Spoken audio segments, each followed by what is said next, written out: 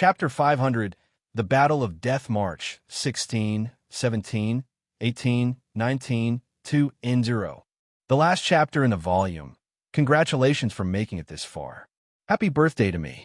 I'm 25, and this novel is already the most wholesome and serious work I have done in my life. It is my pride and joy to announce that from the next chapter, we are time-skipping to year 4 times 10 to the power of -201 when the actual Skyrim events start. Thank you to the new patrons who joined us as of late. At Jeremy Veit, C rank. At Pukelberry, D rank. At Sasha Lechalon, D rank. At Ashikov Kaloyan, couldn't copy Bulgarian here, D rank. At Caleb Payne, D rank. At Rafa, D rank. Right, this is fearsome, fivesome chapter. The biggest, less than 11 feet, 284 inches words, Chapter 1 ever wrote, just for you guys as a mass release gift for my birthday. See how awesome I am. My birthday, and I'm giving gifts. Enjoy Heartsuit. Part 1. Damn it. Damn it. Damn that mortal. Damn that beast. See what happens when I get you. Hey, punch. This scene happened in the western area of Haygoth. While most of the Alliance was focusing on prosecuting the cultists and executing them, one man was chasing another in the dark alleyways. The aspect of Mannimarco possessing the pulverized corpse of Zane was desperately fleeing from John. Damn you, mortal. Curse you. Once John caught up with the aspect of Mannimarco, a devastating punch following the other were descending on it. Of course, this thing inhabiting Zane is not the king of worms Mannimarco himself, but rather a lesser version of him similar to a divine spirit descent. The original Mannimarco is, after all, a true immortal. On the other hand, that incarnation was as mortal as the word mortal can get lying in a pile of garbage with the rest of the trash after getting John's punch. Son of a bitch, that body you are possessing does not belong to you. Ha ha, it does. It belongs to no one but me. Now that you destroyed the miracle egg, where do you think I will stay? Mannimarco stood up resting on the serpent spear. He seems to have attached Zane's body that John broke back together and using it as a vessel. Give it up. That body is already beyond damaged. You descended, congratulations. Now hurry up and depart. John sent another punch at Mannimarco, and the latter was launched like a stringless kite. You can't beat me. You can't harm me. You destroyed this body before because of that damn spear. Now, even with the damage it suffered, you can't injure it anymore. Mannimarco said. And you can't fight back either. Oh, we'll see about that. Mannimarco twisted the body he is in and launched a bone spirit spell towards John before starting to run. Useless. John negated the spell and retaliated with another toward John, but Mannimarco used the blast of John's spell to his advantage and increased the distance. My body is indestructible. You can't harm it. But don't you think you were missing a certain point? Mannimarco started crawling up and hid behind a wall. Yeah. John noticed that Mannimarco was aiming for something. He. I can recover. Mannimarco said as he stepped out of the alleyway. Zane's body fixed a little bit more. Oh, you can do that? Fine. You keep that up and return this body back to normal so we can give it a proper burial. Meanwhile, I'll prepare something to exorcise you. Oh, please entertain me. Is it a set of blessed divine relics? Wait, maybe it is a blessing from Talos, or whatever. Mannimarco mocked John. This is not 200 years ago, Mannimarco. John said something that made Mannimarco's expressions twist. I get what you're doing. I really do. You have tried that reincarnation thingy and almost worked 200 years ago, if not for the interface of the Mages Guild in Cyrodiil. I know Archmage Hannibal Traven and his successor aren't around, but the story of how you were handed your own ass back then is still fresh in Cyrodiil. Good times, right? John's words seemed to have opened an old wound, and Mannimarco was infuriated. Insolent fool, he shouted while casting a powerful spell at John. That's the spirit. John ignored the surroundings and got excited to this fight. Right now, he is facing that most skillful necromancer ever lived. John Dare, the last dragonborn to be, the Thane of Winterhold, and the grand champion of the Imperial Arena. Mannimarco, the leader of the Order of the Black Worm and the immortal who resides on the Necromancer's moon. John had the ebony blade, the elder staff of power and fate, pride, the ebony mail, the Krylon, as well as an arsenal of arcane artifacts and self-crafted scrolls. Mannimarco was but a ghost in a shell. That shell was Zane, whose body was altered by the curse of Sidhiz and the curse of vampirism, creating an outstanding, resilient body. To equalize the situation, Mannimarco grasped the serpent spear tightly and called for his two artifacts that are nearby, the Bloodworm Helm and the Staff of Worms. Now that the two met in their full readiness, the whole city felt the impact of two powerhouses clashing. The Imperial soldiers of the 7th Legion, the Army of Sentinel, the Citadel of Ebenarm, and the Hunding Alliance all realized the final showdown is beginning. The magicka emitted by John was taking the qualities of his aura, tyrannical and dominant. The magicka emitted by Mannimarco had the qualities of a very old lich, cold and boundless. Rise! The King of Worms said one word and one word only, from who knows where or when. The streets of Hagoth behind him was crawling with undead. He even summoned a zombie horse for himself. Nice try. John wasn't humble either. His staff struck the ground, and an army of his own was conjured. Wrathmen and Bonemen filled the streets behind him with coldness and terror. Wrath was conjuring an army of his own, and the 9 Iron Atronachs were present as well. John also conjured a cold flame horse Atronach to sit on equal terms. Ha! Ha! Mannimarco couldn't help but laugh. You are using undead against me? Bitch, please. These undead are to stop your undead from doing whatever they were summoned for. John said, and his horse started walking forward. As for you, you will get these hands. Impudent, get him. Wrath, give him your best. John left the command of his entire army of the dead for Wrath and drove his horse forward, fusing greed and the ebony blade, creating the ebony glaive. While Mannimarco was rallying his undead forward, John's undead were eating the dust of their master as he was driving his glaive through Mannimarco's zombie horse. You madman! Seeing John already at the front, Mannimarco was annoyed by his charging enemy. He had to abandon the horse and levitate up the sky away while shooting a barrage of spell at John. Meanwhile, John chose to charge through Mannimarco's undead, turning the spell of their master against them. Mannimarco didn't intend to entertain John further and made a cunning move. He cast a spell known as Legion. The King of Worms was known by that name for a reason. His necromancy is grand and terrifying. His spell caused a large portion of his undead army to gather into one single entity and mold together, forming a new creature known as the Undead Legion. It was simply a walking zombie giant that almost reached 10 meters in height. Damn! John was taken aback greatly, but he soon recovered and intended to shorten the distance between himself and Mannimarco. The chains of Azadul's evil fists were launched towards Mannimarco, who was standing above a building not too far away. Seeing his legs shackled, Mannimarco wanted to blow the chains up by magic, yet his magicka was barely moving. Surprise, motherfucker!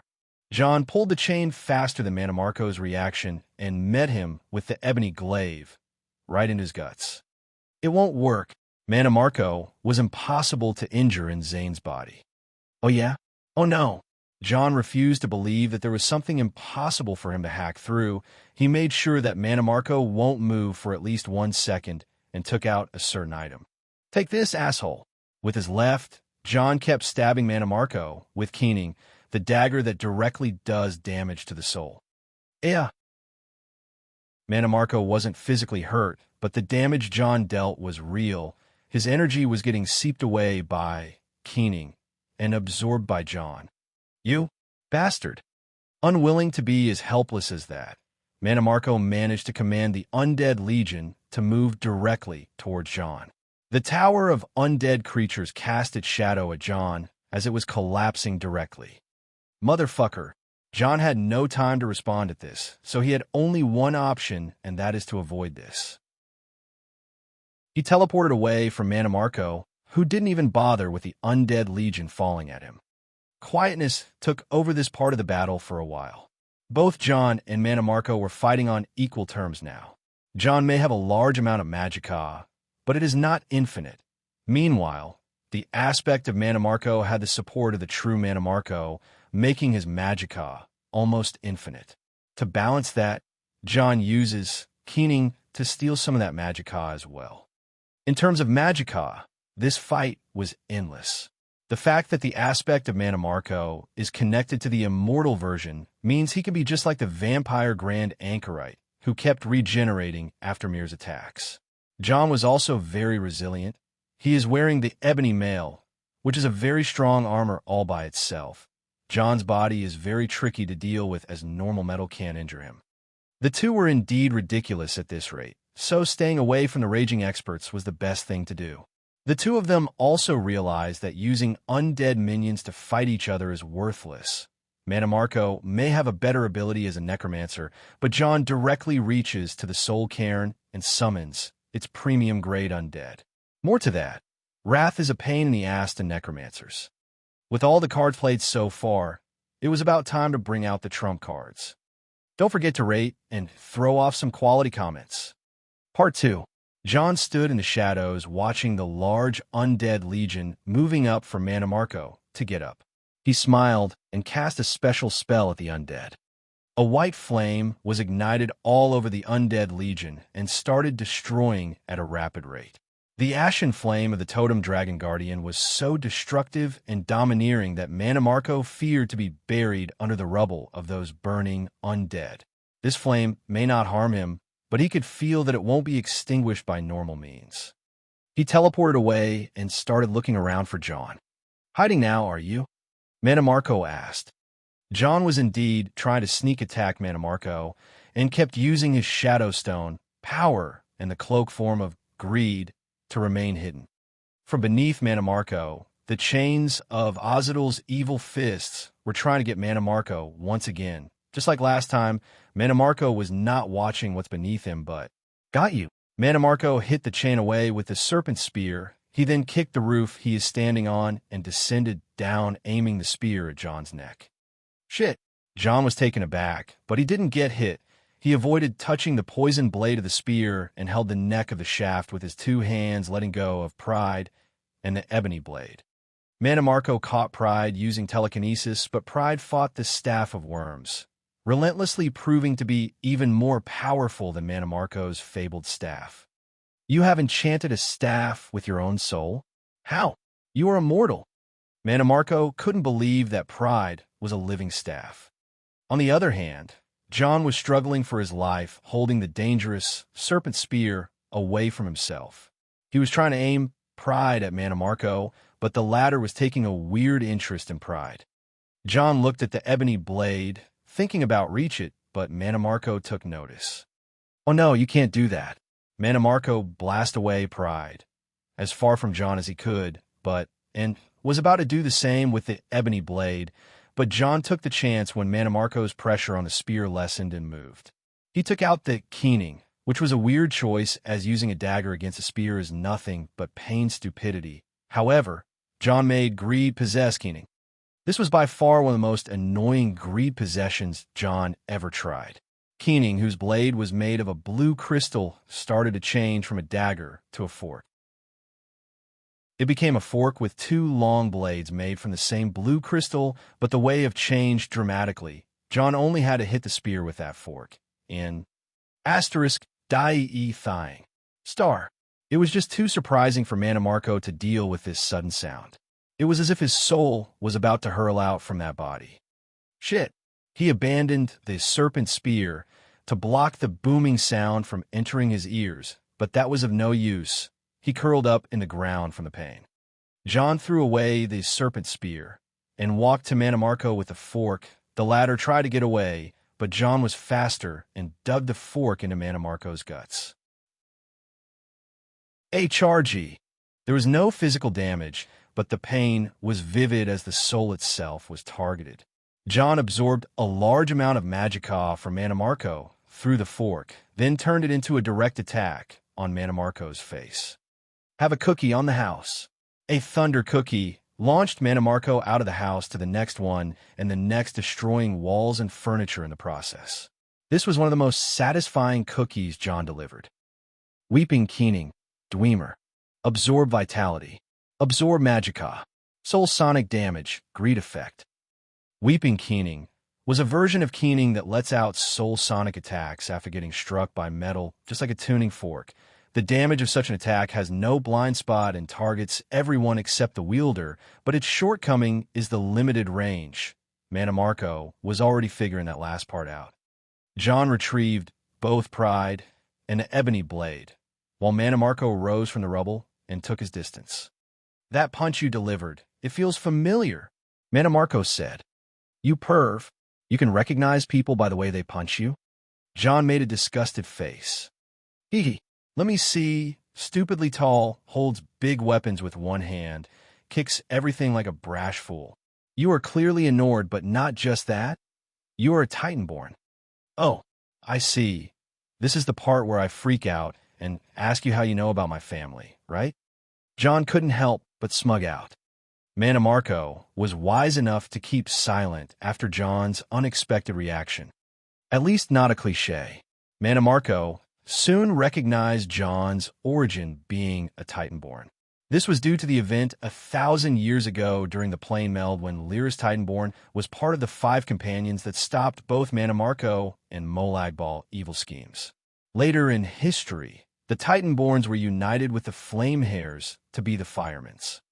It was clear that Mannimarco was holding a deep grudge against one of the ancestors of the Firemans, making them enemies by default. It is unthinkable for John to let such an evil parasite have his way in the world. I'm quite bored with this. Let's end it.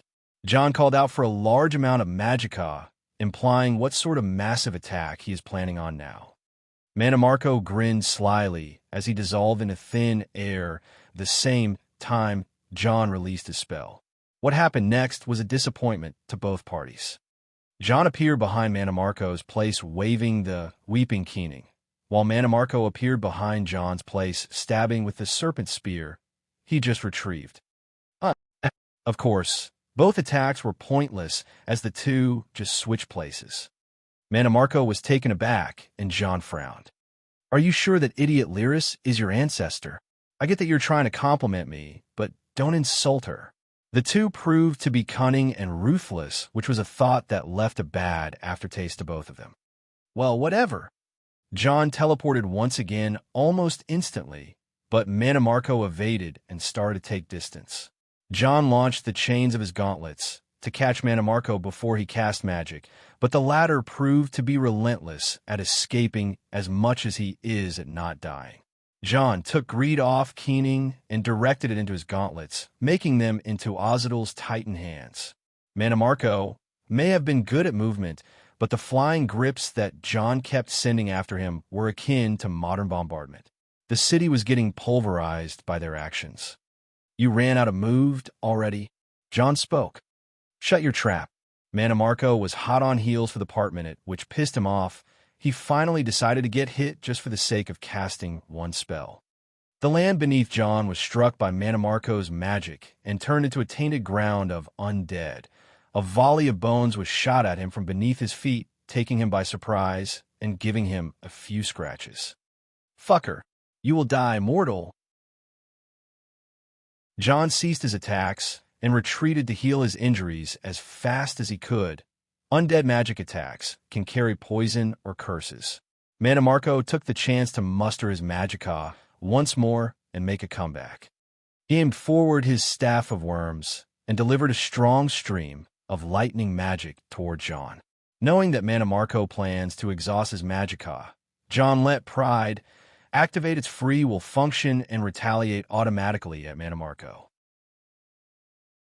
John was planning to do another attack, but Mannimarco hurriedly canceled his and pulled Pride at him once again. Soul weapon or not, I only have to destroy it. Mannimarco's aim was to destroy Pride. This itself will deliver a major damage to John, maybe enough to make him lose consciousness. Still, Mannimarco never knew what Pride is all about. Once he held the staff of John, what he never imagined happened. Yeah, it hurts. Pride was a staff yet one of a kind. Once Mannimarco held it, his hand started burning immediately. This fire caused by holding pride wasn't just soul damage, but an actual physical damage. The first damage Zane's invincible body received that wasn't caused by the spear of bitter mercy. On the other hand, John stared blankly. So that works? Pride was haughty, unforgiving, and extremely arrogant. It wouldn't just refuse anyone other than John, but it tries to kill them. In some cases, pride would cut the hands of those who try to steal it and collect them in a subdimension. That's how nasty pride was with others. It all started when it developed its own will. John never imagined that this function will actually damage Mannimarco, who possesses Zane's body. It was a whole bizarre concept to begin with. But then, John remembered which kind of magic that can do things beyond sense and cause unexplained phenomenons. The same magic he used to create pride, the fate magic. The fate magic can damage Mannimarco and end him. That's what John concluded. You bastard mortal. What did you do? What sort of abomination did you create? Mannimarco, who was screaming like a dying hog, stood up holding the burnt hand. Huh. He. Abomination, you say? Look at yourself before you call others by that. Also, this is called pride, the elder staff of power and fate. John boasted about his staff that reacted by creating a glowing aura around itself. Pride? Elder? What does any of this mean? For a moment, the air around John turned from his tyrannical aura into a different one, yet not quite the same. His eyes were colder and his words were lofty. It means, mine prideless fellow, this staff is meritorious and most wondrous aside from being indestructible. Eek, it is the very embodiment of pride, the sin of all haughtiness and vanity. For a lowly, undead elf to get to touch it, thee needeth to knoweth thy place.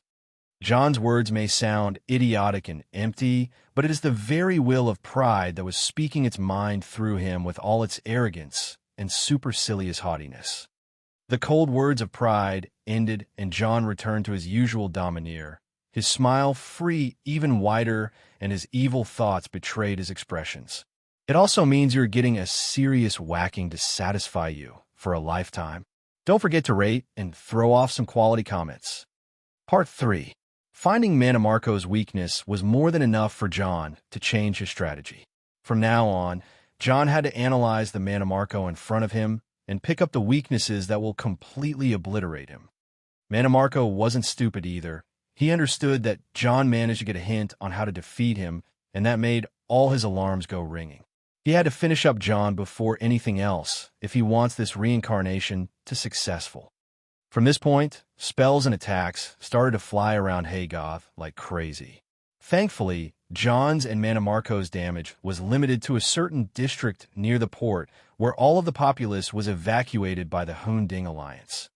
At the safe zone far from the battle, Kareem was supervising the evacuation of the last patch of the citizens when he saw some disciple from the citadel of Ebenarm carrying away a woman who was covered in sheets, and Isha was following them. What is happening? She asked. I was about to ask you.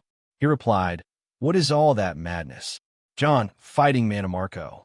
She said, what? We must assist. Miranda and Mirren were nearby, and they came running once they heard that. Mannimarco is in the body of your brother. He just keeps sending one attack after the other. From the sides, Ila spoke to Isha. I already figured that part out. What can we do? The 5 turned silent. If they got closer, they will get in the way and may be used against John. Still, how could they sit still with their friend fighting for all of them? Where is that all-knowing brat? Isha asked. Who? Ila tilted her head. She means Beth, the girl with tattoos all over her body. Mirren said, that's savage. I like. Ila was hooked up just by the description. Ignoring Ila's abnormal tastes, the others were looking around for their diviner. She stays with John's cat in those portals she makes. Miranda said, I am here. Beth showed up running as fast as she could. Where were you? Mirren asked. Helping people. Listen, the night has arrived. We need to get all these people to safety. She said. Safety? From what? Kareem questioned. The prophecy. It is today. The crimson ship will arrive as long as all those people aren't in hiding. Beth said, right, the day of shame, it is today. Kareem said, but we defeated the cult. Isha said, you don't understand. The day of shame is an imminent crisis that waits to befall. With all that number of people out of their homes, forget about the cult. The crimson ship is carrying one of the deadliest plagues known on Tamriel, and it will consume us overnight. Kareem's words conveyed his fear. Unlike the Red Guards of the desert, such as Isha, the Red Guards of the western coast always heeded the warning of the day of shame and hid in their homes every 20th of Rain's hand, April, to not alert the ghost ship that is told to be roaming the sea this day. Now that the city is bustling with noises of women wailing and children crying, as well as two maniac-level endgame bosses fighting each other in what seems to be endless combat, the situation was very alarming as it is. The Crimson Ship may or may not be real, but amidst these crazy times, even the myths must be taken into consideration, especially when Beth is the one divining them. Also, the Nahatan flu that the ship carries is extremely deadly and contagious, especially when it is airborne. The risk of doubting this prophecy is problematic, and it is better to be safe than sorry. There are many large buildings in the city that can withstand the fight. The Lord's Palace, the garrison, the towers, the mosques. Ela quickly marked out the places within her area of perception. Good. I'll get the people to move right away. Kareem couldn't think of a better idea. I'll make the disciples secure the roads. Isha said, then turned to Miranda. Hey, look out after Zara for me. Is she all right? I doubt it. Her wound was severely damaged, and she isn't waking up. What happened in there? Isha remained silent for that question. It was simply something that neither her nor John would ever speak about. The fight between John and Mannimarco has taken a strange turn. Even with the indestructible body and the endless supply of magicka, the aspect of Mannimarco was being drained. Supplying magicka on such a rapid and wasteful rate, especially just a few hours after the reincarnation, was just too hard. First of all, the soul of that incarnation is still premature and didn't have time to be stabilized. Who would have thought that John would be crazy enough to discover the egg, feed it his blood, and teleport out from the womb? The sole reason the worm cult used Zara was because Isha wouldn't simply kill her in case she managed to reach Zara before the rebirth of the Lord. If it was another woman, she could have been sacrificed easily by stabbing the unknown egg in her womb. Regardless of how right or wrong they were, the reincarnation of Mannimarco wasn't 100% successful, thus the aspect of Mannimarco had to rely on a plan B, which is possessing the body of Zane. Mannimarco never wanted to have that body, as if he had the body of a child from the start. He could remold it the same way he did 200 years ago. But right now, how did this shitty situation turn like that? He was not just being chased by a mortal, but a human mortal, and not just any human mortal, but a Nord human mortal whose ancestor is Lyr's Titanborn, the most annoying Nord he came across. But this Titanborn was too relentless, too tricky, and very well-versed in magic. Not quite an archwizard yet, but his boundless magicka can just beat any archwizard with brute force. In the last confrontation they had, John was pressuring Mannimarco with the ebony blade, while the latter was pushing back with the serpent spear. Mannimarco may not be a warrior, but surely the king of worms knows a thing or two about melee combat. Why don't you just die already? John was shouting as he kicked Mannimarco deep in the guts, sending him away. I won't die no matter how much you ask me to so, mortal. Mannimarco wasn't even knowing when this will end. It was all too exhausting at this point.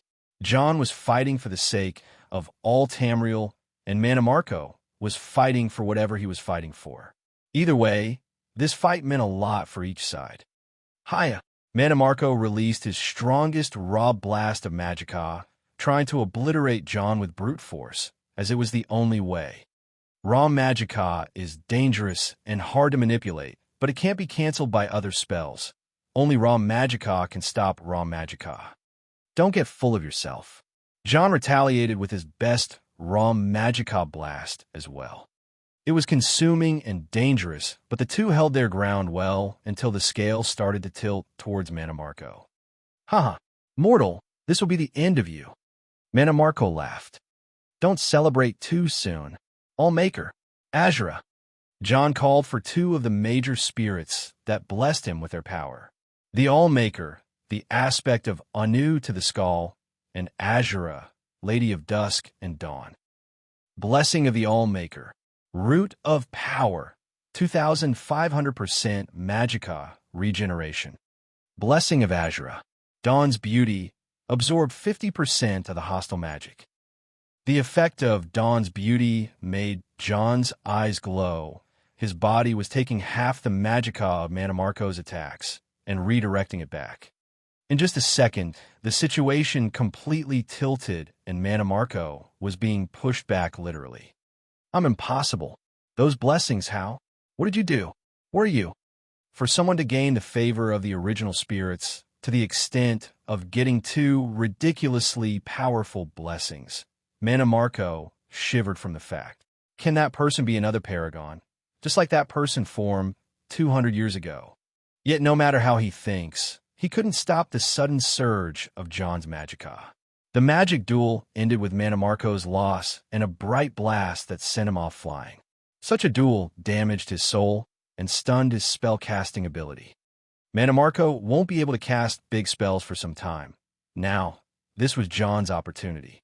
If he could seal Mannimarco, he can figure out a method to kill him later. That was John's plan. On the other hand, Mannimarco had one thought in mind. Run. He can't face John in melee or magic right now. This is a complete disadvantage. Running away wasn't a bad choice, since it is the most effective method that kept all mages from dying since the dawn of time. Mannimarco could use simple spells like haste and acceleration to get the boost he needed to keep himself clear from John's reign of destruction.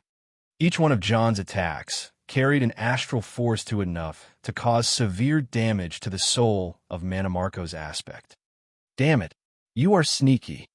John was annoyed by the fact that Mannimarco was this good at moving around. Mannimarco's experience in the arcane arts is way beyond John's, but the latter was a creative mage on his own accord. While none of John's attacks landed, Mannimarco wasn't able to recover either, but not for long. John started to grow restless. Fine, if you won't get hit, I'll just come and beat you myself. There was no need to keep this card hidden anymore. When it comes to speed and overall movements, Ozidal's Boots of the Apostle were John's winning card. Still, if they're not enough, Greed can be just added to the mix, and so it happened.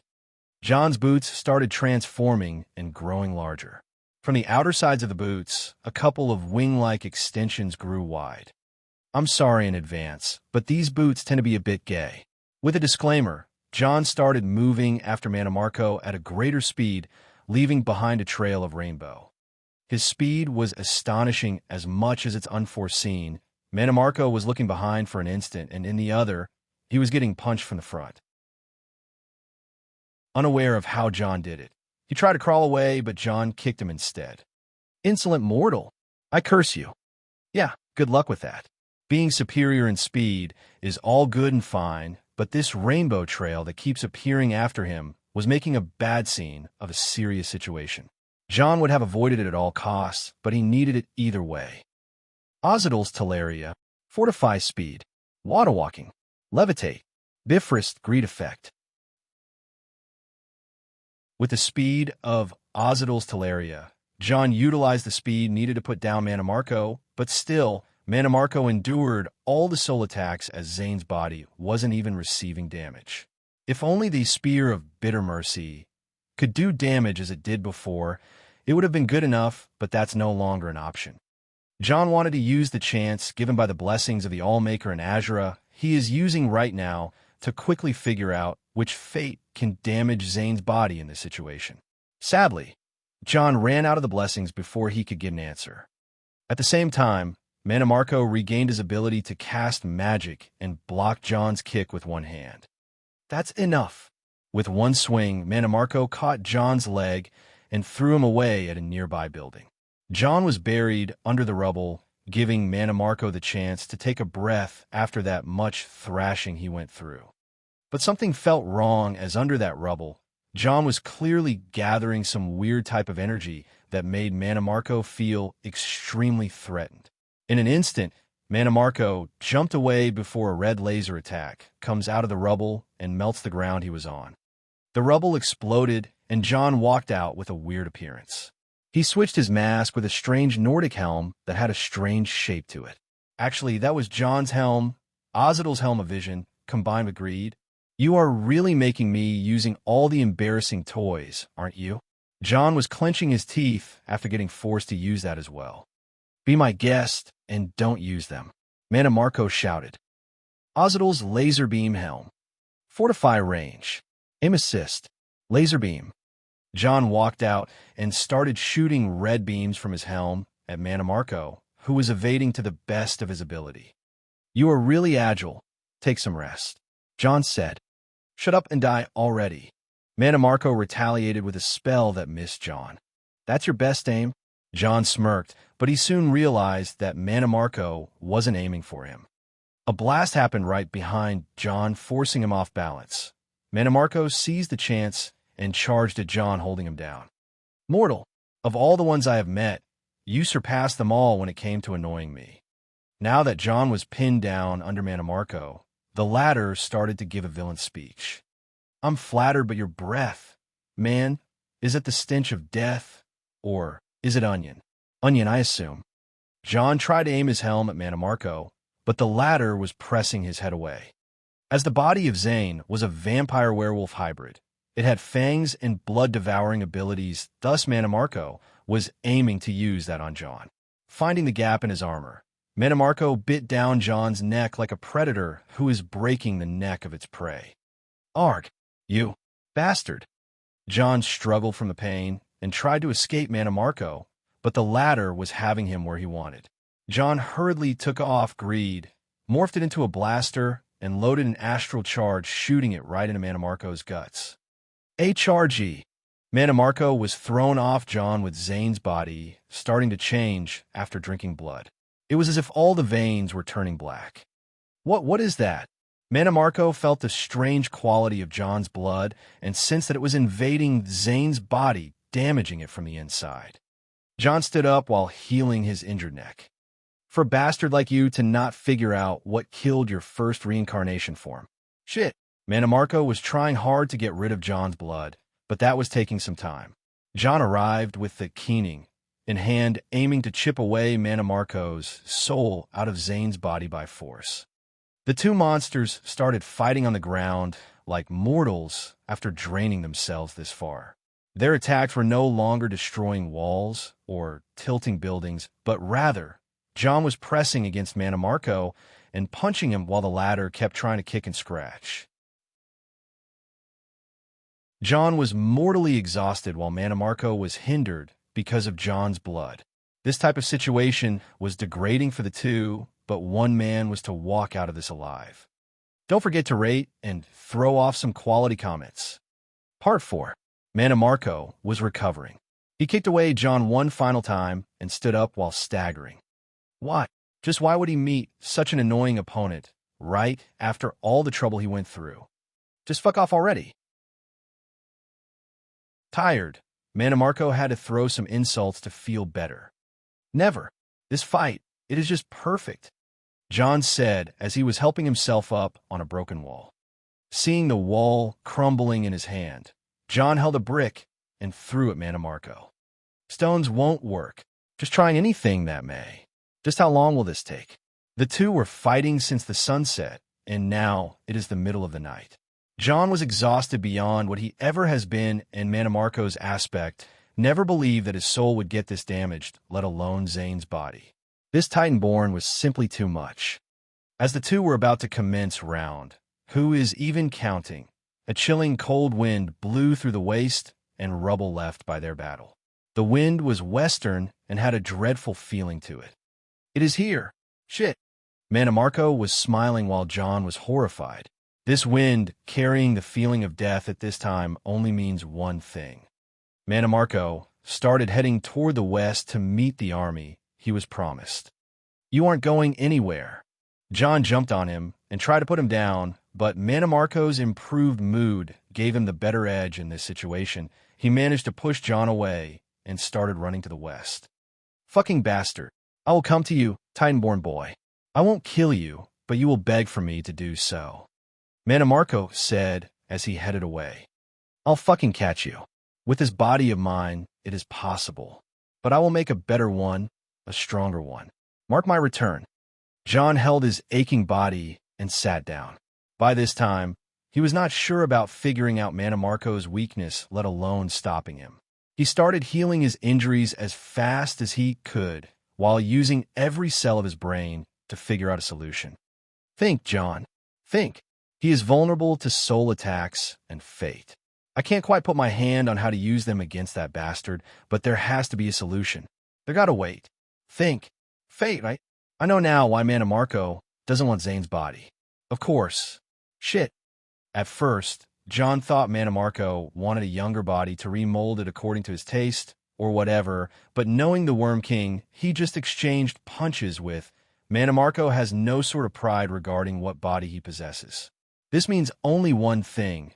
Zane's body is not suitable for one fatal reason. But if I do that, oblivion.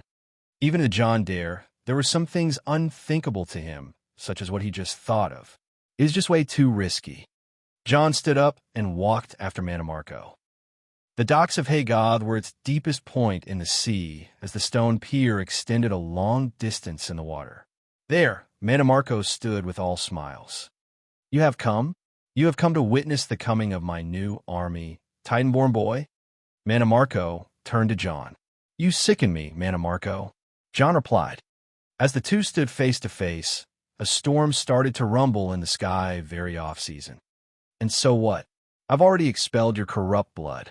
Indeed, the damage was done, but you are still no match for me. Mannimarco said. I know. John admitted it. How about this? You are a good necromancer. Your potential is limitless. Kneel, and I will spare you and take you in. Mannimarco said, looking down on John. Dude, don't ruin a perfect bad guy's moment. You had to do more gloating, you know. John said, I see that you won't change your ways. My ways? What is wrong with my ways? I don't see anything wrong with me. Look at you. What are your ways to begin with? Mine? You have fought me for this long without knowing me? Mannimarco seemed insulted. Entertain me, John said. Me? For as long as I can remember, there was always someone trying to suppress the people. Someone acting as if staying on top of them was for their betterment. A liberator's story? Doesn't suit you. Is it? Do you know about the Altmare, boy? Do you have any idea what crimes they committed? They annihilated races of the native residents of Tamriel Way before you humans appeared. The winged folk, the sea elves, more and more. They put rules on what magic they want people to use and what magic they don't. Rules here, rules there, everything was just for them to be ruled, even the other elves who were not a single bit different than them. But I refuse that control, this unjustified hierarchy. Why do they deserve to be on the top while others in the bottom?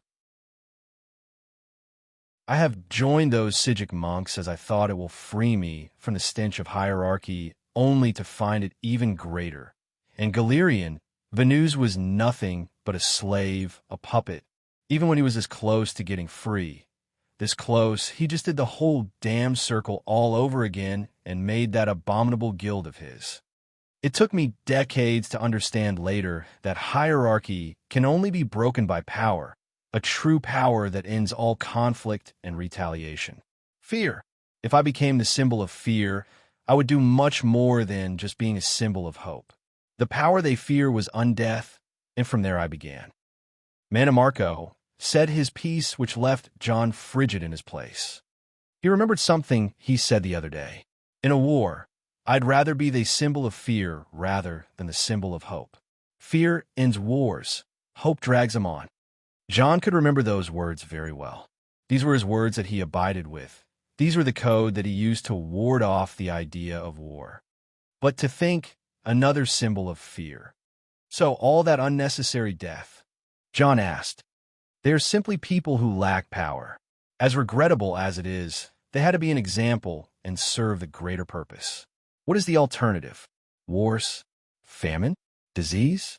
Old age? How about dying on their own fucking terms? Not just power and purpose, but even ideals clashed. There was no villain for no purpose. In Mannimarco's story, he is the hero with his own ideals. Freedom of magic and limiting the unnecessary hierarchy were all goals that Jon would stand up for. The only difference between Jon and Mannimarco was the way they utilized their ability as symbols of fear. Mannimarco clearly sucks at it, or was it his upbringing? Who knows? Let's just end this, shall we? Jon said. The tension between the two has already reached its peak. With pleasure, Mannimarco conjured his unholy power of undeath, welcoming Jon's proposal. Jon has recovered for a bit, while Mannimarco still had his power. Now the two could just end all. Mannimarco knew that Jon would come close to him in this limited area, so he used the trump card he saved for the final round, the Bone Goliath transformation. Say what you want about the Worm King, but when it comes to such spells, Mannimarco's Bone Goliath was akin to a royal among its kind, 3 metals tall with a crown of bones and serious-looking sharp extensions. The Bone Goliath covered Zane's body head to toe, adding a layer of bone to the indestructible body. Mannimarco would play the last round safely and be defensive until the Crimson Ship arrives. Jon, on the other hand, was already aware of what to use next. He had one last item for greed to possess, his armor, the Ebony Mail. You are really making me bring out all the embarrassing stuff. With a sigh, Jon let greed in. Mannimarco was aware of the dark matter that kept doing strange transformation to Jon's gear, but as much as he hoped to damage it, it was simply too hard. Looking at Jon's armor transforming, Mannimarco couldn't believe what he was seeing. The armor started to grow as much as Mannimarco's Bone Goliath, covering him head to toe as well. It was as if the whole armor completely became bigger, exactly like one of those large Dwemer automatons, and somehow it stood toe-to-toe, eye-to-eye and face-to-face with the Bone Goliath of Mannimarco. What an obliv! Mannimarco didn't have the time to swear before receiving a punch that came out of literal nowhere. You'll pay for making me do this, Jon said through his armor giant. The Ebony Goliath. Muffle. Impenetrable. Poison cloak. Mecha form. Greed effect. My reputation as Jon Dare is now sullied because of you. Jon jumped and landed on Mannimarco's Bone Goliath, then served a barrage of punches. How do you think people will see me now, huh? After all those years, I've become a mecha rider? I would have taken that secret to the grave, but because of you, unforgivable.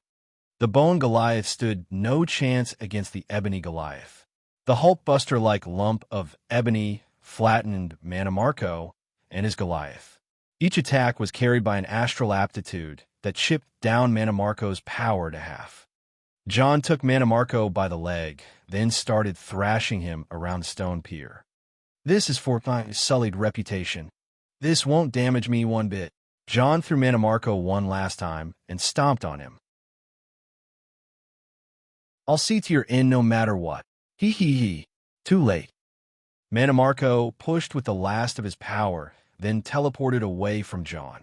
Titanborn, you sure are full of surprises, but today is your end. Let's see how you deal with a Nahatin plague once it consumes the land. Mannimarco was sure of his victory. He turned into a cloud of black mist and turned towards the sea, heading straight west. His laughs could be heard as he faded in the storm. Jon canceled the transformation of his armor and returned back to normal, then spoke. Sigh, he's finally gone. Nefertiti, are you done? Yeah, Human, take it. Nefertiti appeared from a shadow portal with a device in her hand. It was a simple magic amplifier that uses the magicka alongside a scroll to maximize the output of a certain spell, but it is more of a bomb device powered by magicka reactors. Jon told Nefertiti to assemble it for him, and he added the final piece to it. A blizzard scroll created by Alina. Wife, you still find ways to get to my head, even if you are far away. Jon installed the scroll and threw the device in the sea. Behind him from Hagoth, a large force of men and women walked the long stone pier led by Ela, Isha, Karim, Mirin, Miranda, Battlelord Nagla, King Abbas, General Kasha, and all the other commanders and heroes of the Alliance. You shouldn't have come. Jon spoke. Mannimarco has his army. You now have yours.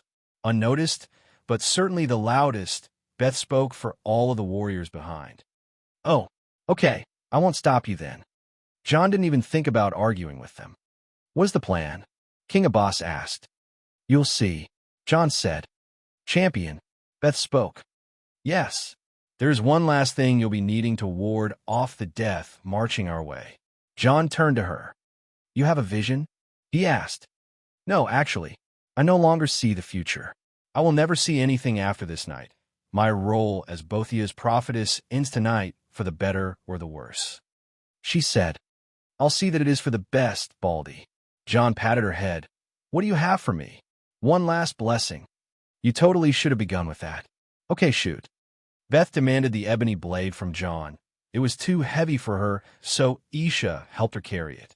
Jon lowered his posture for Beth to be able to make the blade's pommel touch his forehead. This blessing is from Lady Mephala. Use it carefully, champion, she said. Jon felt the power of the blessings go through his consciousness and open his mind to new possibilities. He rose up and smiled. So, it can happen this way. Interesting, Jon said as he turned around. Looks like she is here. As the lightning lit the sky, the warriors of Hammerfell could see a towering construct of what seemed to be a ship. A ghost ship. The Crimson Ship. After centuries, it has finally returned to avenge the grievances of the past, the sin of the Red Guards. Now, why the long faces? Jon spoke as he clapped his hand.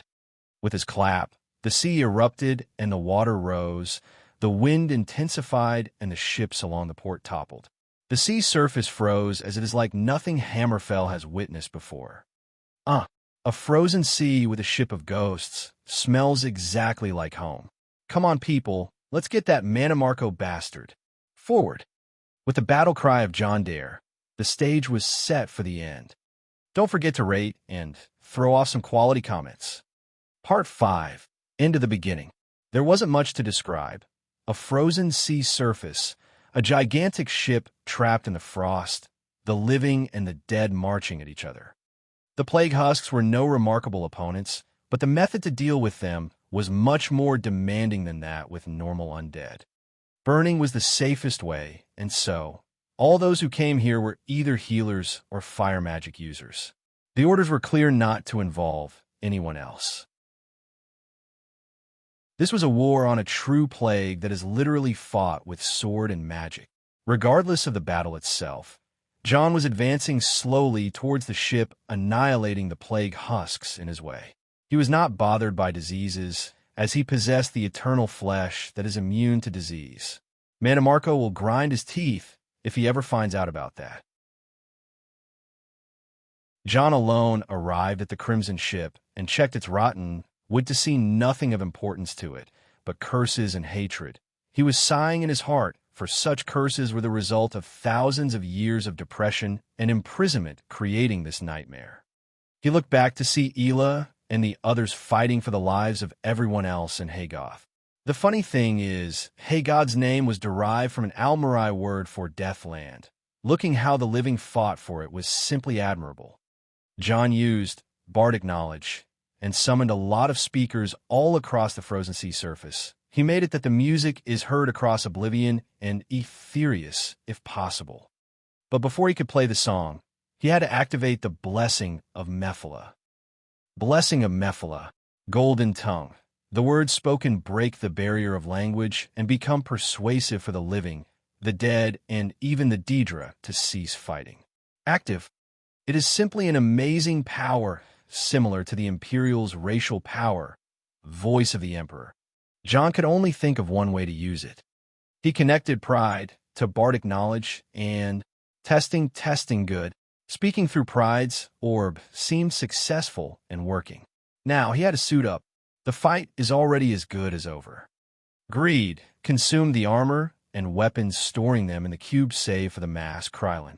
With that, greed morphed itself around Jon into a full black suit. And the music started. Queen, don't stop me now. Headphones. Tonight, I'm going to have myself. A real good time.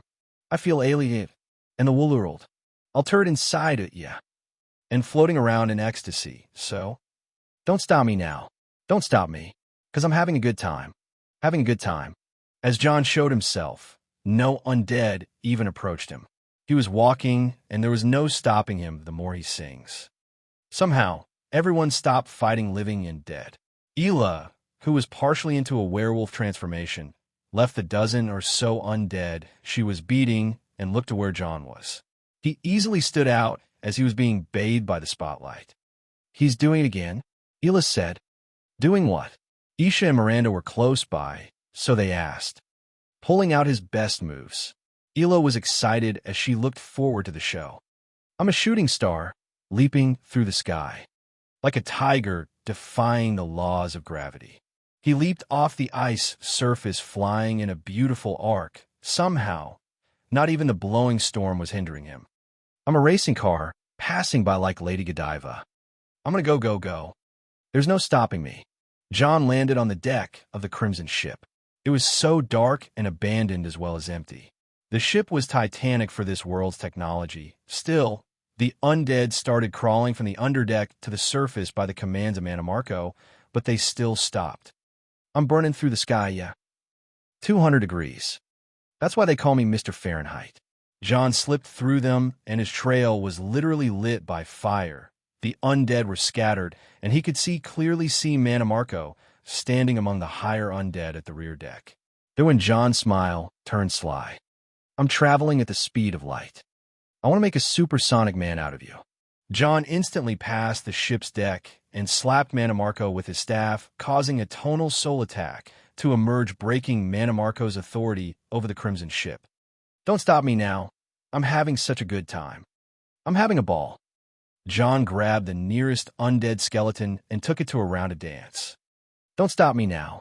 If you want to have a good time, just give me a call. Mannimarco looked up and saw John singing while the rest of the undead he lost control over are now moving with him. Don't stop me now, 'cause I'm having a good time. Don't stop me now. Yes, I'm having a good time. I don't want to stop at all. John led away the skeleton and walked down the deck to Mannimarco, who was still trying to get what went wrong. Keep the song running. He gave a command to the system and looked at Mannimarco. Did you just see that? I mean, I just sang Queen, right? Wow, the chills, man. John looked down at Mannimarco with a smile that was very obvious even under his mask. What have you done? Mannimarco asked as he tried to regain control over the ship. Don't try it. I'm isolating you now, and there's no use. They're under my spell.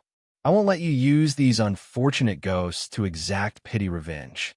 John said, You have no idea what you are up against. Mannimarco was angered beyond words, but the damage was already done. Don't worry, Marco. I think I do. Fuss Aroda. John shouted Mannimarco off the back of the Crimson ship. He wasn't using the voice to not attract attention, but there is a party going on right now, and as the host, he is attention itself. Nefertiti contained Mannimarco through his shadow. Don't let him harm anyone. John said, Yes. John turned around to the rear deck where the soul gem array was installed. He removed Mannimarco's spell of it and was about to destroy alongside the Crimson ship. Wait, but a voice called for him. Startled, John looked behind to the source of the voice.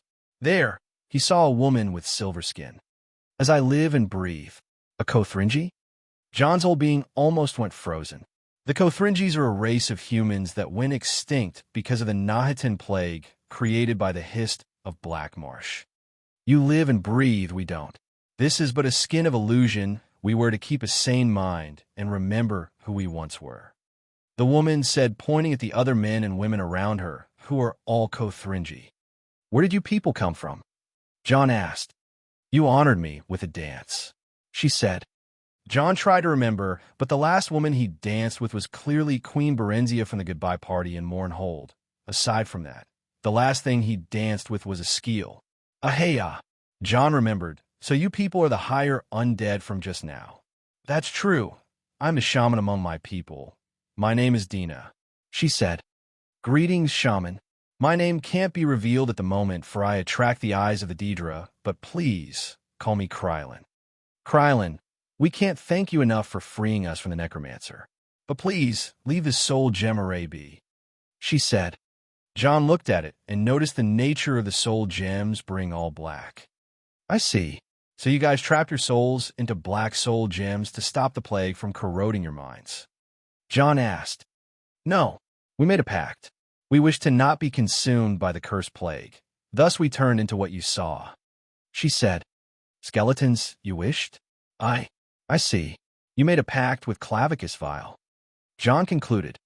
Right, we did. Those who were not in the pact turned into husks. Mindless and hopeless, but we keep them around. And you still wish to continue that way? John asked. We don't have a choice, neither do you. We are neither your problem, nor your fate. The shaman said. John backed off almost immediately. I understand. Either to free you or to end you. I'm not the one to make a choice. John nodded. Yes, I understand that you were summoned here by force this time, but in the following event, I hope whose hands your fate lies and do you good. We pray for Deb to guide us and you.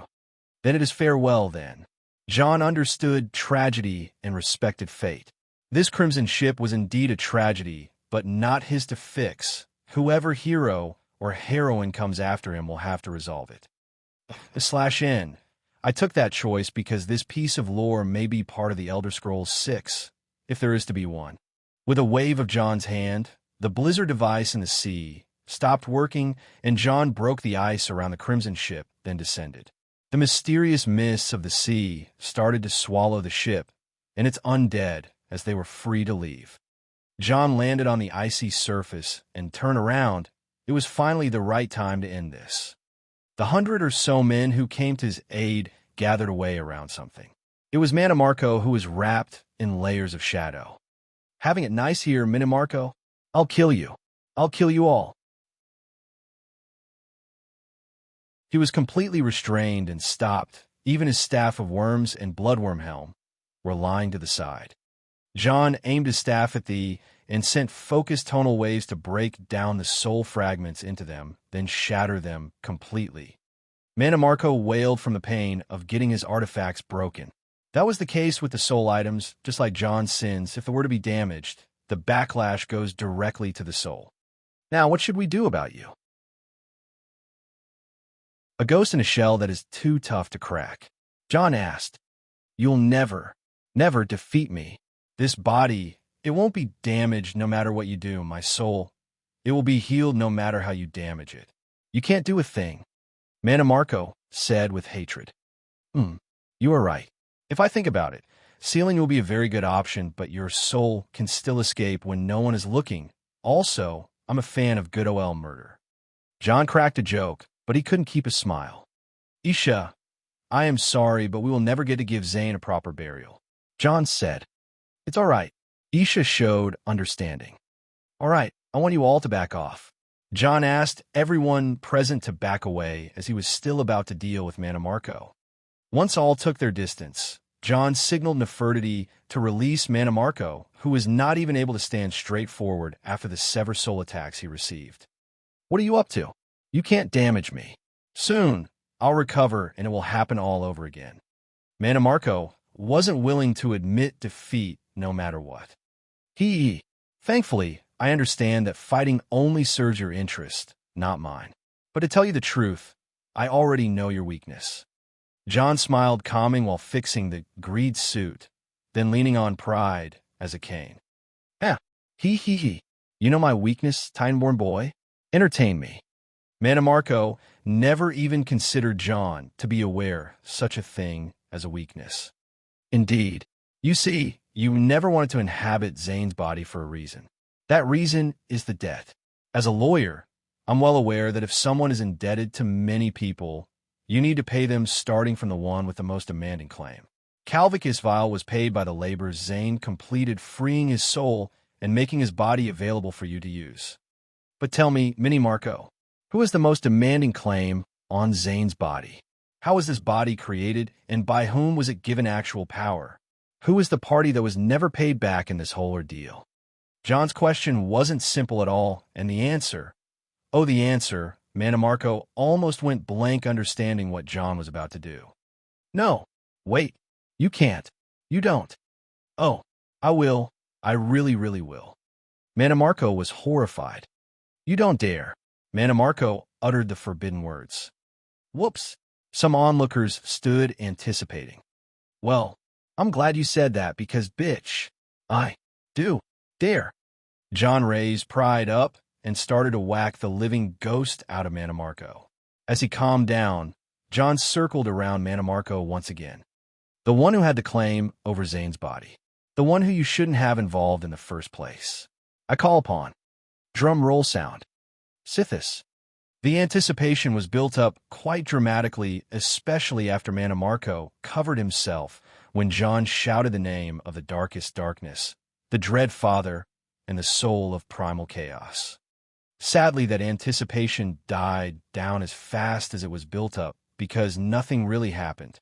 John cleared his throat and spoke once again in a very professional tone. Of course, as Mr. Sidis can't attend a meeting in the mortal world, I will take the liberty to represent him as his advocate. You can call me the devil's lawyer, but I've been called worse by better men.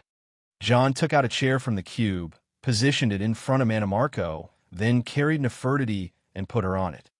As the advocate of Mr. Sidis, Krylin, was reported to that almost a year ago, an organization that goes by the official name of the Order of the Black Worm, has seized an arcane object described as a curse under the name of hate from the possession of Mr. Sidis. According to our investigation, Mr. Sidis hasn't received any proper compensation for his possession other than some slain goats with souls of the grade petty. We are also aware that the Order of the Black Worm is under the leadership of the male Altmare Lich known by the name Mannimarco, born sometime during the First Era. The defendant is present here in the form of Zane, so I would like to take the chance and ask the defendant to define which year was he born. Mannimarco was not understanding anything from John's refined way of speech. The defendant chooses to stay silent. Wise call. As the defendant has no attorney and clearly doesn't wish to defend himself after the serious beatdown he just took, I find this case to be a fast one. Do I proceed, Your Honor? Proceed, Mr. Human. Thank you, Your Honor. I believe that it is of the best interest for my client, Mr. Sidis, that he would retrieve back the curse known as hate. As the curse no longer exists in its arcane form, but was rather molded into the subject Zane and lost its form with no possible means of reversal. The object Zane hereby belongs to my client, Mr. Sidis. Wait, what are you intending to do? Mannimarco started screaming all of a sudden. Order. I said order in the court. Nefertiti shouted at him. Continue, Mr. Human. Thank you, Your Honor. I hereby request the court to look into the case and pass its judgment. It would also be of everyone's best interest if the accused plead guilty. John added, What does any of this mean? Mannimarco shouted. It means to admit and confess your mistakes. Still, in your case, no pardon shall be offered. What is this nonsense? I refuse to admit any. Objection denied. Nefertiti interfered. Your Honor, please pass your judgment. Guilty. Thank you. Court dismissed. John carried Nefertiti and sent away the chair. Amidst the confusion of all parties, John and Nefertiti were the only ones aware of what's going on, as they can share the same thoughts. What was that all about? Mannimarco asked. That, my dear Mannimarco, is how you create a concept of fate. John said, A concept of fate. The world won't run itself, darling. It is mysterious and deep, but to make magical things happen, you need to make the world believe it. Now, I wasn't just doing a mock trial. I was persuading the world that you were guilty of borrowing the power of Sidis with a meager compensation. You can't persuade the world. Really? I thought I was pretty convincing when I told the dead, don't stop me now, wasn't I? Tonal effect, Mannimarco. It affects the world. John said, But I am still here. Sidis won't reach out to me. I'll recover, and I'll hunt you down. Good luck. John said as he pointed somewhere around Mannimarco. Mannimarco froze and slowly looked back. As a mage, he could feel the void better than John, but he refused to believe this one. The void was changing around him. See ya. No. Stop. No. As if a conjuration portal was opening, a darker one opened around Mannimarco and swallowed him as he screamed, fearing the consequences of falling into the void. Glad I haven't lost my edge. Nice job there, Your Honor. John said, turn around. Finally, he managed to get cast away Mannimarco by using the power of Sidhis to retrieve Zane's body. He was basically convincing Sidhis that cursing Zane by hate, then letting his body grow very powerful by bearing another curse, such as vampirism, was worthy of a higher price. The indestructible body of Zane was mostly due to the interference of Sidhis, so ending it required such action. John smiled for his companions and walked to to celebrate their crushing victory, but all of a sudden, he felt really bad. Something was extremely wrong. The void that just swallowed Mannimarco was opening once again, but this time it targeted him.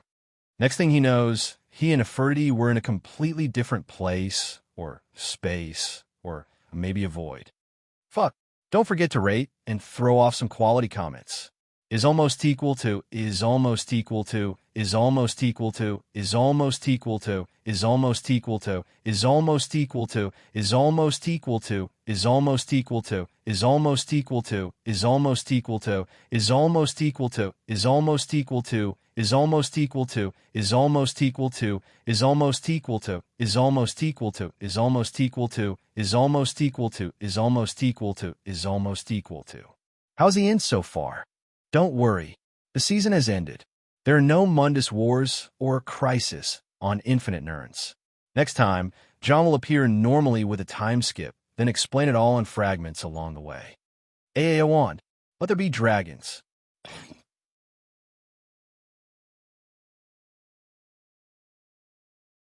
Chapter 501, Meanwhile Back Home 1. This chapter and the next follow the main cast of Winterhold. I have been reworking on the novel's system for the other characters and defining their powers after 2 years of their absence. But today is a special day not only for the start of the new volume, but for the arrival of a new S+ rank hero on P4TRE0N. Crown at Wataru and Gamechua Crown. Also, big thanks to our new patrons. At Jamie's D rank. At Magnus Vij Olsen, D rank. At Michael James Scott Wedgeworth, E rank. Narcisse, Morrowind, 4th of Morningstar, January, 4 E201. Twinkle Twinkle, little shit. How I'm happy I killed it. Along the throat you pass the knife. Stab his heart and take his life. Twinkle Twinkle, little shit. How I'm happy I killed it. When the light of the eyes is dim.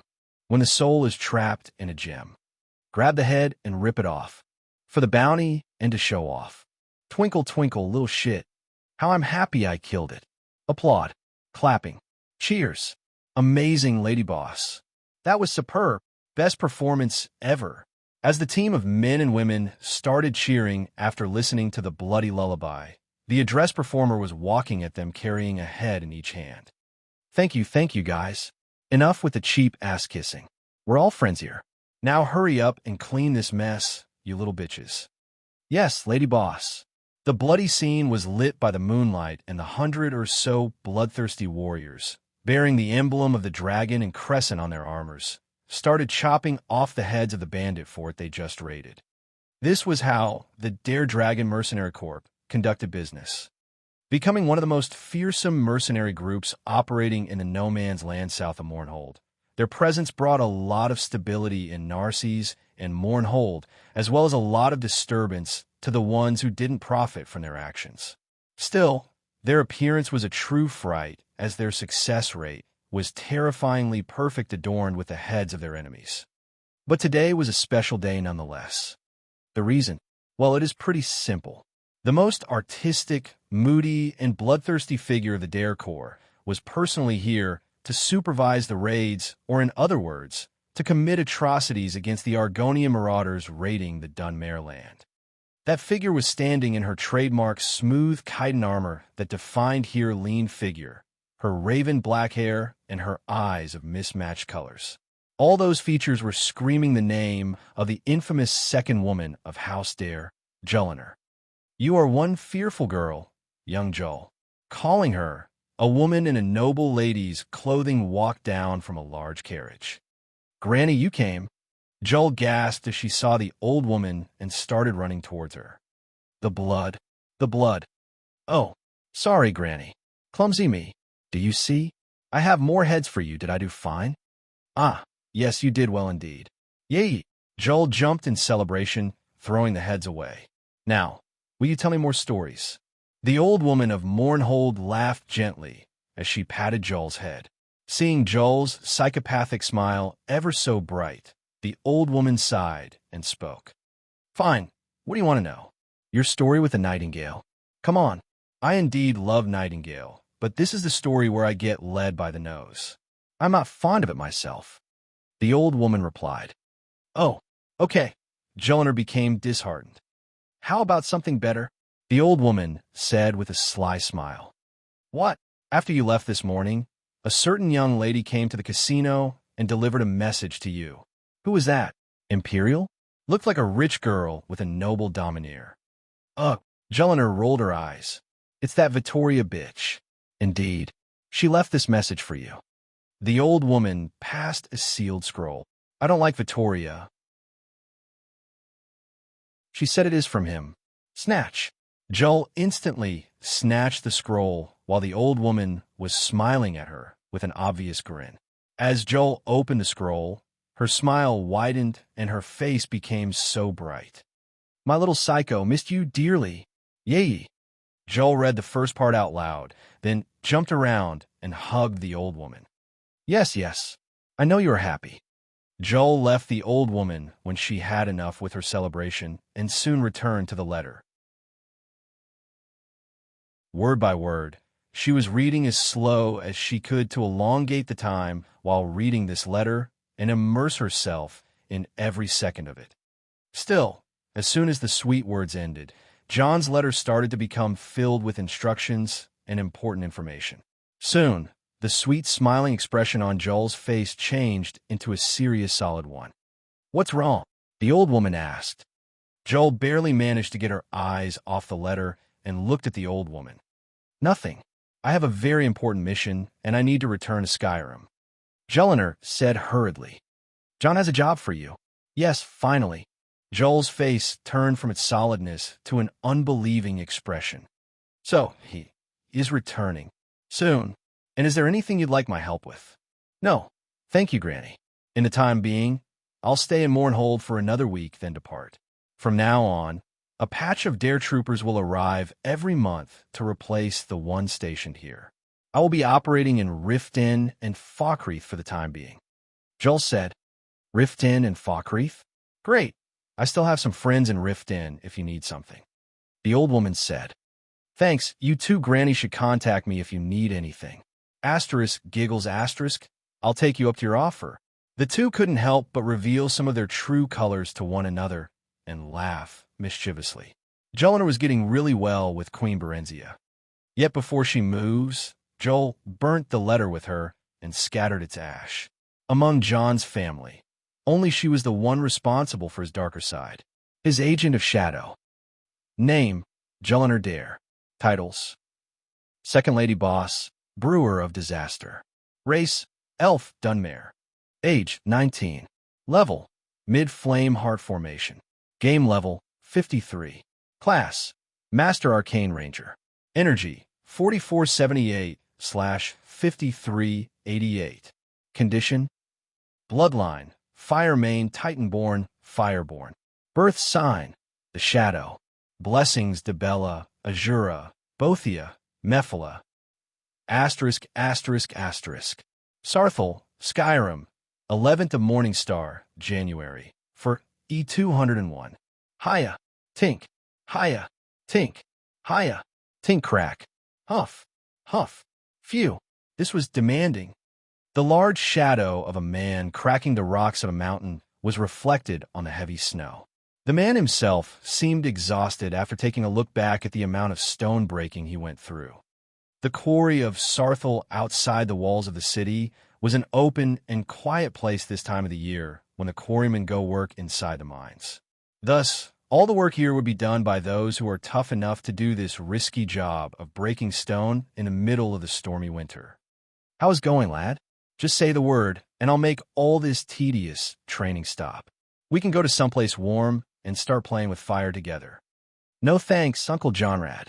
Suit yourself." The previous conversation was between two of the most remarkable faces in Winterhold, Johnrad Firemane, the current acting lord of Sarthal, and Wulfr, the Forge Master, the right-hand man of Thane Alina. "Stop pestering the lad and mind your own business, husband." Coming closer to the spot where Wulfr was, Hilda Firemane appeared on her frost-dire wolf, Ilva. Wulfr ran to her and picked up the deer she was loading on Ilva's back. "How is your progress, lad?" she asked.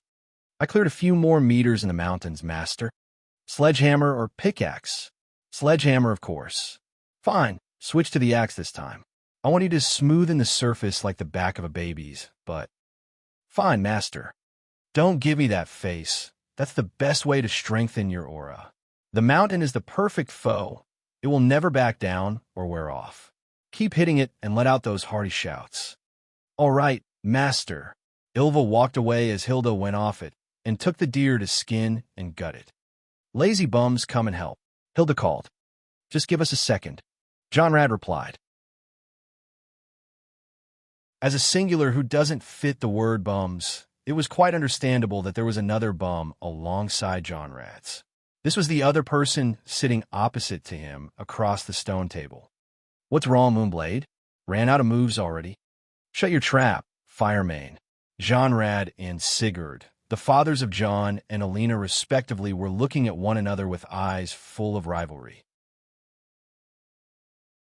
Wulfr looked back at seeing the chessboard they made him sculpt out of stone and sighed in regret.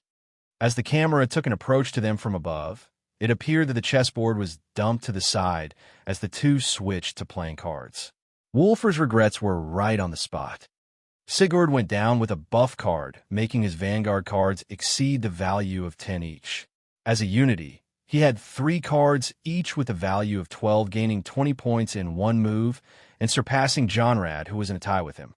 Johnrad sneered as he played his next card without hesitation. It was a Dragon Priest 9 Scorch. A champion card is good and fine, but the value of 9 wouldn't affect Johnrad's situation much. Still, a Scorch card meant that the top cards of a certain enemy lane would be eliminated, and that meant the 3 cards of the value of 12 for each in Sigurd's vanguard lane. Sigurd may have gained 20 points last move, but with Johnrad's retaliation, he lost 36 points while Johnrad went up by 9.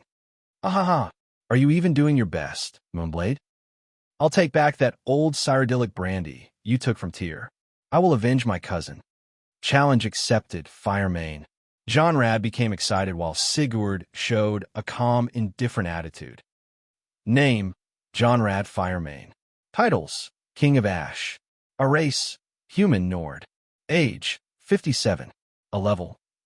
Class, Grandmaster Dragon Knight. Energy, condition, extremely delighted. Bloodline, Firemane Titanborn, Fireborn. Birth sign, the Serpent. Blessings, short, Totem Dragon, Bothia. Name, Sigurd Moonblade. Titles, Moonblade Patriarch, Icy Face Hottie. Race, Human, Nord, Akaviri Ancestry. Age, 57. A level. Class, Grandmaster Frost Duelist. Energy, condition, extremely bitter. Bloodline, Moonblade Serpentborn. Birth sign, the Mage. Blessings, sure kind. The two were kept playing while Hilda was busy processing his prey and Wulfr walking back to his training spot. In the past 2 years, Wulfr was busy with his training and work.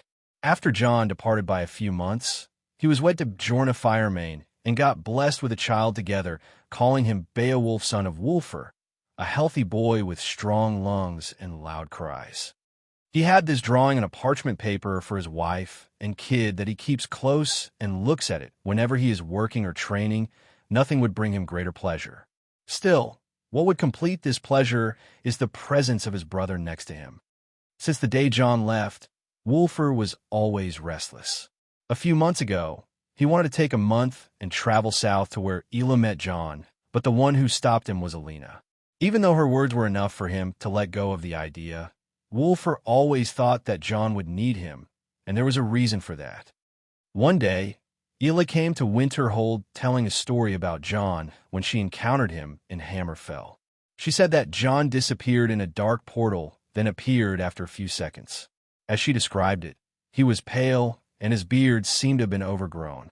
John had his infamy with portals and time manipulation, but these were the things he would brag about the most, not to keep silent about them like that. Wulfr stayed, but his heart never went to rest since that day. No one is just fine after disappearing and appearing in a second while spending a lot of time in God knows where. Thankfully, Ela said that John was all right after some time of rest. He returned energetically and told some portal jokes before dismissing the Hunding alliance and disappearing somewhere. Anyway, Wulfr had to get his head off the negative ideas.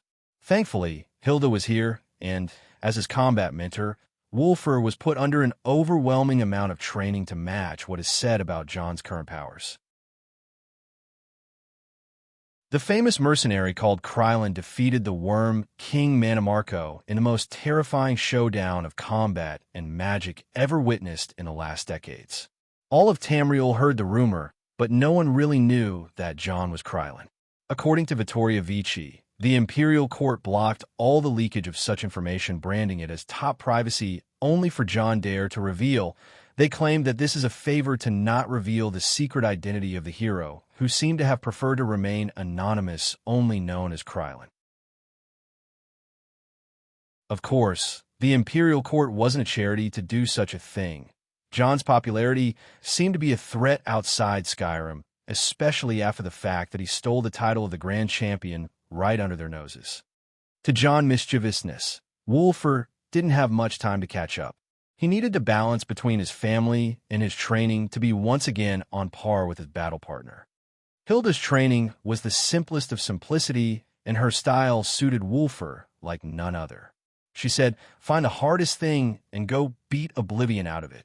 She, of course, said that while pointing at the mountain, Hilda was as honest as ever.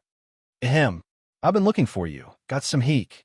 Out of all the words and phrases that could interrupt someone's line of thoughts, the forbidden to one were said. Not only Wulfr, who reacted by raising his pickaxe, but even Hilda, Jonrad, and Sigurd were glaring daggers on that person who appeared out of nowhere and said those scary words. Meanwhile, the person in question went down on her knees from fear. "It is me, people, it is me," she shouted. Ms. Vici, Wulfr, and the others reacted to the familiar face they know. "Hello," she said, swallowing her saliva. "You should have said that first, girl." Hilda scolded her and returned to butchering the deer. "What are you doing here, Ms. Vici?"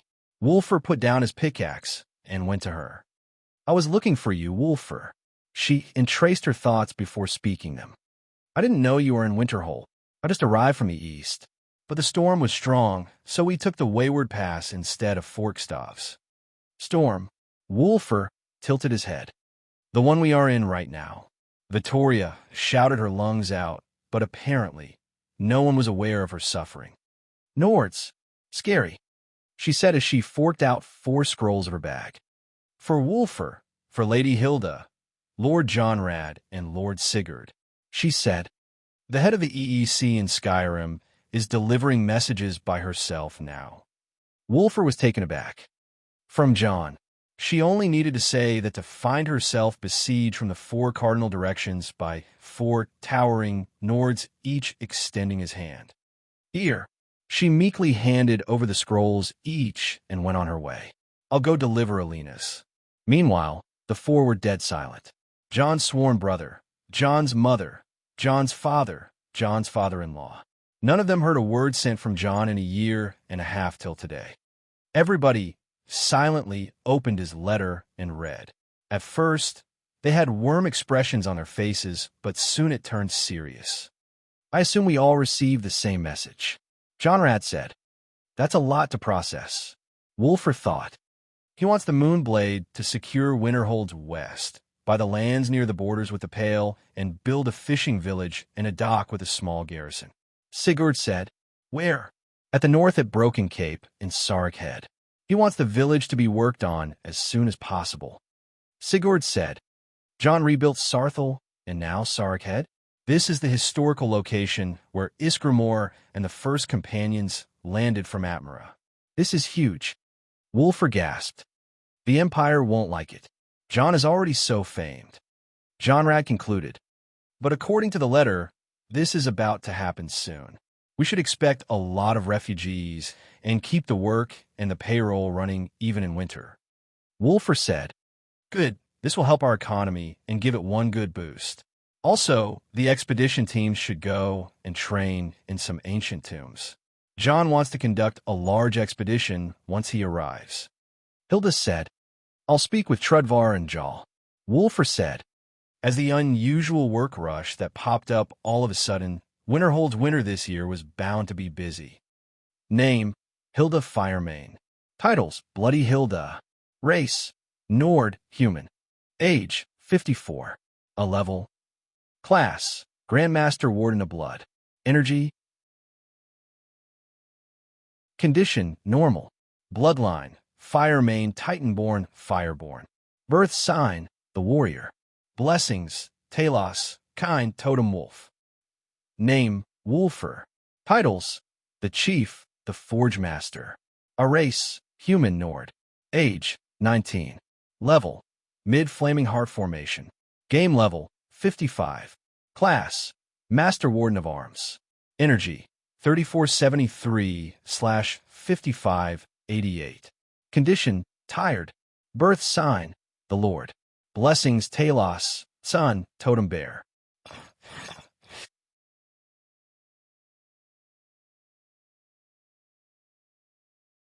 Chapter 502. Meanwhile back home too. Sorry for the sudden disappearance. I'm kind of ashamed of how many I was having those lately, so I put a 4K chapter in your hands. I just had another job interview that got me nervous for a few days.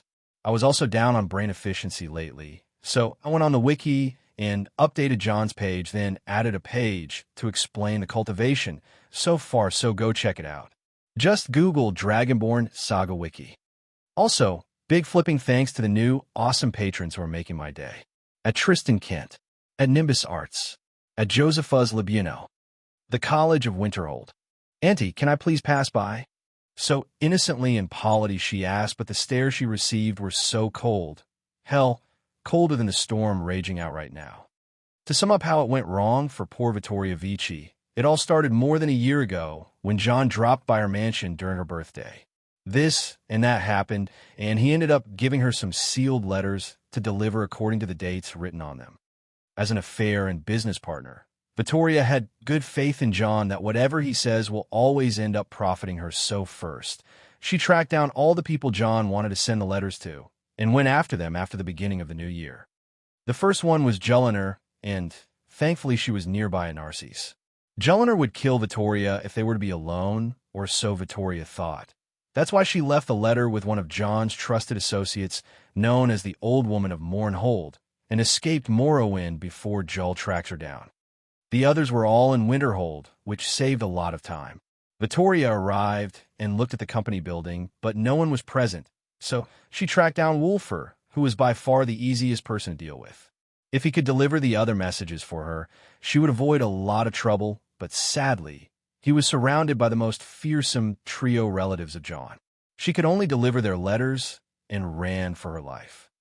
Next would be either Alina or Nurina. Alina is always cold towards her, while Nurina only met her once or twice, which is a good thing. She may not even remember her. If she somehow went to Nurina and left the rest of the letters with her, she could slip out of Winterhold without a heart attack or a near-death experience. Still, the first person she ran into at Nurina's chambers was a middle-aged dark elf lady in commoner clothing who was blocking the narrow hallway. Even for a duke's daughter, Vittoria humbly requested the woman to let her pass, addressing her as Auntie. But the stairs forget about the 4 Nords who were enjoying the breeze of the storm. In this chamber, there were 4 elf ladies whose eyes were so scary to the point where they would banish Adidra back to oblivion with just those stares. Who were they? Well, Vittoria could recognize 3 out of the 4.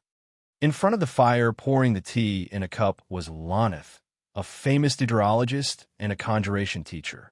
Also, an acquaintance of Vittoria's cousin, Emperor Titus Mede II. On a sofa bed, Nurina and Faralda were sitting opposite to one another, and each was massaging the other's foot. It was natural, as the two were known as a couple. Lastly was that Auntie. Lady FYR, please have your tea. I'll deal with the visitor, Lonith said as she offered the Auntie the tea and dragged Vittoria out. FYR, huh? Something about the name being similar to that of Divaith FYR, the strongest and oldest known mage on Tamriel or something. Yeah, Vittoria just handed the letters and thought how nice that storm was. She even got a coin for her trouble like a poor little courier. By far, this is the hardest-earned coin Vittoria made in her life. The one coin she felt like she had a true adventure making. Now, didn't John say something about his magic's heritage being a fourth generation to Divaith FYR through Alf FYR? Man, what a day to be alive, Vittoria said as she walked towards Sea Mist Manor. Meanwhile, in Nurina's chambers, Lonith walked in with the letter. Yes. Shit. Nurina, stop it. I'm just massaging your smelly feet. Faralda said. Yes, babe. I'm massaging your foot as well. Actually, your hands are so thin to the point where it hurts. Faralda disengaged the massage and walked away. No, babe, wait. I'm sorry. Meanie.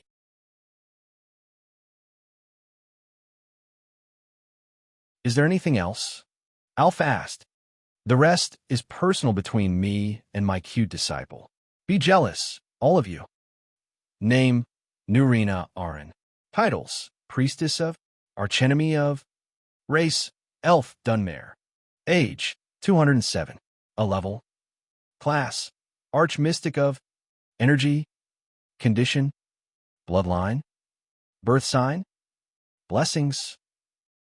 Asterisk. Mirrors, fabled as objects that hold a strange magic, as all mirrors were connected and each has a tale to tell. But among all the mirror, Alina would stare at hers with a strange feeling. How could a mirror be able to reflect her beauty? Should a mirror be this able?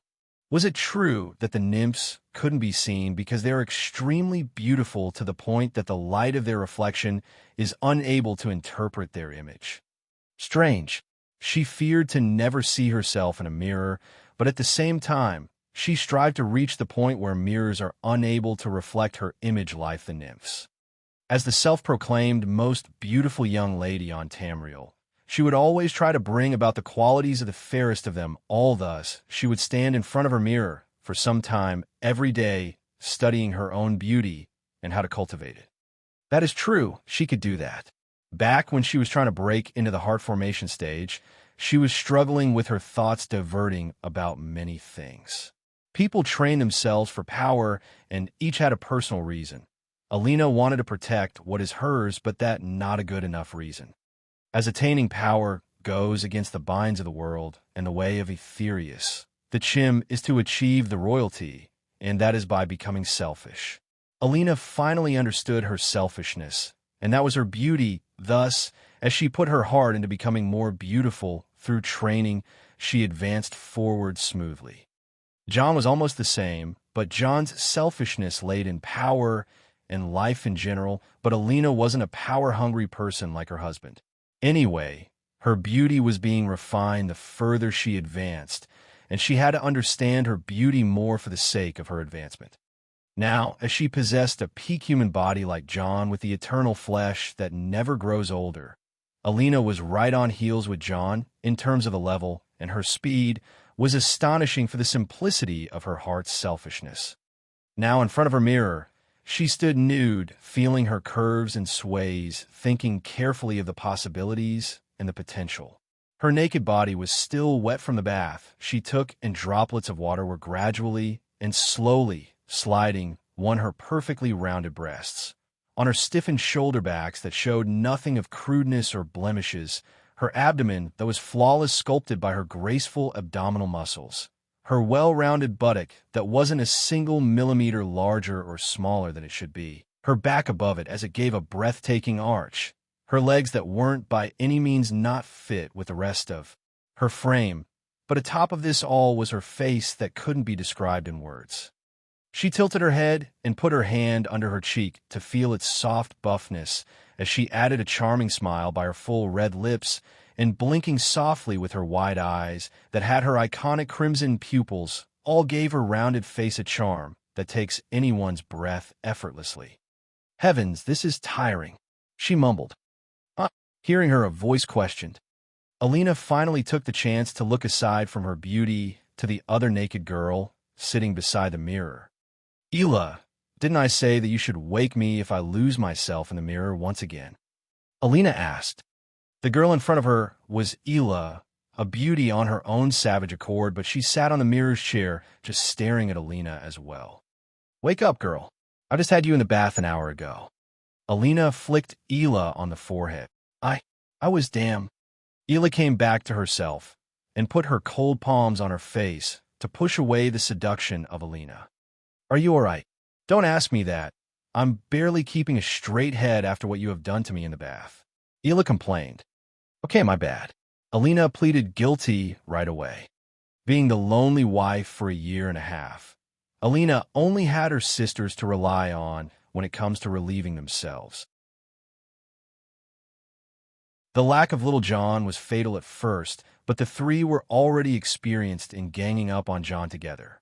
Sometimes they would go on foreplay together if John is occupied with one of them, which gave them the motivation they needed to sleep with each other. Of course, this meant that their styles had to change to fit the next sexuality they started to delve into, but Alina soon became proficient at handling other girls, making both Ela and Joel fall for her touch. Lately, when her femininity and beauty started to overflow, her effect became intoxicating for the other two. In other words, when John was struggling with the so-called gay scene, Alina had the lesbian scene up and running. Okay, as a punishment, make a chair, Alina said. Oh, come on, Ela complained. Don't forget that you were grounded. It had been almost half a year. No one told you to go find John and sleep with him before me. Alina seemed to be vexed about it. Ela reluctantly agreed and went down on her knees and hands. Thank you.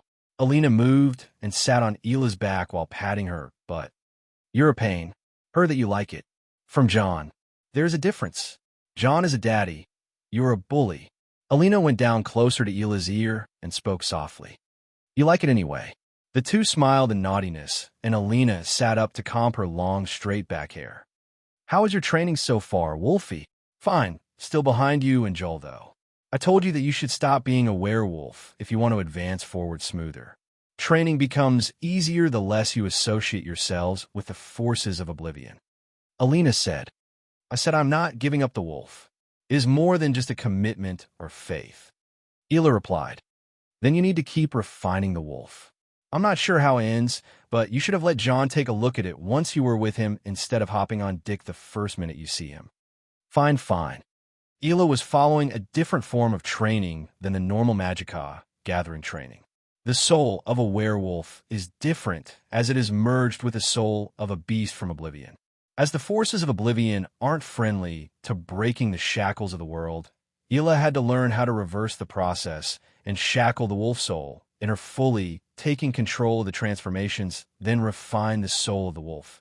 After that, she would merge it with her soul, which is a level similar to the heart formation stage. Anyway, she was following her own path like she always chose and had the support of Alina. While the two were chatting, a small creature appeared in Alina's vision. It was akin to a palm-sized girl that floats around with a green hue. Alina, the girl called. What is it, little gleam? Alina replied at the fae that seemed to be familiar with her. Indeed, it was familiar. Little Gleam is a spiritual extension of the Elder Gleam tree, the Elder Fae that has a great influence between the other Fae creatures of the northern parts of Tamriel. Little Fae can be said as a soul familiar to Alina, which draws energy from her to perform high green magic, just like John and Nefertiti with the shadow magic. Little Gleam also does a lot of things for Alina, like helping with the forest project that aims to change patches of winterhold snow wastes into woodlands to produce lumber and shield from storms. The agriculture research project that aims to enhance the ability of farming wheat in winterhold. And finally for surveillance and intel gathering. Little Gleam landed on Alina's shoulder and said something to her. Alina nodded to Little Gleam in the end. We have a guest. Alina stood up off Alia's back. Ooh, the Vici woman. Ugh, Vittoria wasn't popular being one of John's amorous affairs. The other reason was her being clinging to John and still keeping her engagement from the Snowshod clan's heir. Still, Little Gleam flew out of the house and manipulated the plants blocking the gate to let the almost frozen Vittoria in. Vittoria saw the gate opens and started running inside. Then the manor's door also opened for her. Finally, she was inside the warm and cozy house. He asterisk sneeze, asterisk sniff hello. Alina, anyone home? Vittoria's miserable state was to pity, but at one unlit corner, Alina and Ela were grinning. They finally stepped out as Alina was wearing a very thin robe covering her body but shaping the canyons and curves as the light reached her. On the other hand, Ela was putting on some fur on her shoulders enough to cover her breasts and wrapped a sarong around her waist. Welcome, welcome. It has been a while, Ms. Vici. What is the Emperor's cousin doing here at this time of the year? Alina said as she walked past Vittoria and sat on a chair with Ela standing behind it. Alina, Ela, you monsters. Vittoria was looking at the two with wide eyes while warming herself beside the fire. TCH, something wrong? The weather's not to your liking? Alina asked, barely on the verge of laughter. How on God's green nern are you two wearing this little, puny Imperials? Ela looked down on Vittoria. Ela, where are your manners? Offer her some fur. Alina said. All right. Ela smiled slyly and replied. All of a sudden, Ela partially transformed into a werewolf, getting her arms covered with ginger fur aside from the claws and the scary shape. Vittoria was silent, but almost on the verge of tears. No, dummy. We're done bullying her. Alina scolded Ela in a fake tone. All right. Huh. Ela headed inside to grab an extra fur to Vittoria. I hope you are getting warmer. Alina said. From all the wrong places, believe me. Vittoria spoke with a broken dignity and obvious self-pity. Alina smiled wryly and shook her head as Ela handed an enchanted fur coat to Vittoria. So, Ms. Vici, to what do we owe the pleasure? Alina asked. Vittoria regretted coming to see Alina in such time. Even though Alina's beauty was soothing and charming, Vittoria was already on Alina's bad side since the start. Her encounter with Alina was fated to turn this messy. She stood off away from the fireplace and walked to Alina, taking out 2 letters from her bag. To you. She handed one to Alina and another to Ela. You're delivering messages now. Wolfer said the same, but at least he was nice. Can't say the same about the elders with him. And I got a coin from Lady Nerina, so I'm not complaining. Vittoria said as she miserably returned to the fireplace. You must have been through a lot. We shouldn't have bullied her. Ela said. Wait. You delivered letters to them, which means Alina stood up. It is from John. Vittoria continued for her. Instantly, Alina and Ela broke the seals and opened their letters. A long silence followed as the two stuck themselves near the fireplace alongside Vittoria to read the letters. On the other hand, Vittoria took out one least letter which was directed to her. Mumbling, the 3 read their letters and became silently still looking at each other. I guess we all know what to do. Alina said. I can't believe it. This will change everything. Ela shivered. I must prepare a lot of funds, find all these places around the holds, and make sure the village my father shall build is funded. Alina concluded. I know but this plan. Why does it have me in its center? Vittoria asked. Well, good for you. It means Joel won't get to murder you anytime soon. The 3 threw their letters in the fireplace and made sure they are destroyed. Alina then weakened the fire and recovered the ashes.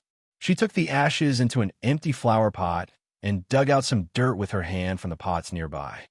"What is he doing?" Vittoria asked. "Just watch," Ela replied. Alina mixed the ash of the letters and the dirt together, then added some seeds and water. "Gather round." She called the other two and joined hands all together around the flower pot.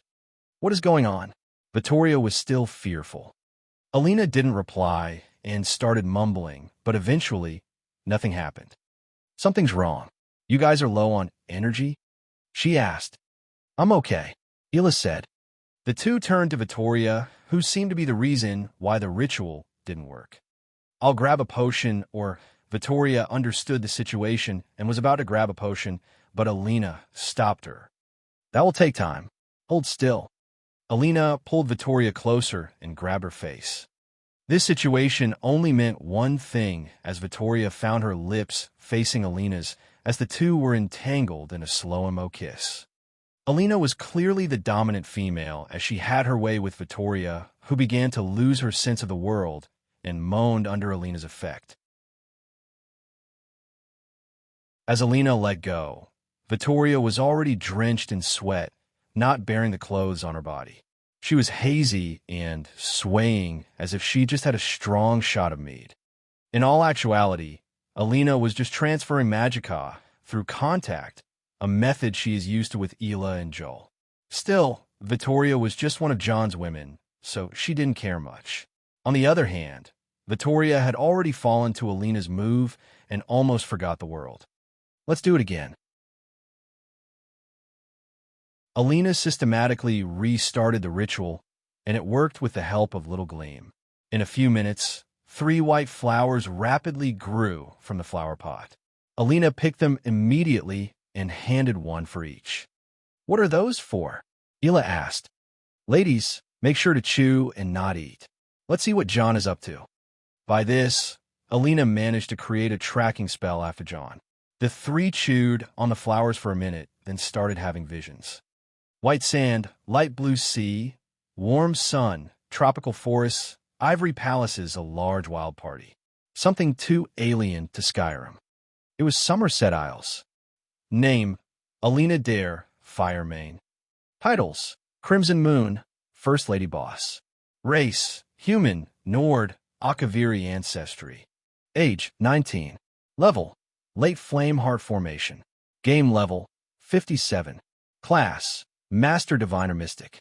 Energy, 5736/5736. Condition, Normal. Bloodline, Moonblade, Serpentborn, Crimson Moon. Birth sign, the Lady. Blessings, Talos, Kine, Mara, Debella, Totem Hawk, Vermina. Name, Ela. Titles, The Huntress. Race, Human Werewolf, Nord. Age, 21. Level, Mid-Star Beast Unity. Game level, 48. Class, Alpha Were Beast, Master Beast Ranger. Condition, Normal. Bloodline, Hunterborn. Birth sign, the Thief. Blessings, Herson. Name, Vittoria Vici. Titles, EEC Manager, Her Ladyship. Race, Human, Imperial. Age, 25. Level, 8 Magicka, Gathering. Game level, 8. Condition, Normal. Birth sign, the Tower. Name, Little Gleam. Titles, Alina's Soul Familiar. Race, Fae, Elder Gleam's Soul Extension.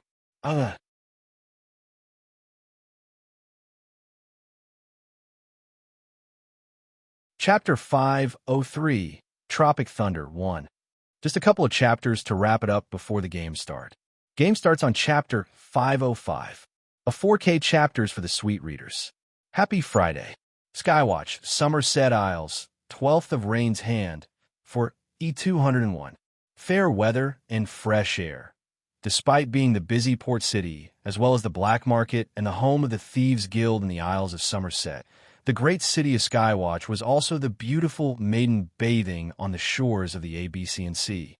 For a certain someone, that gave him one of the most nostalgic vibes of a similar city he used to live in before his reincarnation, but aside from the similar air and the familiar vibes, John had his own brand of troublemaking that he had to live up to.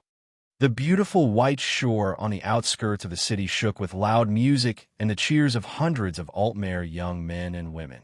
Those were mostly students of the Magic Institute across Skywatch, Aliner and Firsthold, who came here for vacation. Which vacation? It is the spring break.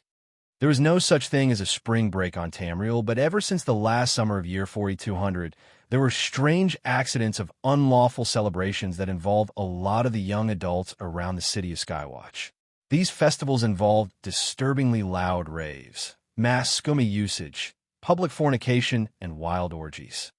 The summer of last year was just the beginning when some young adults of the high and the middle community were invited to spend time together at the beach for a celebration. The situation escalated as they invited more friends until the situation was alarmingly annoying to the authorities. The celebrations lasted for days sometimes. The following autumn was expected to be the time when the young adults come to their mind after the summer, but that couldn't be anywhere near to the truth. Somehow, large amounts of Dunmary weed were smuggled through Valenwood and started to appear in these autumn festivals. Even a new trend started to appear among the young adults involving what is referred to as autumn leaf bikini, which was exactly what it is called. Struggling through the autumn, it was surely time for the parties to end when the winter comes, but oh boy, it was just beginning. These parties were just too damn warm that no one bothered leaving them. Liquor and drugs were all over the town by the beginning of the new year. It was rumored that a certain young adult wore a red outfit and captured a few Conaran deer, then made them pull a slider that was creating frost under it. He kept traveling between Skywatch and Firsthold, distributing liquors and skooma. Later, he was announced as a wanted criminal, and wanted posters of the bearded guy were distributed around Skywatch. It was very clear that by the end of winter, spring will be the worst of all seasons, and it was. Skywatch City became one of the busiest cities, not just for trade and business, but for crazy raves of the spring break.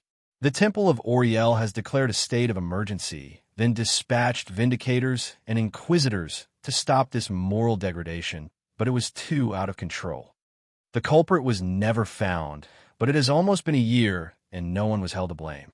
All that was known was that she is very skillful in magic and doesn't leave a single trace behind. Look at that party. The Altmere really don't stop wasting money.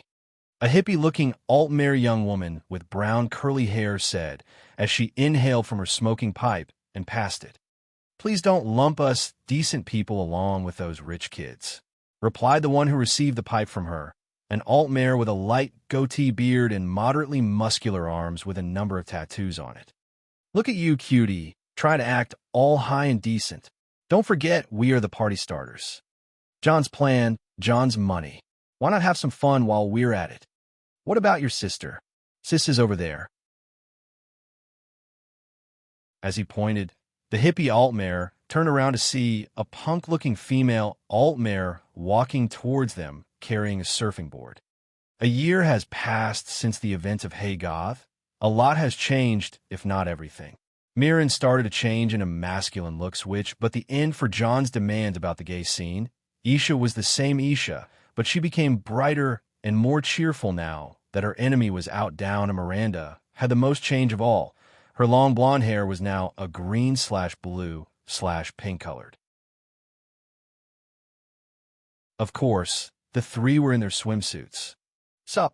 Miranda joined the two in the cabin as she grabbed a bottle of liquor and started cooling by magic. "The party is going wild," Mirren said. "So is the sea. Go catch a good wave while you're at it." "I thought you were with John," Isha said.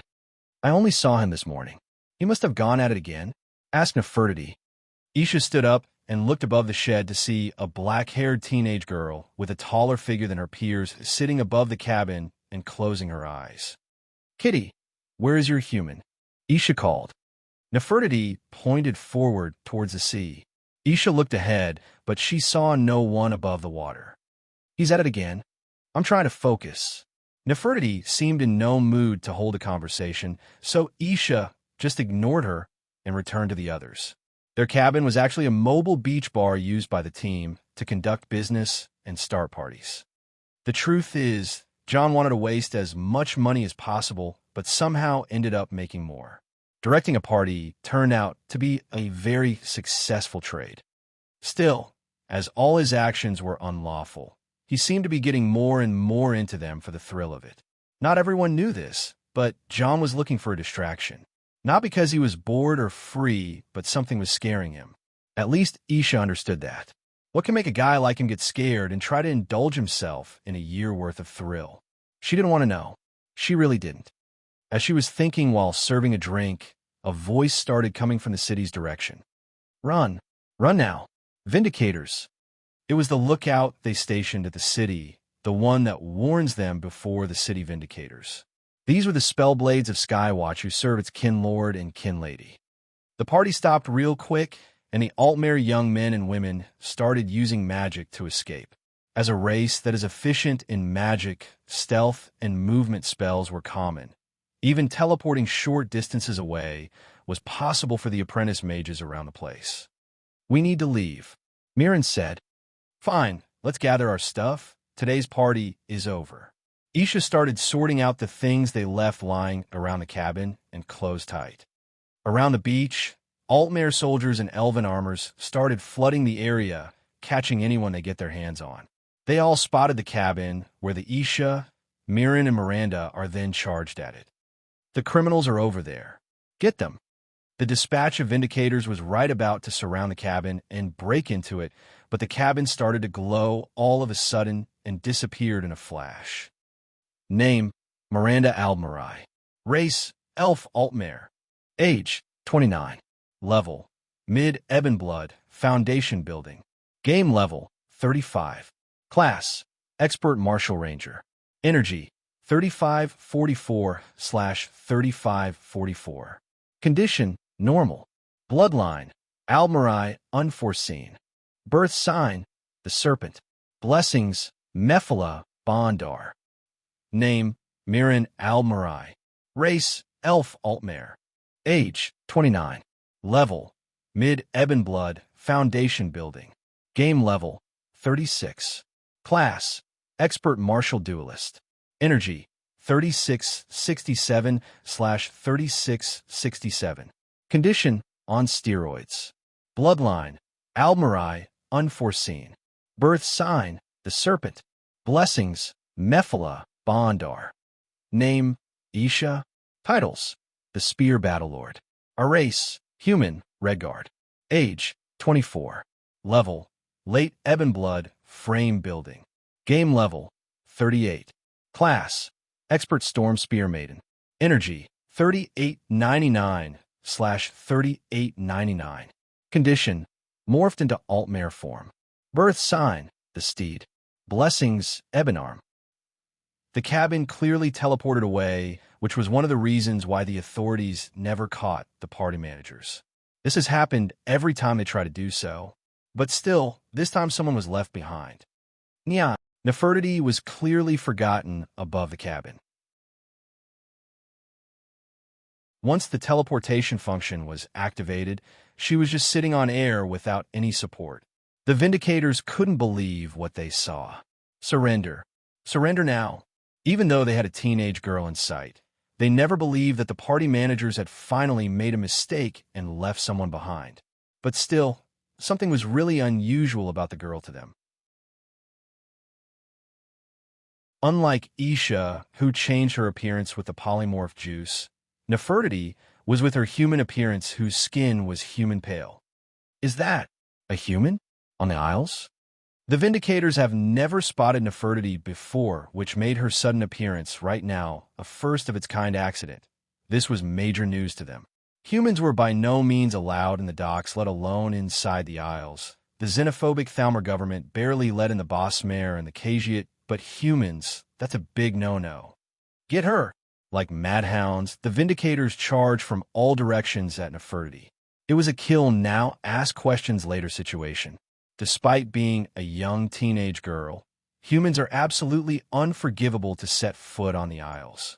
Nefertiti was disdainfully looking at those people around her not minding their attitude this far. She was wearing an innocent black schoolgirl swimsuit and looked absolutely adorable. The fact that those Vindicators discriminated against her based on race is going to be their demise, but that will take time. She felt the blades and spears coming at her from many directions, making it almost like there is no way to escape. However, she twisted her body in weird supernatural flexibility that defied sense. She jumped up from a point where no one can jump, twisted her body midair, curled her limbs to avoid injury, then flipped back again to land on the head of the Vindicator's captain. Aside from the confusion of how she pulled it off and the shock of how they lost her like this, the Vindicators were terrified to try to attack above their captain's head. The captain that was unaware that his precious peacock feather on his helmet was stepped on and destroyed quite badly. Where is she? The captain was confused by his part, not seeing Nefertiti around, and getting those weird looks from his subordinates. One of his subordinates pointed towards a shadow of the captain. By his part, the captain finally noticed his situation and froze from shock. Nefertiti was about to raise a leg, then smite down that insolent elf who disturbing her rest, but a voice called, "Halt!" Hearing the strong voice that can't belong to anyone weak, Nefertiti and the Vindicators looked towards the source to see a rich-looking Khajiit walking over with a hooded individual behind him. Yes, esteemed guest. The Vindicators greeted the Khajiit right away, treating him with unusual respect. "Why are you here, little one? This one was looking all over the place for you." The Khajiit directly spoke to Nefertiti. She ignored him and jumped down off the captain's head.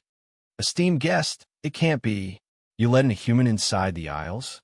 The Vindicator's captain was shocked to hear the esteemed guest was familiar with Nefertiti. "Oh, don't be ridiculous. This one would never do such a thing. Little one over here is a Khajiit. She is that one's little sister," the Khajiit said, pointing at the hooded person near him. The hooded person removed her hood to reveal a human race, but her appearance was that of a Khajiit, an Omsrat Khajiit, the first stock that looks like humans with cat ears and tails with some fur over the skin. "This one greets you." The Omsrat Khajiit greeted the captain. "She is this one's disciple, so please let it go." The captain looked between the Omsrat and Nefertiti. There were no similarities until Nefertiti showed her tail and moved her ears up. "Oh!" The Vindicators were shocked by the strange occurrence and apologized for the offense. The esteemed guest, after all, has diplomatic immunity. Once they left, Nefertiti looked with annoyance at the two. "What do you want?" she asked. "Come on, little one. This one still wants to take you as a disciple. Don't give me a cold shoulder. I am the main after all." Main Topaz said, "Not interested." "Oh, how are you doing, Nefertiti? Zara came to see you." The Omsrat said, that of course was Moon Priestess Zara, the one who had an affair with John some time in the past. HSSS. Nefertiti wasn't taking Zara really well and refused to get touched by her. Seeing how hostile Nefertiti was, it was understandable since she is a were-beast and today will be a full moons. "Fine. This one came to see your human. Where is he?" Main Topaz asked. Nefertiti pointed at the sea. "Then can you please invite him over? We have a message that arrived at the Moon Temple from Skyrim a month ago." Zara said. A message from Skyrim. Even Nefertiti couldn't ignore that. Was this the thing John waited for? Before they came to Somerset Isles, they had to go through John's absurd suggestion about going to Somerset. He said that now his identity as Krylin is known by the Empire. The Thalmor spies will soon find out and come chasing after him. That's why he decided to hide right under their noses right at there, Somerset. This was all temporary to keep the Thalmor spinning around themselves across the mainland and to cause trouble without feeling restrictions, but he was waiting for something as much as the others know. Nefertiti was more aware than anyone else since she is not just connected with him, but she was with him at that place. Still, if this is the message John is waiting for, then everything is about to change. "I understand," she said as she turned her back to them and faced the sea. Main Topaz and Moon Bishop Zara kept watching as Nefertiti took a ready position, and all of a sudden, she took a big stride towards the sea. One step, the next, the third, Nefertiti ran in a supernatural speed as he was right at the end of the shoreline. She jumped up high in a long arc and dived in the water. Somerset waters are almost pure and transparent. The cool of the water and the warmth of the weather would make going in and out of the water a refreshing experience, and Nefertiti loved swimming, but she had no time to enjoy it. She started diving deeper and swimming faster, supported by her shadows, as if she was a siren. Soon enough, reached a spot where the water was getting alarmingly colder. This meant that John is close by. Diving deeper, Nefertiti could see a white sphere at the sea bed, as if a large snowball was fixed there. She hastily divided towards it. Once she came into contact with the shell of the white sphere, she was instantly teleported inside. John was there. He was standing in a weird position with his body red like a blaze. On the other hand, the whole space around him was freezing, sending cold shivers into anything coming closer by. Around him, for objects appeared. Pride was floating above. Greed and lust were orbiting, and wrath was kneeling to John. A strange energy synergy was formed between John and the four sins. Ever since John's latest breakthrough into the early frozen heart phase, he was trying to speed through it, but his haste was unrewarded. John's magicka has a double-edged property, which is its high quality. It meant that he can have a stronger magicka output than any mage, but it is hard to cultivate the more he grows stronger. He is currently stuck at the bottleneck of the mid-frozen heart phase. Nefertiti, you came? From behind Wrath, a young girl's voice called for Nefertiti. Yes. Nefertiti replied as she spotted Beth, who was wrapped in a heavy coat, holding a small hammer and a strange tool. Master has been in a bad mood since the morning, and I wasn't able to work on his skin. He heated himself up to force a breakthrough under pressure, but there is no point. Of course you already know, you are in a bad mood as well. Yes. Nefertiti approached John and spoke. Human, it is time to stop.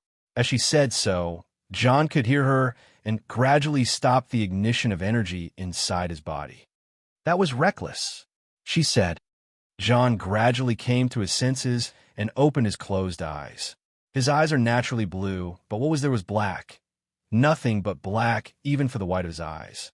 His body collapsed, and he started coughing, then vomited a jet black tar-like substance with a terrifying feeling to it. It is clearly something poisonous, but John was controlling it with the draconian madstone around his beck. An Akaviri amulet that can resist poison. You all right, Master? Beth asked. It's okay. I'll be good. John replied as his eyes started coming back to normal. You can't control it yet? Nefertiti asked. The void. I feel like it is chipping my life. This thing is crazy, too crazy. My body is full of impurities because of it. John complained. You understand very well that you can't control it. The thing that did this to us. Nefertiti was usually indifferent even with John, but her tone was unusually angry. She finally spat the last words. It is too evil for you to handle. I ran out of choices. Sorry about that, little one. You had a choice, she said. You are more important than. The thing she was about to say upset him all of a sudden, and the space he was maintaining under the sea almost collapsed as the water started to leak in. Girl, I don't want to discuss this. She was taken aback by his violent reaction and stiffened for a second before looking away from him. John realized that his reaction was out of control, and his face darkened. I am sorry. He stood up and walked her, patting her back. He could see her eyes almost tearful because of his reaction, so he hugged her close. For you, I would face 100 more evils and bear 1,000 more curses. This is nothing I can't control. He kept patting her until she became better. His reactions were all off since his time on the other side, but he is way better compared to a year ago. Other than Nefertiti, Beth, and Mir, no one else knew about John's situation. Your friend is waiting outside, she said. Friend, the main. The high fluff himself. Yes, a message arrived from Skyrim. John became silent as his head started to switch between one thought to another. I see. John nodded and turned to Beth. Master, are you done with the tattoo? He asked. You realize how hard it is to work on your skin with hidden ink? She almost wanted to lash at him. The sooner you finish the tattoo, the easier it is to control the chaos inside me. You know how much I am relying on you. John patted her head. Fine, I'm done with your face. Now with your arms and shoulders, it is all linked together. You can use it right now. Oh, that's our Bothia. You know how to make teacher proud. John was pleased with what he heard. Right away, he led his magicka through his skin, and unbelievable happened. His skin was lighting up in blue hue, following the patterns of Beth's special tattoo. In a couple of seconds, John's arms, shoulder, and face lit up like a fluorescent lamp. John didn't like the complicated tattoos that put a lot of details and drawings, so he stuck with tribal Nordic styles of knots and patterns until his face. He shaved his hair to get as many tattoos as possible, but as it mattered more, he chose to have 2 dragons at the side of his head with the same pattern. Thankfully, his hair grew again, but it isn't as tall as it was before. All these patterns were now lightening up in blue, giving John a high increase in magicka manipulation. He could almost feel the magicka around through his tattoos. By that, he stopped the magicka flow into them, and his skin returned back to normal with not even a single trace. John tried it again with his aura, and the secret tattoo became a burning red. The aura no longer leaked of John's body and made him almost feel like a crushing force. One punch of him at this state is akin to an attack from Siege Ram. John turned it off and stabilized his energy flow.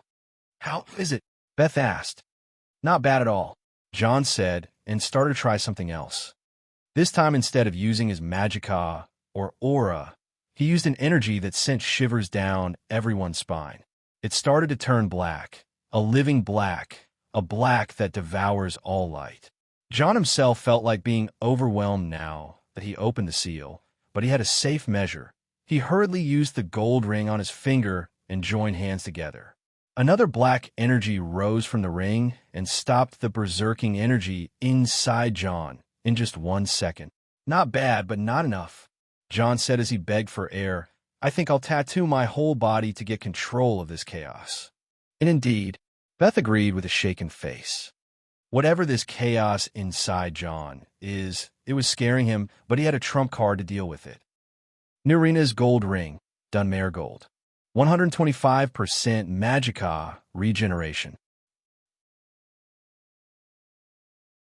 The ring Nurina gave him once she decided to adopt him. It was saving his life till today, and he can't even comprehend its enchantment. It had a mystery to it, and a secret that can withstand the chaos. John let out a sigh as his heart was heavy with memories. He can't help but feel bitter since that incident. That's why he indulged himself in a year worth of parties and training.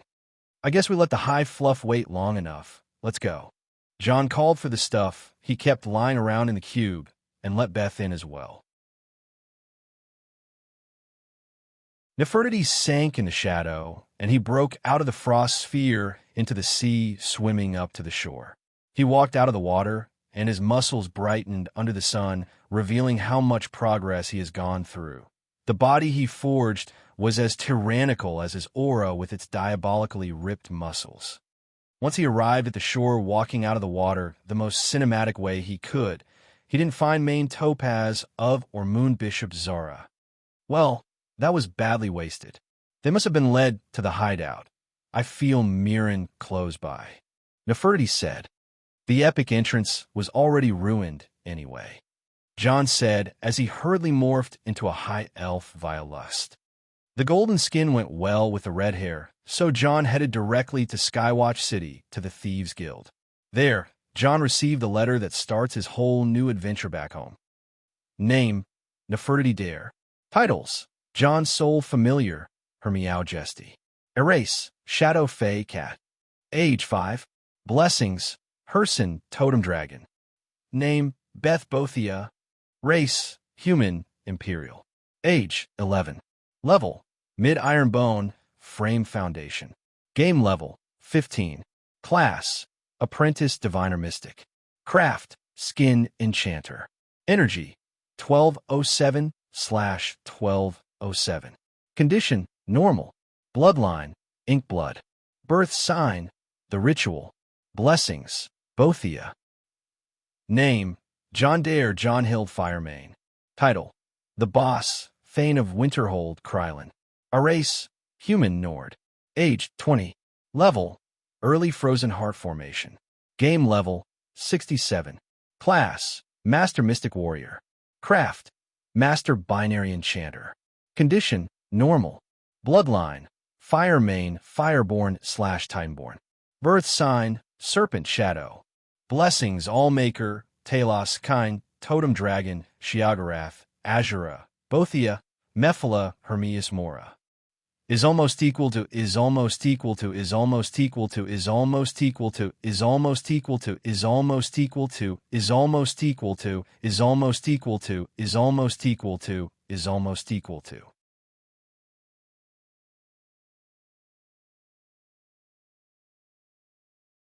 Chapter 504, Tropic Thunder 2. In a certain cave used by the Thieves' Guild near the beach of Skywatch, a certain beach cabin appeared with two Altmare standing behind preparing drinks while a Redguard, an Ohmsrot, and a cat were having a heated conversation about something. At the furthest stool, a Cagiate with a large glorious mane and a Nord with a temple-shaved hair and a rough look sat together, conversing in a low tone. So, the High Fluff himself is delivering a message for me. Please don't call this one that. Also, you are the one who should have changed your mailing address to where you are now. Wah, I understand I was doing you and your people a favor.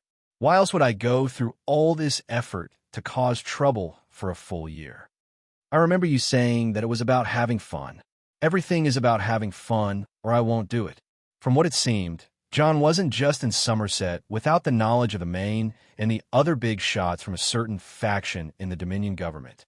The Thalmor were the ruling government that enforces all kinds of laws, while the spiritual leaders such as the Main, the Green Lady, and the Sylvanar were being pushed aside and reduced to mere advisors to the Thalmor government. The Thalmor had a very nasty way with ruling. They would forcefully enlist the people of the Dominion in the military service, discriminate against foreigners, do arrests based on uncertain charges, and establish harsh trials. Even gatherings of people for no reason were seen as a crime, and the Thalmor would disperse them by force. This was not being done because the Thalmor were grumpy or anything of the sort. The only reason they have done that was because of the fragile inner economy and the unhealthy clashes in the beliefs of the three cultures. Containing the situation was hard, and suppressing the carefree Cagiate, the superstitious Bossmare, and the xenophobic Altmare took a toll on the inner management. Also, from the point of view of a Dominion citizen, the Great War was a loss that ended up with the full destruction of the frontal armies of the Dominion, causing a lot of distrust towards the Thalmor, who kept declaring their intentions to build more armies during the past 26 years. The inner tension was great, and the spiritual leaders faction in the Dominion wanted to gain political leverage against the Thalmor's governing faction. John spent the past year as a hired agent to start trouble for the Thalmor and do some changes regarding the public's view towards them. His loud parties served the purpose and showed how incapable the government was to stop a single troublemaker. With the revolts and resistance movements started to appear in Elsewhere and Valenwood to limit the Thalmor's influence, things went wrong for the Thalmor on many fronts, causing them to make a lot of mistakes that John's allies used in their cause. As a troublemaker for hire, I am proud of my brand. Mixing fun with politics never felt so good.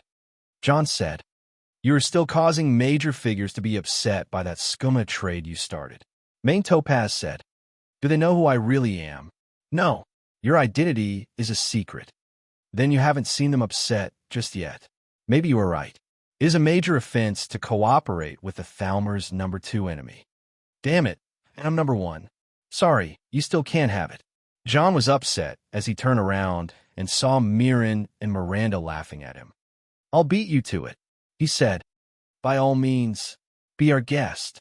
As the two are the most threatening existence to the Thalmor as the last 2 members of Clan Arana that ruled the Isles for centuries, it seemed that there is no beating them to the number 1 spot. Anyway, this one was to deliver that message to you and wish you luck. You have done a lot for us in the past year. This one thanks you. The Main said as he patted John's shoulder. "Anything for the High Fluff." Then it is farewell. The Mane and the Moon Bishop left John and his team in the cave, and the group gathered around John as he opened the letter that was signed by Vivi, implying it was sent by Vittoria. Dearest John, I hope you are in good health as my writing reaches you. I arrived at Winterhold and delivered the letters. Then Alina lent me the fastest ship in the Dare fleet to travel to Solitude in 4 days. I arrived on the 15th of Morningstar 4 E201, the initial day of the High Kings Tournament. 3 months ago, 15th of Morningstar, January, for E201, Solitude's Blue Palace, Skyrim. Friends and young heroes, I bid you welcome and thank you for arriving for my birthday celebration once again this year. High King Torg stood under his shed inviting the guests to the banquet and spoke in the people attending the party. The mead flowed like rivers, and the meat was served in platters displaying the wealth and generosity of Western Skyrim. King Torg was a man with an unquestionable honor which compensated for his other shortcomings, but he was loved in his hold. If he invited the rich to a banquet, then he will also feed the poor before the night passes. No good man would sleep bloated, knowing his neighbor beside him sleeps hungry and do nothing about it. Still, the political situation was in disarray. Attending the tournament this year were the Jarls and the clans of Hafengar, Whiterun, Jalmarch, Falkreath, the Reach, and Winterhold. This was the second year for Eastmarch, the Pale, and the Rift to not send a single person. The old holds except for the rising Winterhold were clearly revolting. Whiterun and Winterhold were clearly showing signs of not interfering, while Jalmarch, Falkreath, and the Reach showed their support to Hafengar and High King Torg. The true purpose of this yearly tournament was to show how united the holds are in front of the foreign guests. This was the second year that the king was embarrassed by the old holds like this. Vittoria Vici were among the attending guests, and she could see the restlessness in the eyes of some Nords. In John's letter to her, he asked her to attend the High King's tournament, but stay away from the High King and the other Jarls. He didn't say exactly what may happen, but he just wanted her to be his eyes in the place. As a member of the High Community, Vittoria could easily find a place to sit wherever she wanted, and her location was having a good view of the fighting ring. What is unusual about this year's tournament was its location. Every year, it would be held in Castle Duar, but this year, for the low numbers of the participants, it was held in the palace, or so the public story went. Vittoria figured out that the Legion limited access to the castle. It meant that the Empire is probably hiding something inside and wants to limit the prying eyes. The question in Vittoria's head right now was how could John find out about this a year and a half ago? Still, as she was about to sip on her favorite spiced wine to heal the cold shivers of this winter, an announcement caused a greater chilling shiver to shake not only her, but almost every person in the palace. Jarl Ulfric Stormcloak of Eastmarch has arrived. The voice of the Nord herald rang through the walls of the palace as all other voices gradually died down. It was the most unexpected announcement to everyone, even to the High King, who was questioning his court mage of what was the meaning of this. Ulfric Stormcloak came unannounced. No one of the scouts or the guards along the way warned about his sudden arrival. This was the very definition of alarming. Ulfric Stormcloak's arrival was a few seconds following the call of the herald. He walked in alone with an imposing domineer that suffocated the entire palace. It wasn't anything like aura or magicka, but the man had a presence and charisma to himself that was clearly a man who has been through years of war and bloodshed. The few individuals who withstood his presence were the Jarls who had enough presence to look back at Ulfric right in the eyes. Unfortunately, High King Torg was not one of the men who could withstand Ulfric, especially when he was the personized by the Bear of Markarth. Jarl Torg, son of Islad, Ulfric called for Torg not by his title as the High King, but by his title as the Jarl of Hafengar. It was insolent and rude to address the king in this manner, but even those with little wisdom could smell the blood in Ulfric's voice. I want a word. Silence was never this alarming. Ulfric surely is not an idiot to do anything reckless, but popping up like that and saying he wants to talk was a little bit unappreciated at this event. The cold weather was useless to cool down the situation, and Torg made up his mind. He walked to face Ulfric, ignoring the muffled calls of Falk Firebeard, Sybil Stentor, and Elisif. Once Torg stood facing Ulfric, he spoke. "I hear you, Jarl Ulfric. Why are you here?" Torg said. "You know why." Ulfric replied. "Independence? Should there be any other reason? You know it is not that simple. Nothing is. That's why a king shouldn't hesitate to take action." Ulfric made his words clear. His voice was vibrating in the stones of the palace. The Jarl who spent years fighting was old, but not that old. His height stood above many Nords, his long brown hair and beard, his deep voice and his lazy eyes were the stamp of the great bear of Markarth. Facing him was the young, tender Torg, the good man, but not so good king. He carried the sword of the High King, Jarlhurt, on him, a blade forged by Wulfharth from Starim. What Skyrim needs is more than a king of Jarl Ulfric. It needs its truest sons. Torg said, "Last one of those you banished out of the realm, not so long ago the way I remember it." Ulfric replied, "Yes, he is one of them." Torg replied, made Ulfric narrow his eyes, reading the meaning of Torg's words. "Jarl Torg," Ulfric spoke as his imposing presence started to intensify, as if a mountain was facing Torg. "I challenge you to a duel." Vittoria was shivering no longer from the cold weather of Skyrim, but from knowing what is to happen. The harbinger of disaster has descended on Solitude, calling for the name of its good king, and no stopping him at this point. If someone voiced so much a word, then the situation will escalate to an ugly turn. Ulfric is certainly not alone, and has agents planted all around the area, else how did he arrive this unannounced? In the eyes of people, and based on all the Tamrielic tradition, a duel is a fight for honor. Be it end with defeat or death, a duel is to be honored.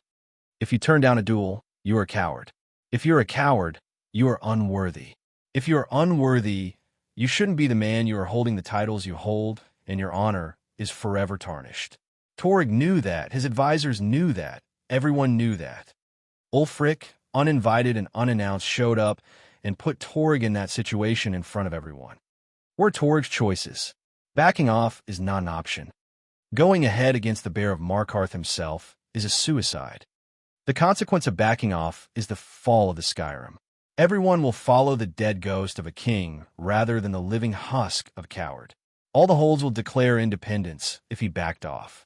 The future will be bleak. Torg took a glimpse to the side, seeing his beautiful side, Elisif, holding the armrests of her chair, digging her nails into them. He could only nod to her that everything will be all right. He turned to face the avalanche of a man in front of him and replied, "I accept." Torg said the words. The indifference on Ulfric's face, his lazy eyes, and deep voice all changed in a second, as if the man was possessed by a demon. His wide smile showed the matrix of his teeth in a murderous grin. Kings or not, anything in front of this war-driven smile felt the disaster. A true warlord was given the green light. Torg never feared him. He drew Jarlhurt and stepped ahead, uttering the name of Sovngarde but Ulfric. Fussaroda.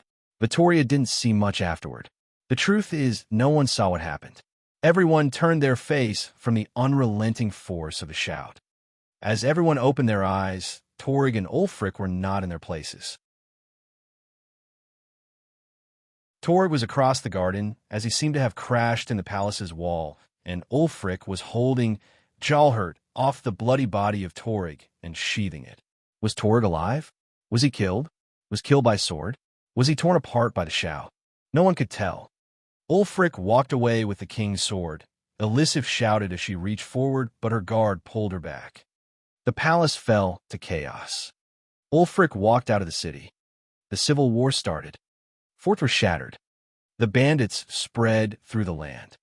The Stormcloak declared the independence of Eastmarch, the Rift, and the Pale under the leadership of Ulfric Stormcloak. Skyrim is sundered, kingless, bleeding. John put down the letter and hid his face behind his palms. He took in a deep breath and then revealed his face. His expressions were too hard to read to the others around him. Beth, Isha and Nefertiti were standing by his side, while Miranda and Mirren were standing behind the counter. John spread his hands open to the Altmare twins, and they held it. "John, what will you do?" The question was a heavy one, but John replied with a self-mocking tone.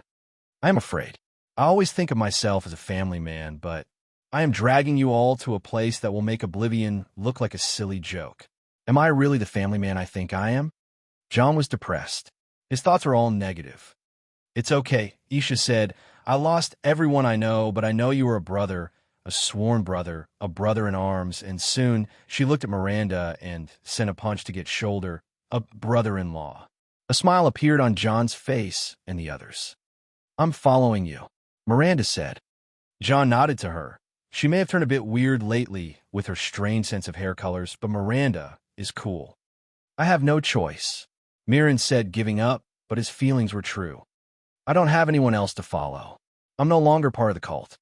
Beth said, "I'm not letting you off either." John said. Nefertiti was the last to speak. "So, finally going home." "Yes, home." John's mood improved lately after remembering the cold north. "Yay, I'll go back up." Nefertiti ran in a flash to gather her things. "Me too. Wait." Beth followed. "I'll gather the weed crates. Can't make the journey back to Skyrim dull, can I?" Isha ran to pick up the weed she dearly loves. Who was left in front of John was Mirren and Miranda, who were still holding hands with him. John looked at them and spoke. "I heard your opinions. One person left," John said. The two took a second to let out a breath, then nodded. They held joined together with their free hands and switched from the aspect of duality to the aspect of singularity. "Mir, John." John faced Mir, who looked different than usual. On Mir's face, there was a living stain of black, a dark matter that seemed to be harmful. John was holding the two hands of Mir and grasped them tighter. "I'll find you help," John said. "I'm good," Mir replied. John had a bitter feeling in his heart seeing this stain on Mir's face. He pulled Mir's hands up between them and kissed the back of his hands. Mir approached closer and touched foreheads with John too. "You shouldn't have come to save me," John said. "That was my choice," Mir replied. "And my fault." "No, he tried to harm you, tried to harm our people. There were those who were saving me. From him, that shadow man and Sheogorath would have never bested him." The depressing memory of that day swelled up. John was saving Nefertiti and saving the girl he never thought he would ever meet, but that thing kept laughing. The man sealed on the inverted throne in the heart of chaos. He hurt Nefertiti, he hurt you, he hurt that girl. I may never be able to, but one day, I'll spit in his eye. John said, "You do that, I'll look forward to it." That was not John's fate, but he was offended to the point where he doesn't care anymore. He had a grievance that he will pay back one day, no matter what. A Dawnverse crossover foreshadowing. But right now, it's time to go home.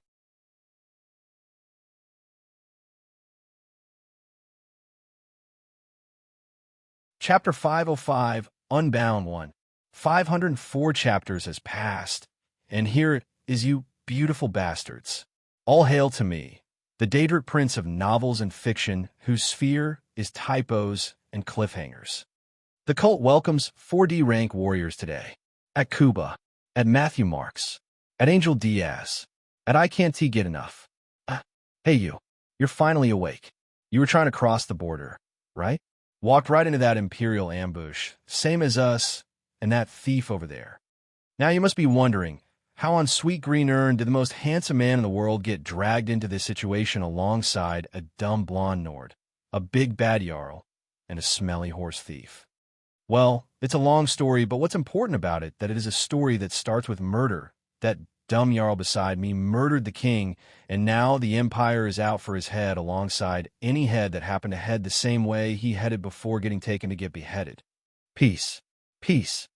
I love a day that starts with a good old beheading at 9 a.m., yet this is to be rescheduled, so let's just start this story properly. I'm John Dare, and I'm what bitches. Morndays, Monday, 17th of last seed, August, for E201, the Pale Pass. It was a beautiful day by my standards, No one pissed me off just yet. I got a new tattoo, had cheese for breakfast. You get the gist of it. A perfect John Dare morning. John Dare is more than just a name. It's a reference and a lifestyle. The reference is about a 6'7" Nord guy, red-haired and charming, blue-eyed and foolish. The biography of the past 20 years of my life is pretty much detailed. My real name is John Hild, son of John Rad, son of V, of Clan Firemane of Eastmarch, and I reincarnated from Earth where I was a fan of the Elder Scrolls franchise. The lifestyle of John Dare is more of a very unstable mix between pleasure and fun, with a little bit of work and a whole load of heroism. Also, my second name may be Dare, but I'm not friendly to getting dared. Historians will write about that in later generations anyway. Now, where were we? Right? How did I end up getting captured with Ulfric Stormcloak and his goons? Well, this was according to my plan anyway. The journey through Tamriel took me 4 months to get to Skyrim from Somerset. I decided to let it all to fate and see where I end up, and who could have thought that the so-called plan would work? I was just walking down the path from the Pale Pass to Helgen, and out of nowhere, some soldiers appeared in a pretty haggard state, led by Ulfric Stormcloak, who was badly injured. A few seconds later, they were surrounded by Imperials with me in the mix alongside some other unfortunate people. The Imperial battle mages put the Stormcloaks in a tight situation, and the Imperial officers threw themselves on Ulfric before he could even utter a word and gagged him. I was about to say hey to them, but a soldier punched me right in the face. I didn't put much resistance and pretended to have lost consciousness. I was then carried on some cart later on, and before I know it, the cart moved. As soon as I felt the cart moving and 2 voices started arguing, there was no point to pretend anymore, and I opened my eyes that took time to adapt to the brightness of the morning. The opening scene is modded, so expect extra lines alongside John's replies. The mod is called Opening Scene Overhaul, if you are interested. Hey you, you're finally awake. Here we go. You were trying to cross the border, right? Walked right into that Imperial ambush, same as us, and that thief over there. The voice spoke to me, then addressed another. That is surely Ralof. Damn you Stormcloaks. Skyrim was fine until you came along. Empire was nice and lazy. If they hadn't been looking for you, I could have stolen that horse and been halfway to Hammerfell. Another man in rags said, that's Loker. While I was trying to sit straight, my head hit something metallic. I looked up and saw the cart I was in seemed caged. Easy. Guard sure worked you over. Ralof said as he signaled for me to take it easy. I told those Imperial soldiers you weren't with us, but they just grabbed you. Stand with us or you stand against us, they said. Ralof said, HM, did I cause the conversation to go wrong? Why is there a cage around this cart? I don't remember any cages. Was a mod. Shut up back there. The cart driver shouted. At least I remember that last part happening. The situation was a bit predictable, but it seems that expectations differ from reality, as everything is. I mean, since I reincarnated in Riften 19 years ago, things were seriously overwhelming, being a world way different than what the game used to be. Cities larger. Nothing is based on gameplay mechanics. Even the coins are not just gold. This immersion in its bestest image. Now that the actual game events have finally started, I guess a caged wagon and some different dialogue lines should be the least of my worries. I just hope that my squad has done things as planned. Back to reality, it seemed that Ralof and Loker are still arguing about this and that. We were sat like this, Ralof facing me and Loker facing Big Bad Ulfric. Ulfric was in his worn-out armor and beaten-up sorry state. Ralof was the same. Loker seemed to have gone through some shitty events that left him with some rags on, and I was wearing nothing but plain common clothing that I bought for Bruma on the way here. Also, both Ulfric and Ralof know my real identity, so I use an artifact known as Lust that has the metamorphosis ability to change my appearance and height. Now where was I? Right, we're on the card. After Loker and Ralof were done arguing, Loker turned to Ulfric. And what's wrong with him, huh? Loker asked, seeing Ulfric extra gagged and overtied. Watch your tongue. You're speaking to Ulfric Stormcloak, the true High King. Ralof scolded. Ulfric, the Jarl of Windhelm, you're the leader of the rebellion. But if they've captured you, oh gods, where are they taking us? Loker panicked hearing the identity of Ulfric. I don't know where we're going, but Sovngarde awaits. Remorsefully, Ralof gave condolences to himself. Sovngarde. Aye. It awaits with its flowing mead and endless feasts. I said something came across my heart. So you can speak, huh? Right? Mead? I can use some mead. Ralof replied to me. No, this can't be happening. This isn't happening. Ulfric, you traitor. This is because of you. You're the reason we're here. On the other hand, Loker was venting his rage by glaring at Ulfric. Then he turned to me. You there? You and me. We shouldn't be here. It's these stormcloaks the Empire wants. We're all brothers and sisters in binds now, horse thief. Ralof sighed. What brings you to the cold grip of the Empire, anyway? I know you're not one of the rebels.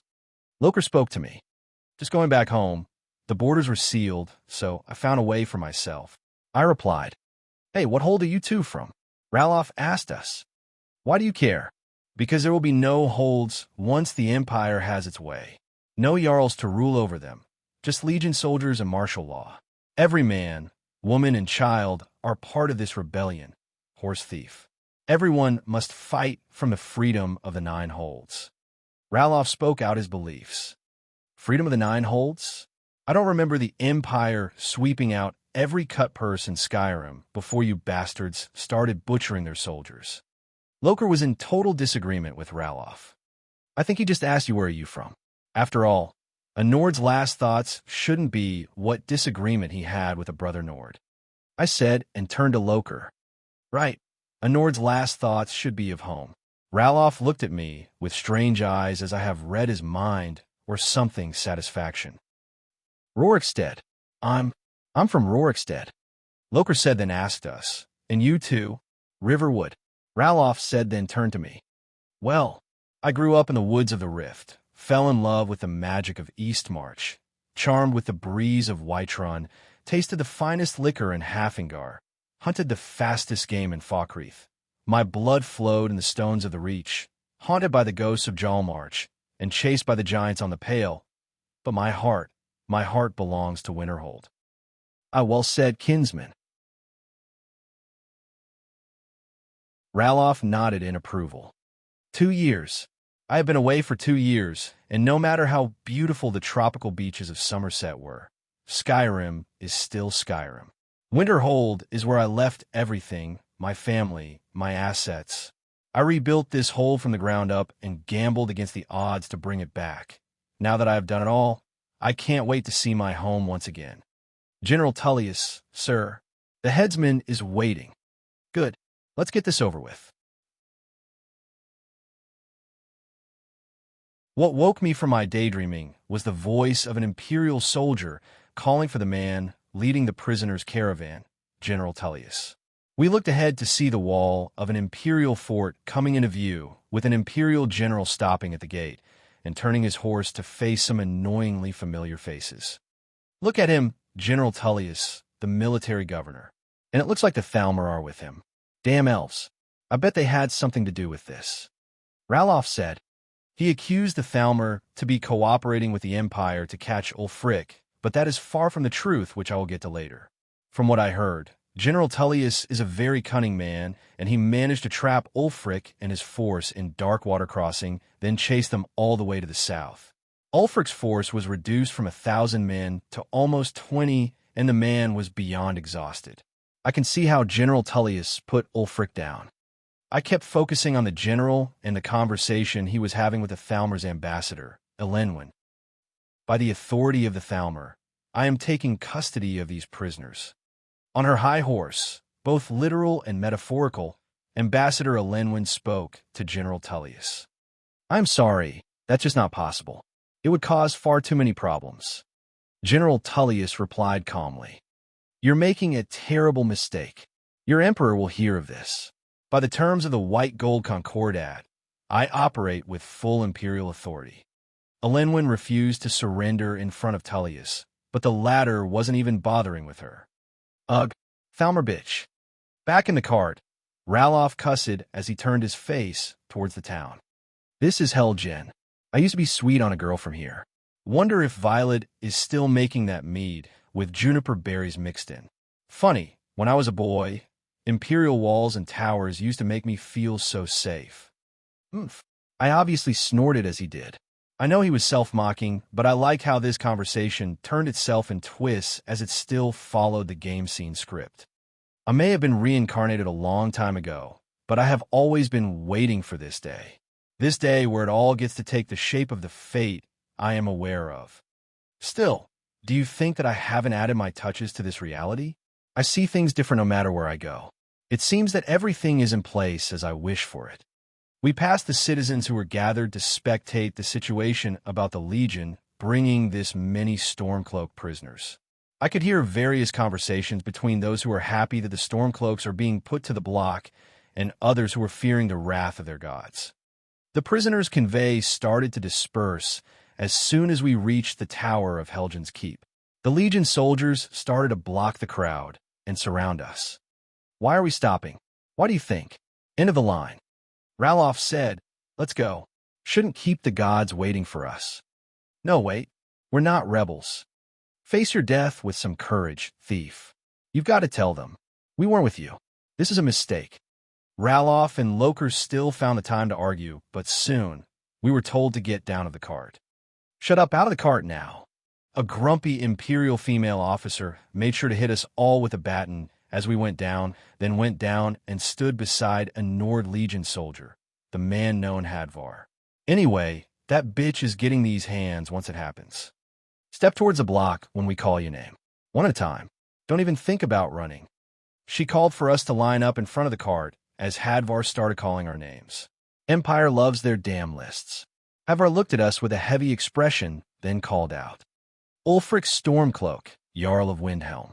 Guilty of regicide, high treason, and sentenced to death. Right in front of me, Ulfric grumbled as an Imperial soldier tried to escort him. He simply walked towards the block by himself. It has been an honor, Jarl Ulfric, Ralof said. Next in line. Name? Hadvar looked at Ralof and patiently asked. To see two friends torn out by war wearing different colors, as one sends the other to the block, my beliefs regarding war were much deepened. The more I saw, the more I hated it. Ralof stepped forward speaking. Ralof, proud son of Skyrim. As Ralof followed Ulfric to the block, without waiting, Hadvar could only speak the sentence to his friend's back. Stormcloak, sentenced to death. Next in line. Name? The following was Loker. As he stepped forward, I was a step right on his heels.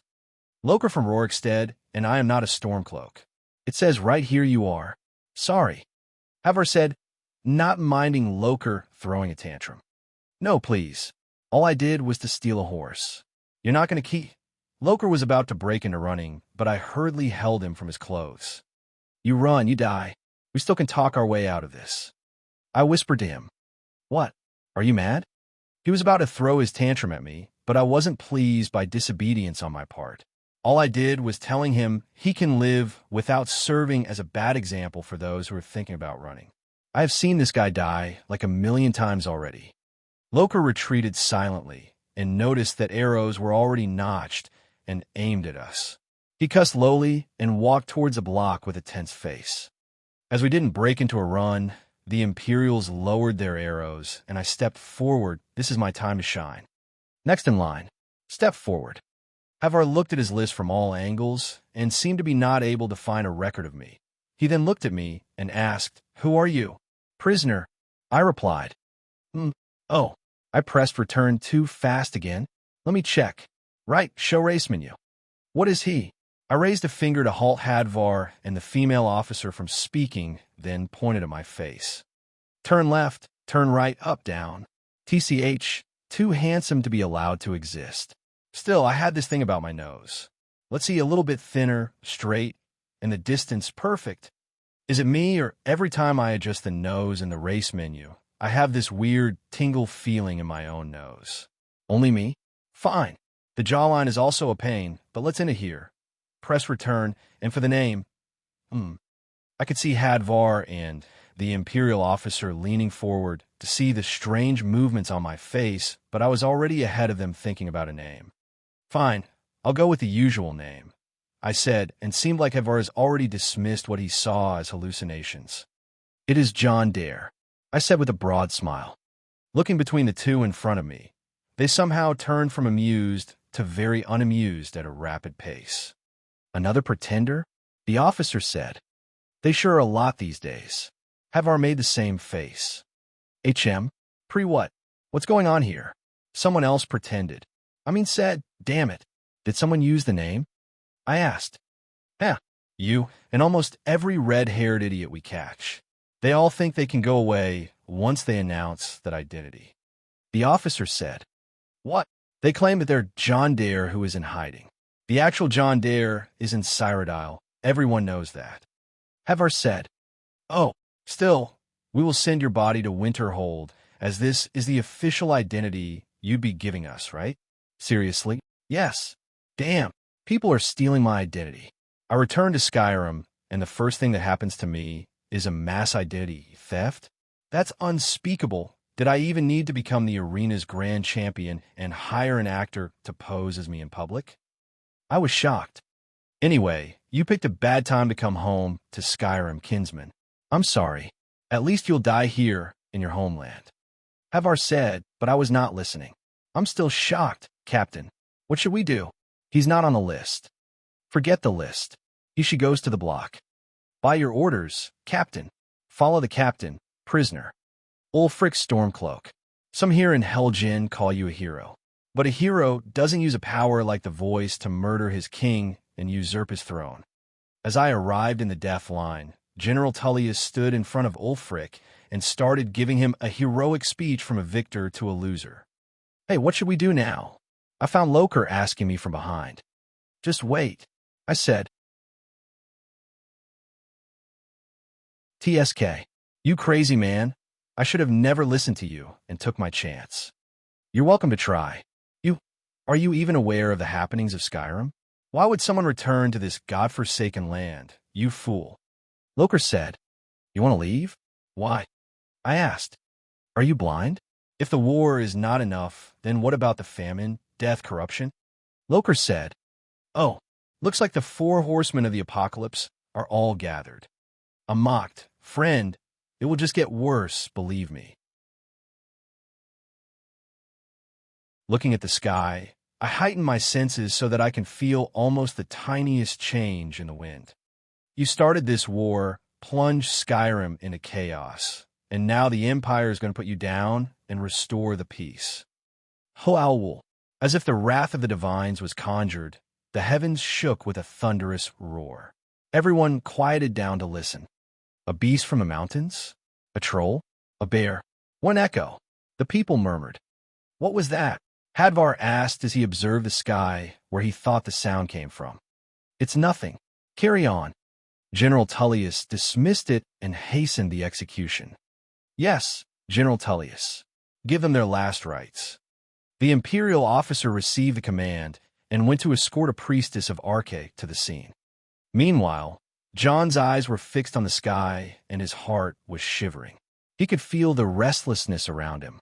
Later, the officer and the priestess of Arche came, and it all began to happen just as he remembers. Give them their last rites. As we commend your souls to Aetherius, blessings of the 8 divines upon you. For you are the salt and earth of Nirn, our beloved. For the love of Talos, shut up and let's get this over with. That's when a Stormcloak soldier didn't seem to be liking to die with the prayers of an imperial priest and walked on his own to the block. As you wish. The priestess stopped the prayer and retreated right away. Come on, I haven't got all morning. My ancestors are smiling at me, Imperials. Can you say the same? Stormcloak faced the block and showed his scorn towards the Imperials. The executioner in a black hood and a dark ringed armor stood beside the block, and the Imperial officer pushed down the Stormcloak soldier. Aeon, chop!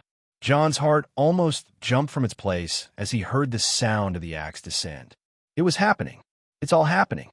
He did want it to happen, but now that it is happening, he feels like the kid who entered his exam for the first time and wants to back away to prepare more. But there was no more. It is happening whether he liked it or not. His heartbeats started racing from this point on. Lube dub. You imperial bastards. Lube dub. Justice. Lube dub.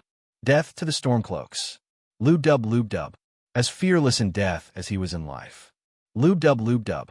Hey, someone is killed already. Weren't you about to do something? Loker pestered John, but the latter didn't respond. Lube dub. Next, the Nordnarags. The officer called for John. Lube dub.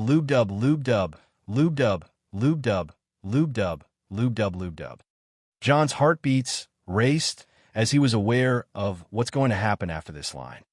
Hull. Lube dub.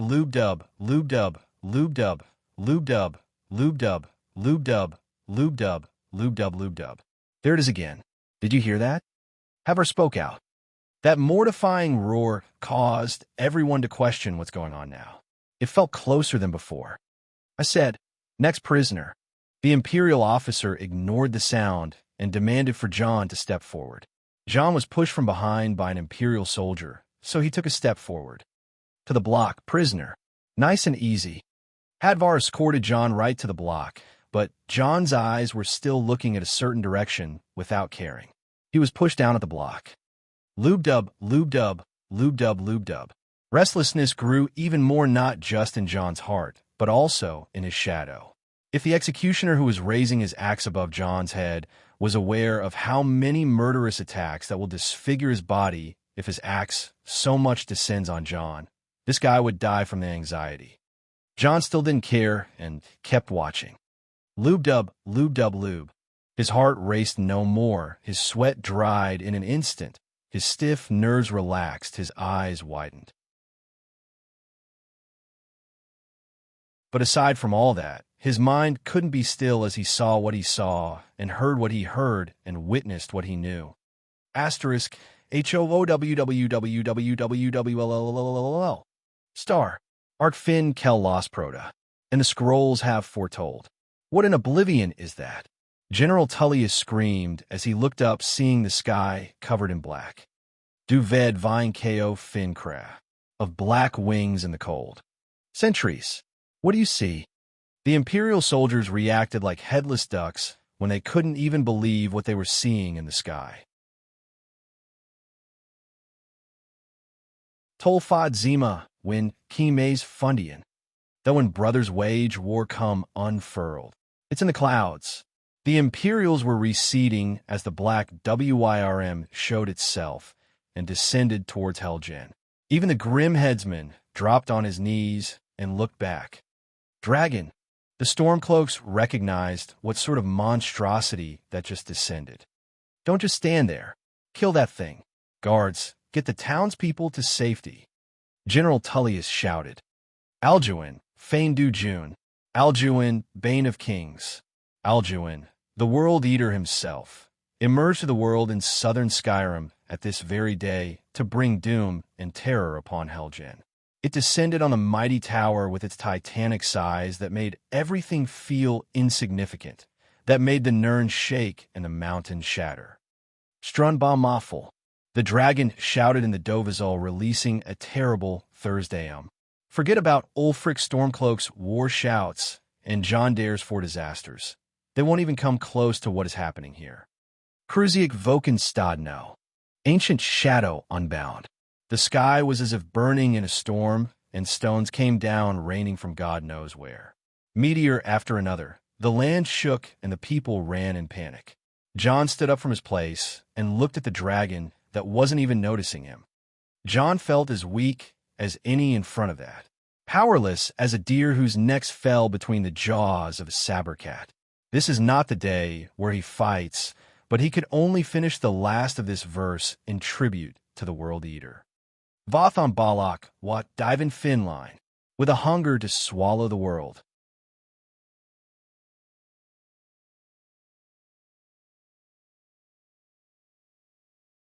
Chapter 506, Unbound 2, a 4K chapter. Also, big flipping thanks for this surprising wave of patrons. At FST, at Shianu, Sihisale, at Orhan Yasar Yildirim, at Nitrog, 97, at Lauren Wells, at Arte Mason. I'm just so happy seeing this many new patrons. I just love you people. one man, one dragon, and the world on fire. An image drawn by flames and darkness, as the smoke rose blocking the light of the sun, for the only way to see is the inferno spewed by the monster. It was a day of screams and wails as destruction descended on Hell Jinn, claiming it and the lives of its people, but that would be the story if not for the counterplan. Yes, John came ready not just to save himself, but to save the whole Hell Jinn. Half a year ago, Jelena received a message from John to hire workers from the south and buy rent small pieces of land in Hell Jinn.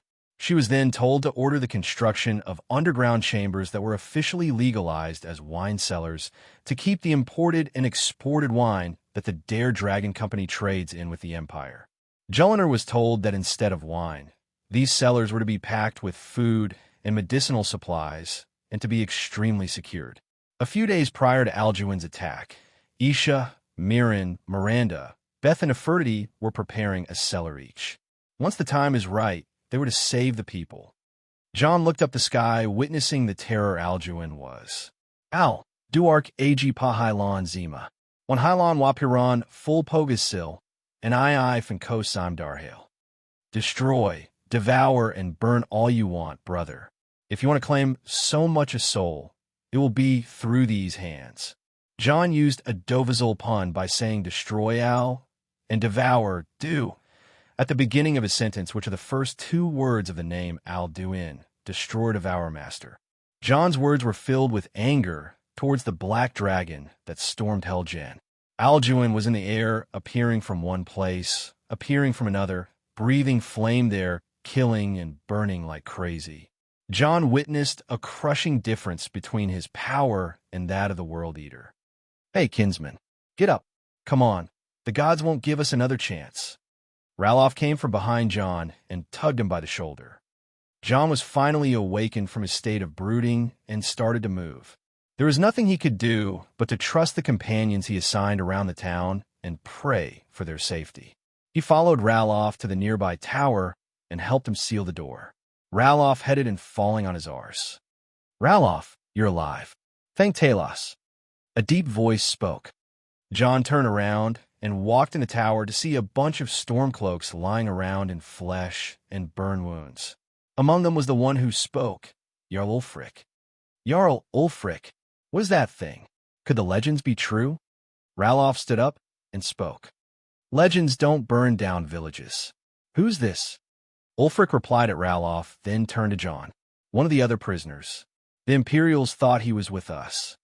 Ralof replied for John. John and Ulfric met eye to eye and seized up one another. Neither man could simply see through the other, but thankfully Ulfric didn't recognize John with the metamorphosis of lust that made his height ordinary, his hair and beard much longer, and his facial features less unremarkable. After all, this wasn't the first time the Jarl of Windhelm meets the Thane of Winterhold. John thought if he killed Ulfric right now, the war would be over, but fate is one mean son of a bitch that will retaliate at him if he tried acting out of order. Also, John still hasn't made up his mind regarding Ulfric and the war. On the other hand, Ulfric felt that John is a strong individual, but this was not the time nor the place to scout for talents, yet he offered a handshake. Well, friend, I would ask you to join the rebellion, but I'm sure we're all a bit busy staying alive. Ulfric said. John looked at Ulfric's hand and agreed to handshake him, but his hand was still shackled. John exerted his raw brute power and broke the binds that were made to suppress mages and warriors alike. He shook Ulfric's hand and turned away, not caring about reactions. John turned to see Loker of Rorikstead sitting and shivering among the Stormcloak soldiers. You lived, huh? Told you not to run. See how right I am? John turned on his smug mood on the shivering Loker. Fucking right you are. A war. An execution. And now dragons. Why in the world can't I leave this shithole? Loker started shouting as if he was losing his mind. John shook his head and waited as the others with him started to move. There was no way out of the tower except going up right now. It may serve as a good chance to scout where the dragon is or jump on a nearby rooftop. We need to move. Now. Ulfric called for his protection as he organized them to start climbing the tower. John and Ralof were at the forefront. Up through the tower, let's go, Ralof said, and John followed. Up there, the stairway was blocked by falling stones. There, a storm-cloaked soldier was trying to open up the path for the others.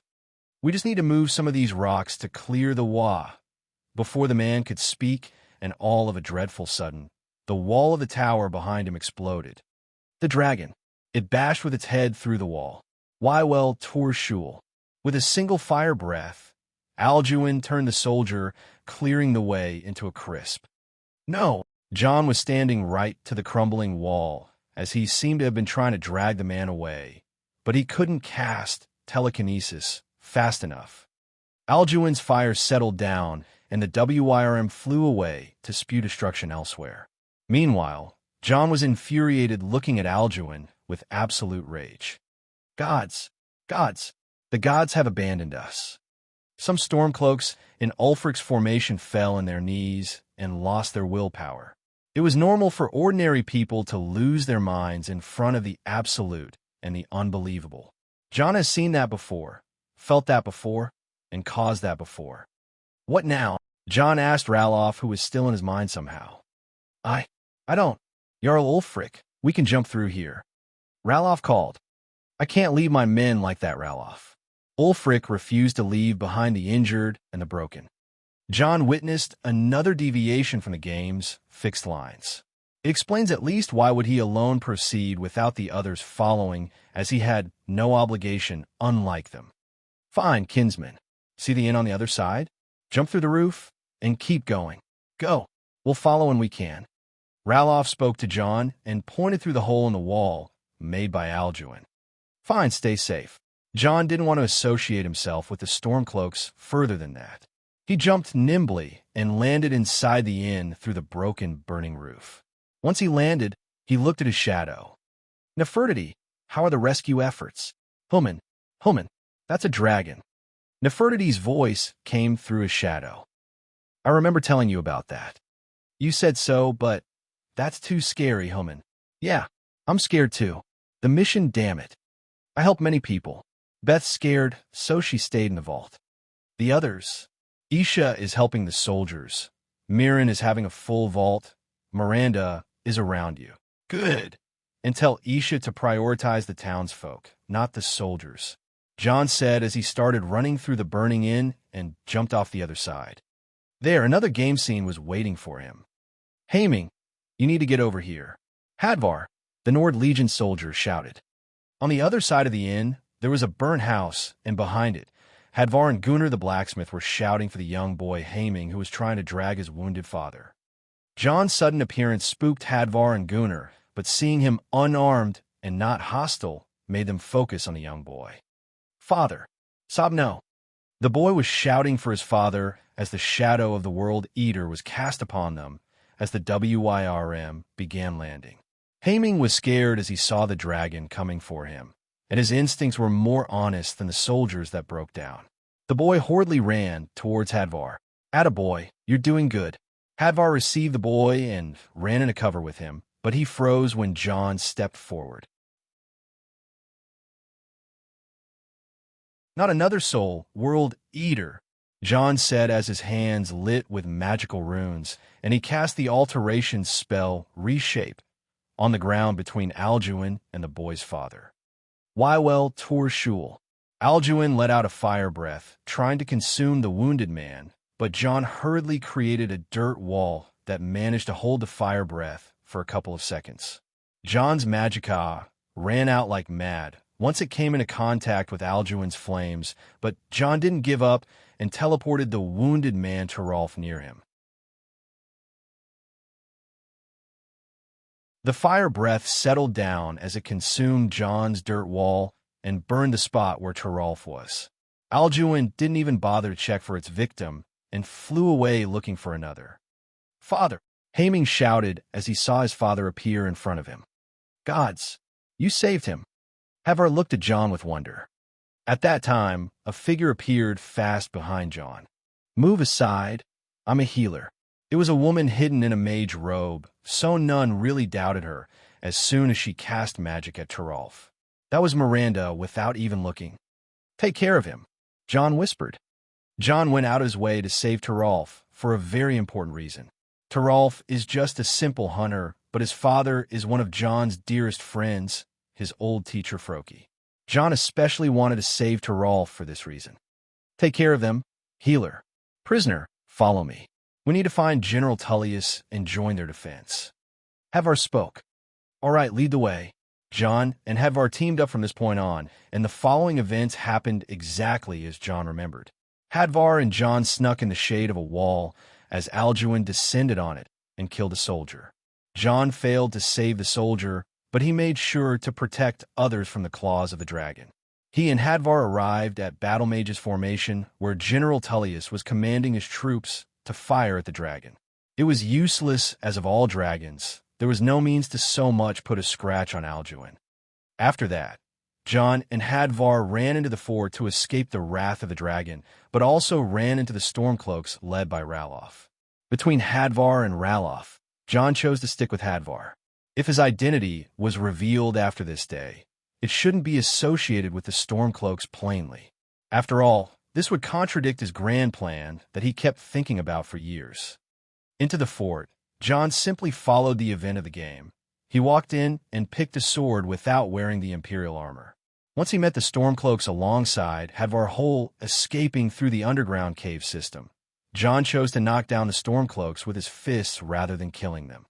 Every Nord dying in battle from this day onward is a tragic loss and something that can't be afforded. Why? John wasn't a fool. He was knowledgeable and well-informed. He understood everything from why he should prevent deaths at all costs to the reason behind attacking Helgen. The answers were all clear. First, why prevent killing? There are two afterlives in this world, Oblivion and Aetherius, which are equivalent to Hell and Heaven. The souls of the dead, Nords who get killed in battle, travel to Sovngarde. Currently, Sovngarde is besieged by Alduin, who feeds on the souls of those dead who haven't entered the halls of Shor. How does Alduin do that? The answer is quite familiar to John. It is the Soul Snare spell. The very same Soul Snare spell that was used in Hammerfell a year ago by Manamarco and the Worm Cult. This spell produces the Soul Snare mist that is currently covering Sovngarde, but the difference is that the one in Hagoth was made in a spell formation, while the one in Sovngarde is a dragon shout. And here is where the second and most important question comes. Why did Alduin attack Helgen? Everyone will think of something, but John was sure of it today. The answer is Ulfric's Stormcloak. Shocking? No. The time where Alduin appeared was just before Ulfric's execution. Some may argue, but what ends any argument is the following. Alduin needs Ulfric alive, so the civil war goes on. The civil war goes on, then Alduin's supply of souls is unending. Alduin was there in Sovngarde for some time now. The proof is that High King Torg should be still trapped in the Soul Snare mist till now, even though he died earlier this year. The World Eater. Alduin has been lurking there for a while and waiting. Now that he gathered enough power to be invincible, he is going out and bringing back his dragon horde to stir the situation in Skyrim. That's the dragon's plan. That's why Alduin is attacking Helgen and why John must prevent the bloodshed. By the time the noise in his mind was over, he was done going through the cave system and exiting it north to the now ruined Helgen. It took a while, but it seemed that Jarl Ulfric and General Tullius have both escaped Helgen with their men. John and Hadvar hid behind a rock at the exit of the cave as they watched the black, dreadful dragon spread his massive black wings and fly through the sky with a mighty roar that sent cold shivers even into John's spine. Looks like he's gone for good this time, but I don't think we should stick around to see if he comes back.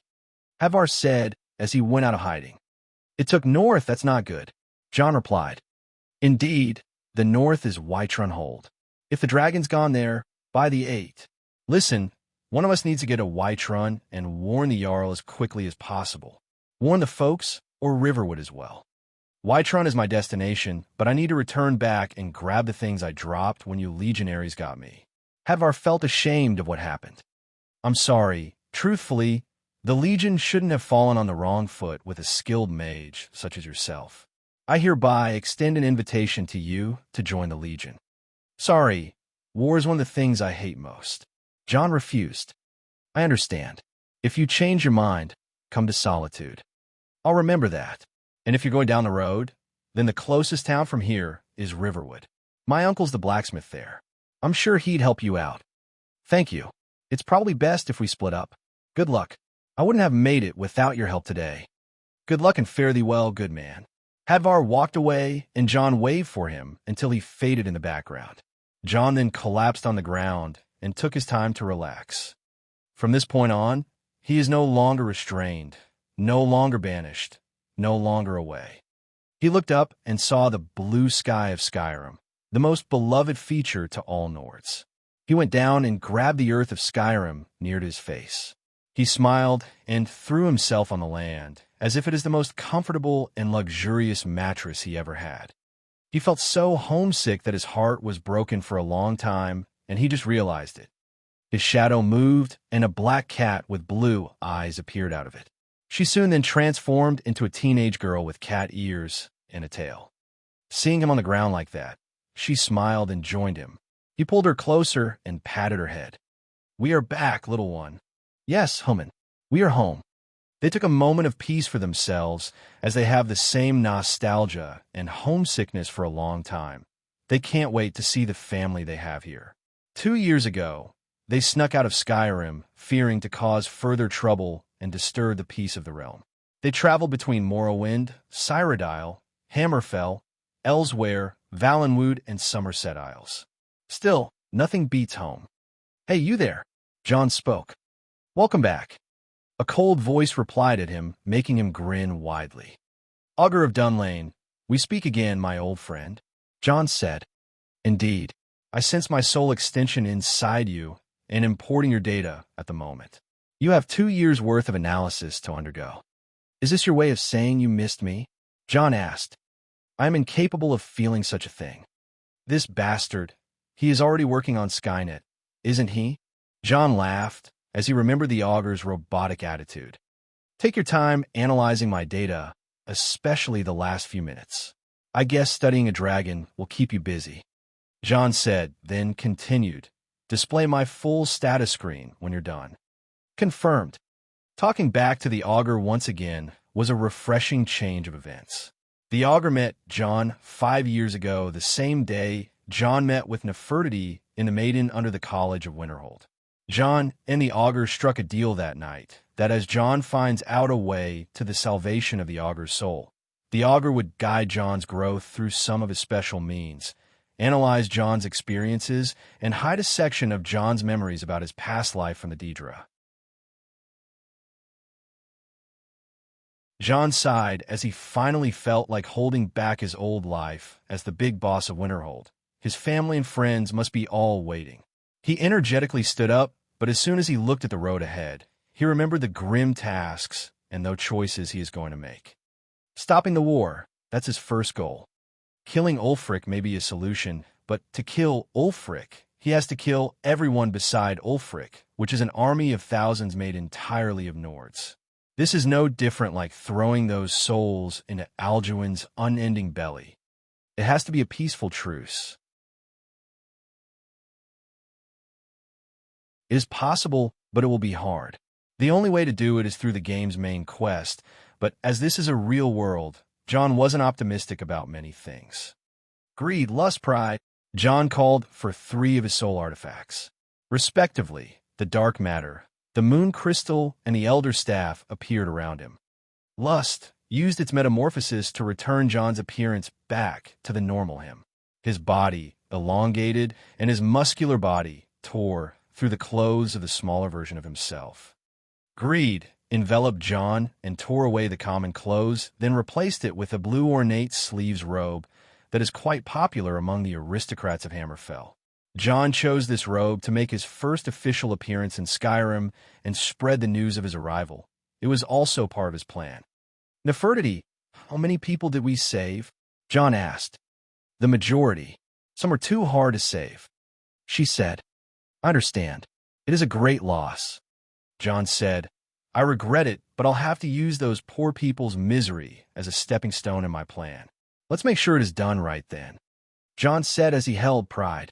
He aimed it ahead and cast a spell he hasn't cast in a very long while. One of Winterhold's signatures, the Flame Horse Atronak. Status. Name, John Dare, John Hill Firemane. Title, The Boss, Thane of Winterhold, Krylin. A race, Human Nord. Age, 20. Level, Early Frozen Heart Formation. Game level, 67. Class, Master Mystic Warrior.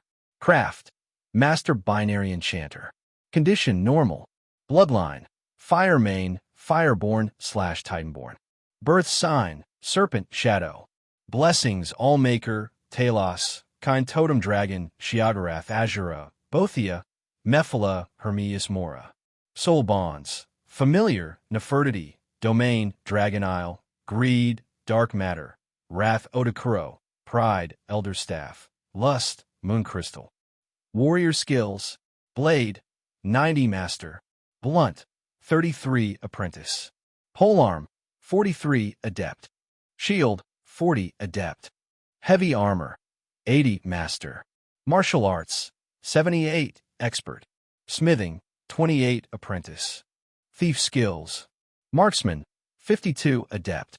Unarmed, 58 Adept. Acrobatics, 70 Expert. Stealth, 74 Expert.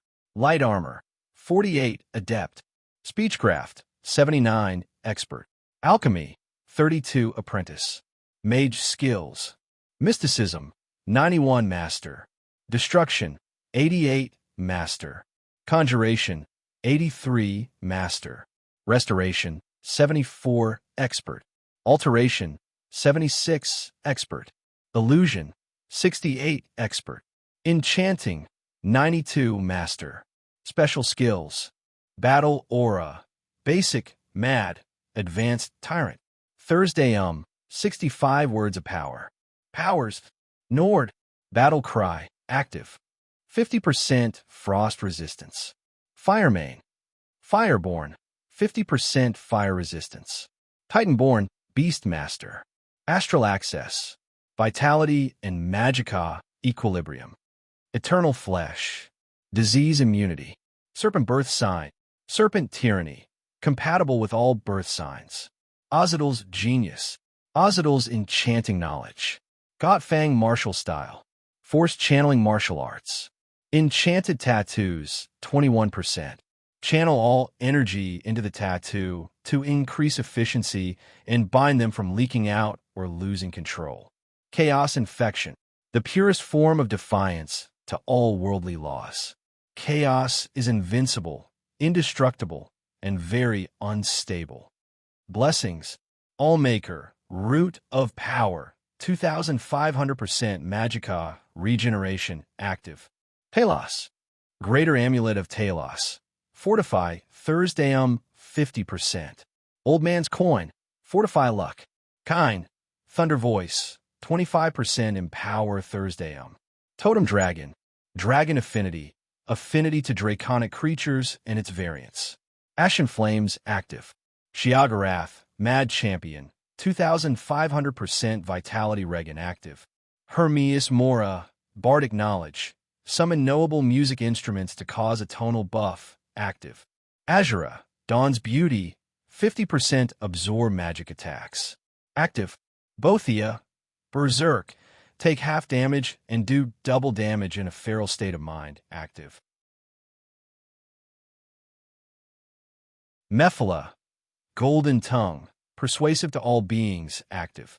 The Shadow Stone, hide in shadows, fortify stealth in through the shadows. Blur, fortify speed during combat. Is almost equal to, is almost equal to, is almost equal to, is almost equal to, is almost equal to, is almost equal to, is almost equal to, is almost equal to, is almost equal to, is almost equal to. YouTube, youtube.com/channel/usar 7RT 7NWOJIR 0S7CJFRJDW. Discord, GG/GKCKVA7. Instagram, @Don_Dokmacy. Twitter, At Eldok Mizi 22.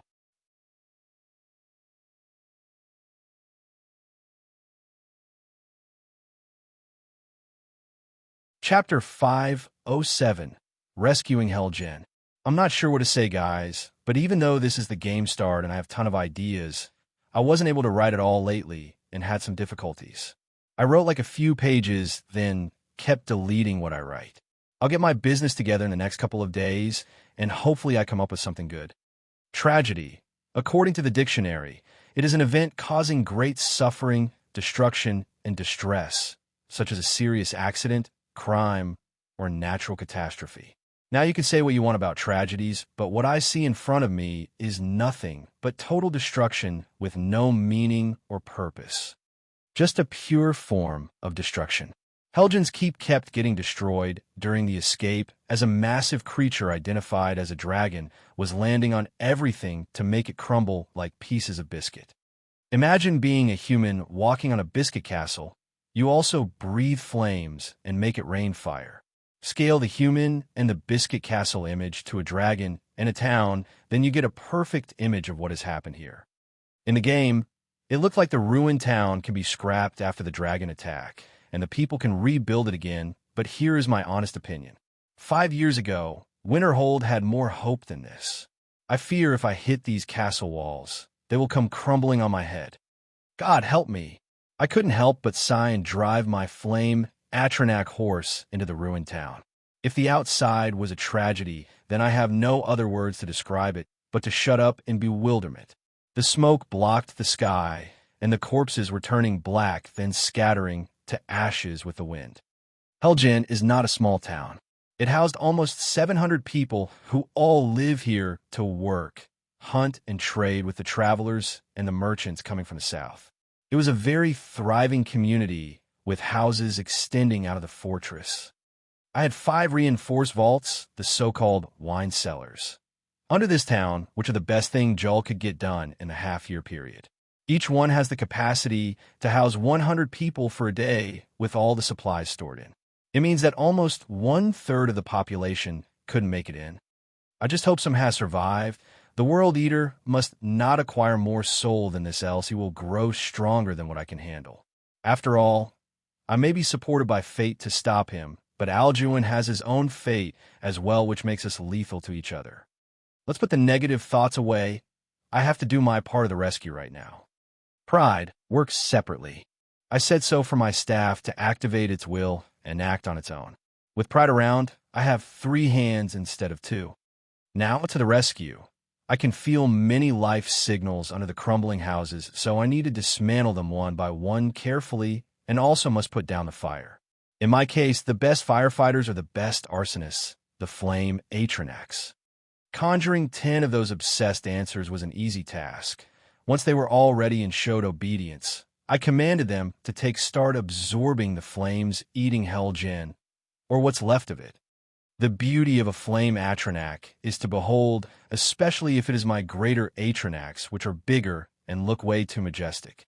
They flew horizontally above the buildings on fire and started harvesting the dancing blazes like avid collectors or the Valkyries floating above the battlefields to pick the worthy. As they took the flames, I could hear screams and wails. I could also feel on the Atronachs getting attacked, which is not something good. Atronachs are Daedra, and they're not fauna mortals, which means I had to cancel that Atronach before it reacts. Riding to the site where the attack happened, there was a healer protecting injured townsfolk and looked pretty nervous. "Halt your spells, light bearer." I came in peace. I called as I appeared on my flame horse Atronach. It was understandable that everyone in this town is currently traumatized by the flames. Seeing anything flame-related, especially my greater Atronachs that had some grand horns and demonic appearances, would spook them almost immediately. My appearance was surely unwelcomed, but as I jumped down from the horse Atronach, put away my black traveling cloak, and appeared to them as a normal human being in my expensive appearance, I surely looked more approachable. Half your steps, fire mage. We don't want your kind close. A Nord woman raised some iron bar to my face. "Ah, I almost forgot good old Skyrim's rhabdophobia, fear of magic. Either way, I have to put on an act as a righteous mage, else those knuckleheads would refuse my help and chase me. Ease up, kinswoman. I have just reached Skyrim to see a beast spitting flames on your town. What manner of trickery did my play on me? Was it the tiredness of the travel making the smoke look like things, or is it— I spoke in a shocked tone. A dragon. It was a dragon. The healer next to the woman spoke. Shore's bones. It wasn't the mead. What is the meaning of this? No, it took off to the north. Riverwood. I turned to the north and acted concerned about Riverwood's safety to show my sincere worry. Fire mage. As I was taking a step away, the healer called. What? You look skilled. Can you heal? No. Can you put down the fires and save the folks under the rubble? But, Riverwood, it's a day travel from here, and against the wings of a dragon, you will reach another tragedy. Help save this one right here, and we can only pray that the dragon nests or rests until the people go to hiding. The healer said. I had a solemn face for a while, then I nodded. You are right. Only prayers can save them, but I'll work as fast as I can get. I must reach there before tomorrow's rise. I agreed. Priestess, we can't. He's one of the mages. They burn things. The Nord woman pleaded. You Nords and your superstitions. Let the good man do some help, else these flames will suffocate us before the night. The priestess said and turned to me. Good man, please don't dally long. I get it. Stand back. I agreed and started working. I wasn't sure of it at first, but this priestess is an imperial. She is the same priestess that was giving the last rites to the Stormcloaks before execution. To think I would run into the NPC, everyone fails to remember. Anyway, it was about time I began working for real. I doubled the Atranax to 20, and the flames were being put down fast. As fast as I could, I would dismantle the rubble by telekinesis, carefully, and pick up the survivors I find by detect life. I can tell from the townsfolk gasps by my working speed was beyond what they imagined to be possible, let alone expected to see. I had a plan from the beginning, and I am used to the rescue processes since I was there during the disaster of Hammerfell a year ago. Still, it wasn't the time to be the glamorous hero. With each survivor I dug up, 2 were found dead. Children, elderly, women, men, animals. It was a massacre. Aside from the completely disintegrated corpses, I counted almost 100 corpses in the first hour.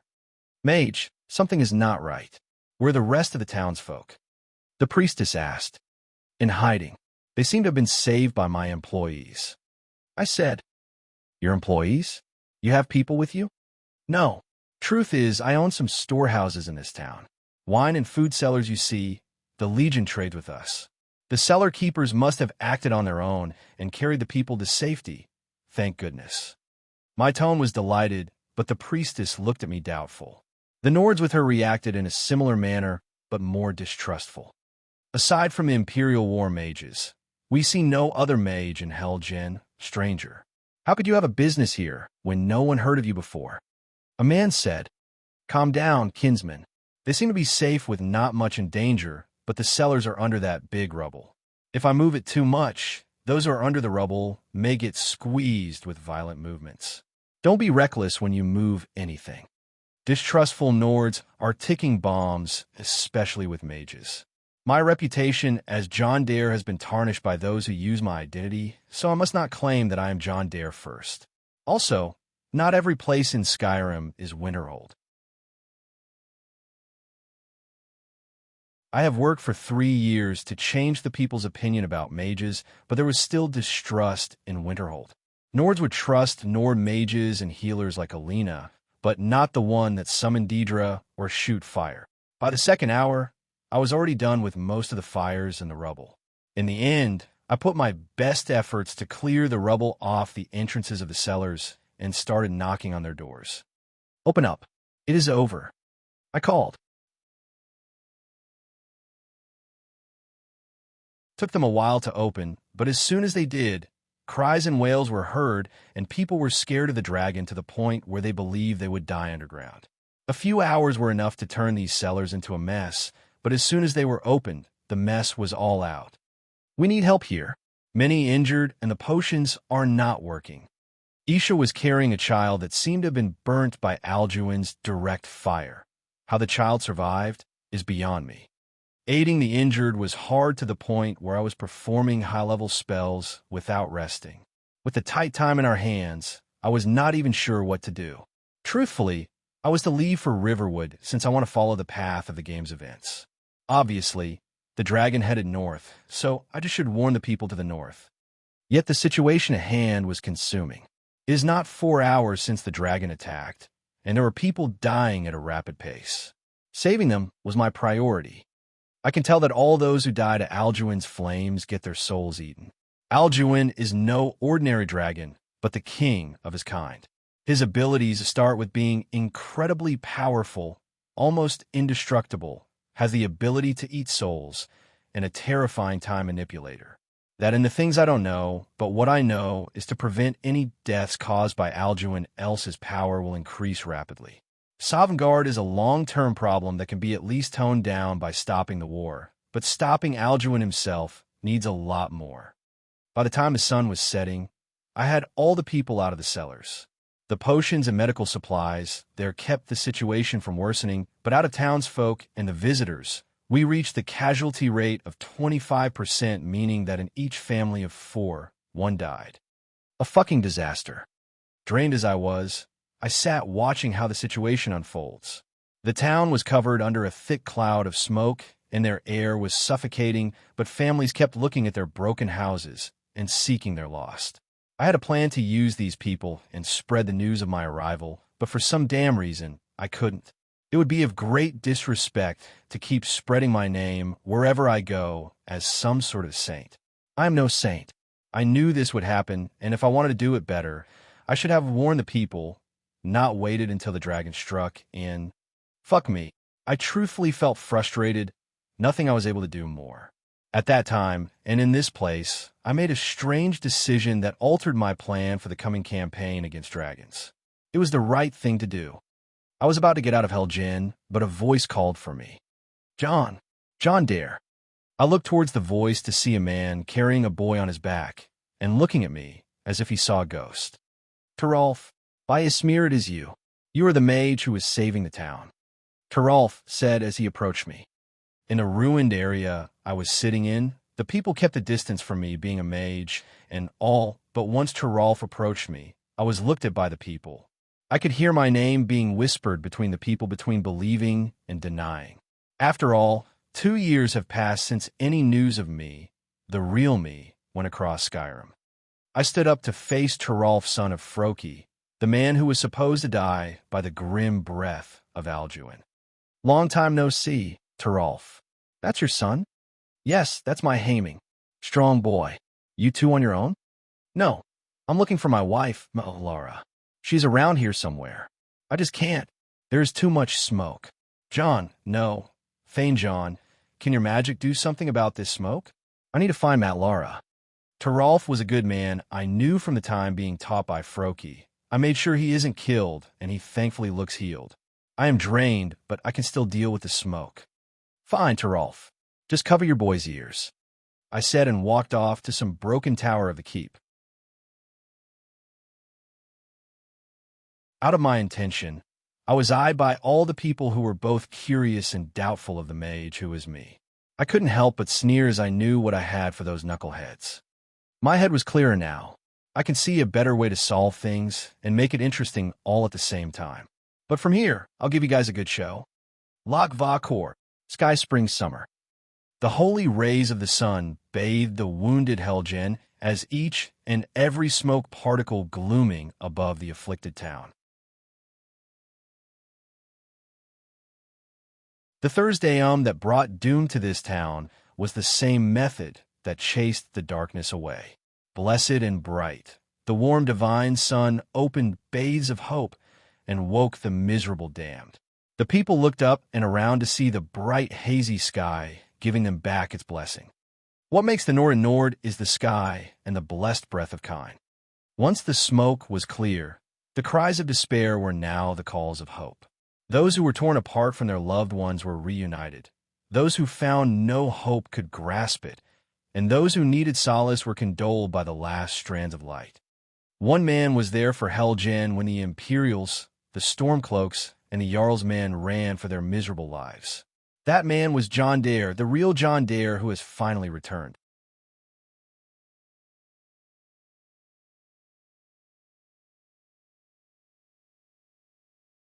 Chapter 508, Bleak Fall Barrow. Big shout out to the new patrons. At Anthony Frank Mackin, C rank. At Justin Lavon Matthews, D rank. At Josh Ham, D rank. I couldn't stay in Helgen after this. The people may have looked up to me, but this is not Winterhold. I had more to go elsewhere. Send riders to the Jarl of Falkreath to ask for his aid. Spread the news of what happened here as much as you can, then join me in Riverwood. We'll move to Whiterun together. That's what I told my companions to do before riding a Flamehawk Atronach towards the north. The distance between Riverwood and Helgen is 1 day on a good horse, but flying on my Hawk Atronach would take far less time. Hawk Atronachs are fast, and the road is not hindered by any long turns or steep falls, just a straight line. At dawn, I finally arrived at the lazy town of Riverwood. Landing outside the town's wall near a trader's camp, I put on a traveling cloak and a hood and walk in the town. There, the town covered in the shadow of the Snow Throat Mountain was having an argument right a few houses after its entrance. I said I saw a dragon last night. An old woman shouted, "By the 8, what is it now, mother?" A young man replied, "It was as big as the mountain and black as night. It flew right over the barrow." "Dragons, now is it? Please, mother. If you keep on like this, everyone in town will think you're crazy. And I've got better things to do than listen to more of your fantasies." "You'll see. It was a dragon. It'll kill us all, and then you'll believe me." The conversation sounded very familiar, but I didn't really think I would hear it. As far as I can tell, this conversation gets triggered when the player enters Riverwood for the first time. Could it be that my existence triggers those conversations the same as in the game? I knew those two people. The young man is the bard Sven, and the woman is his mother. "Greetings," I spoke as I approached the two. "What is it, stranger?" Sven replied, "By the gods. Yesterday dragons, and now giants." Sven's mother looked at me as if I am some sort of freak, good eyes. "Mother," Sven turned to the woman, then to me, "Excuse her, she's a bit moody this morning." "It's all right. I just wanted to ask the specific direction where that dragon flew." I said, "The dragon? It is just my mother's. You don't have to concern yourself." "Young man, don't you know? A dragon has attacked Helgen." "What? You heard me. The town was burned to the ground. I thought the Imperial soldiers ran this way." "Woman, where did that dragon fly to?" "Mara's mercy. It flew that way," the woman said as she pointed to the west. "Thank you. I wasn't sure where Alduin went exactly, but there was something I'm sure of. He is now off to resurrect the other dragons, which makes him a pain in my ass. There's a certain item that carries a map to all the dragon tombs which I need to secure. It has many uses later on." As I was walking away, Sven called for me. "Wait, kinsman. If what you said is true, and maybe my mother isn't that crazy, then you best tell the Jarl in Whiterun. He needs to know about this and help secure Riverwood." He said, "I know. Just point me to this town's inn, and you better spread the word. I'll head out to Whiterun after I catch some sleep." I had to stay in Riverwood until my team arrives, but I also had something to do, and that is to visit the most famous dungeon of all times, Bleak Falls Barrow. Why is this the most famous dungeon of all time? Just ask every Skyrim player how many times did they have to go through this particular dungeon. They should already know it like the backs of their hands. Aside from my planned adventure there, I had to make the news go viral about Helgen, and thankfully, the sleeping giant inn was a good place to start as I paid the bard, booked a room, and stayed pretended to be resting while in fact, I went out of town by teleporting. Bleak Falls Barrow was up ahead, and all I needed to do was to climb a mountain, stumble upon some pack of hungry wolves, then reach an abandoned ancient tower with bandits taking refuge in. The bandits were an interesting bunch, as I saved one of them for questioning to learn that most of the people here are deserters from the Civil War. It explains why the number of bandits has gone up 10 times, as much from what it was before the war. It also explains why there were so many bandits in the game, literally wherever the player goes. As the Thane of Winterhold, I had a policy about bandits during the time of peace, and that was to brutally execute them. With a war going on, I am now less convinced about it. I had to ask the bandit what the Jarl's men would do when they catch him, and his answer was a slow death, so I gave him a swift one. Following, there was a few turns on the mountain road, then my arrival to Bleak Falls. Unlike the game, it doesn't really snow that in summer, but it may happen occasionally, it just won't stick around. As soon as I started ascending the mountain, it started to show some signs of snow, and barely got any as soon as I was up.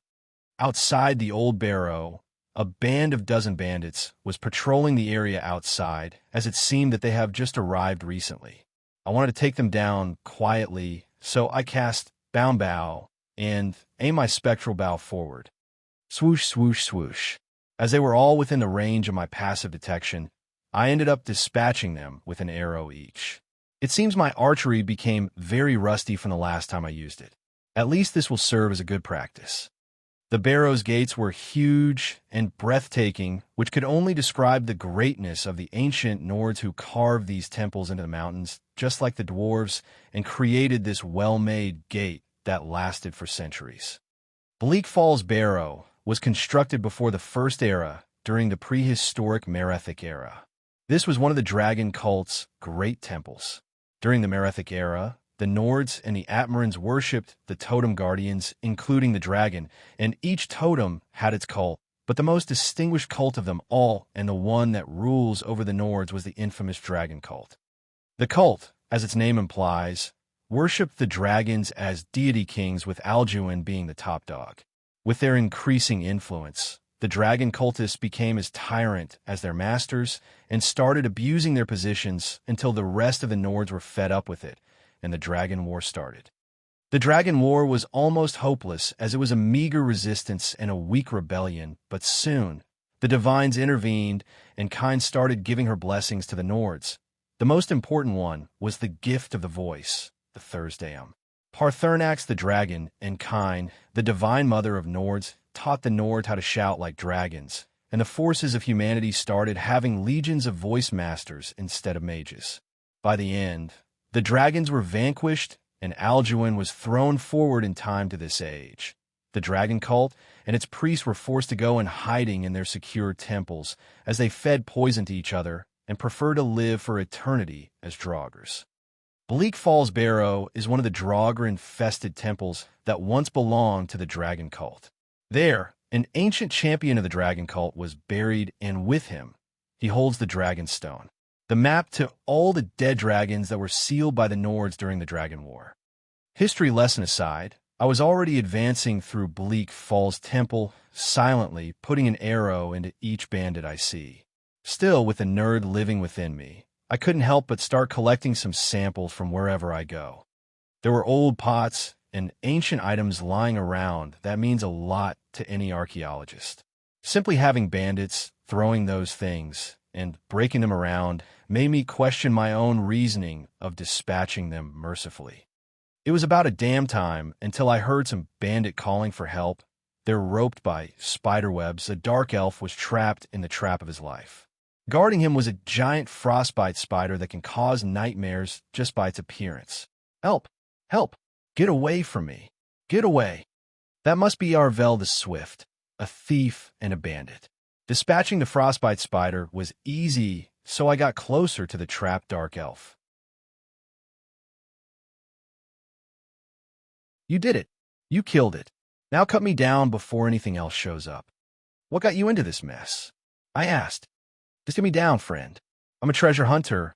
I was just exploring this barrow. Exploring? So the ones I killed out there were not bandits? My question left the man silent for a second before he collected his thoughts and smiled. Those people? No, they were after me and the treasure. You killed them? Now that's good news. I don't have to share the treasure with any of those bandits now. It is all ours, friend. Intriguing. Just me down, and I'll show you. You won't believe the power the Nords have hidden there.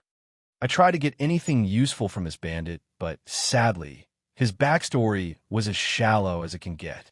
Probably a treasure seeker who ended up a bandit because of bad luck, or a thief who was forced to a career change. These kinds are quite common.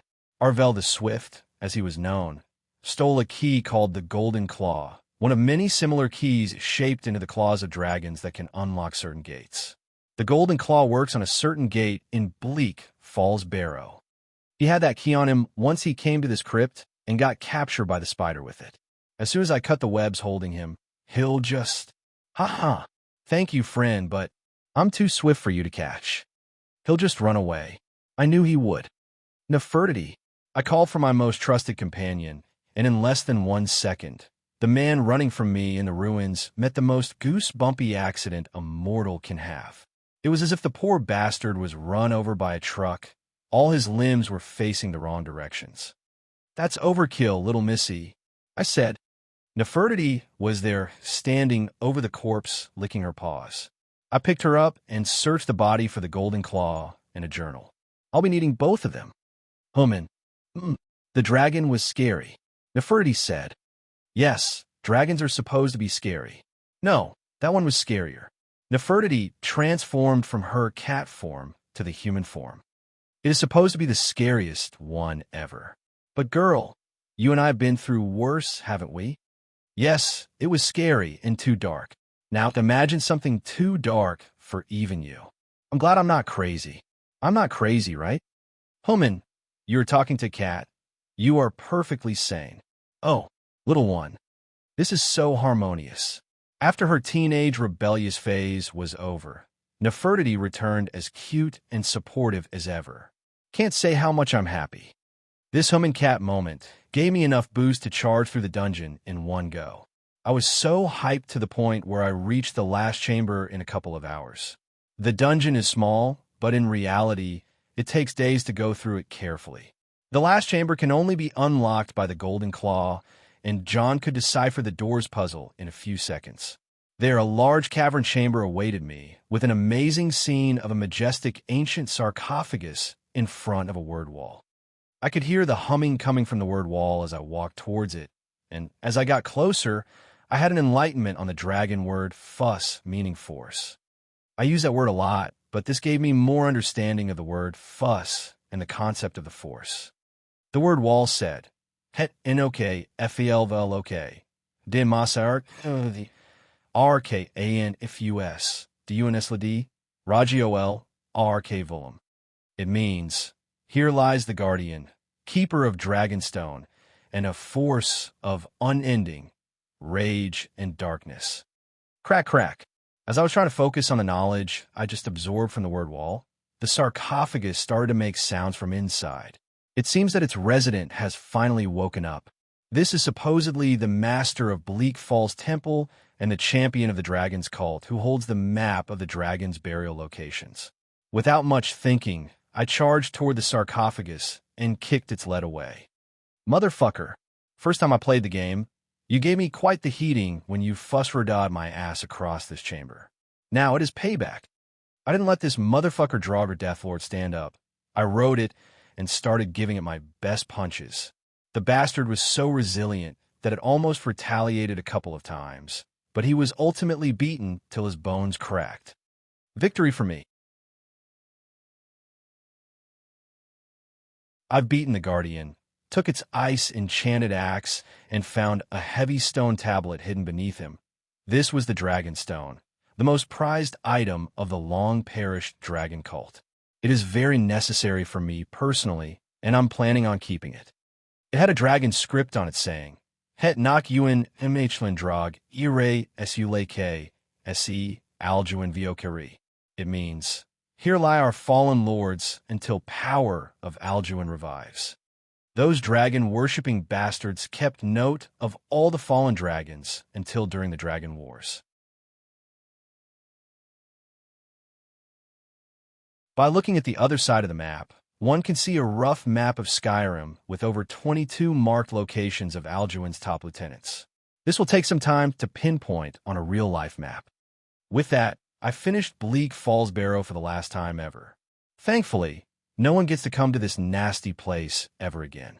I will come later to know that my wish wasn't fulfilled, but that's another story for another time. Right now, it's time to head to Riverwood. I can barely count the hours before reaching Whitron. P4 Tray 0N. Pat times Rayon. com/Eldokmeezy. Remove times. YouTube. com/channel/UCR. 7RT. 7NWOJR 0S7CJFRJDW. Discord. GG/GKCKVA7. Instagram at Don_Dokmesi. Twitter at Eldokmeezy22.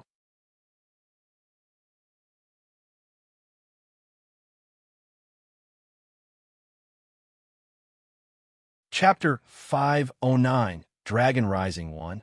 One of the most beautiful places in Skyrim is undoubtedly Riverwood. The town was designed to be the player's first step into the Nordic civilization, and it delivers a fair level of natural beauty and passive immersion. In reality, this is not much different. Riverwood's main specialties are lumber, furs, meat, and serves as a traveling stop. This all makes the town pretty important on the map to all the caravans coming from the south to Whitron. On the other hand, the woods around Riverwood are mostly safe and surprisingly very beautiful and green during summer. It is warm, breezy, quiet, tranquil, and refreshing. There, John was lying on the green grass with a girl on his side, and of course, the first question was which girl? To answer this question, it starts with John returning back to Riverwood. He used a couple of gold ingots to replicate the golden claw, as the original has some magical properties to it. John went to the general trader of Riverwood with it and told him about coming across some bandits that had this thing on them. Lucan the trader was actually the original owner of the golden claw, but as a simple citizen, he couldn't recognize the difference between a magical item and the replica, thus John was okay. Now to the answer that is already very obvious. The girl who slept with John was Camilla, Lucan's sister, also famed as Camilla the Hoe.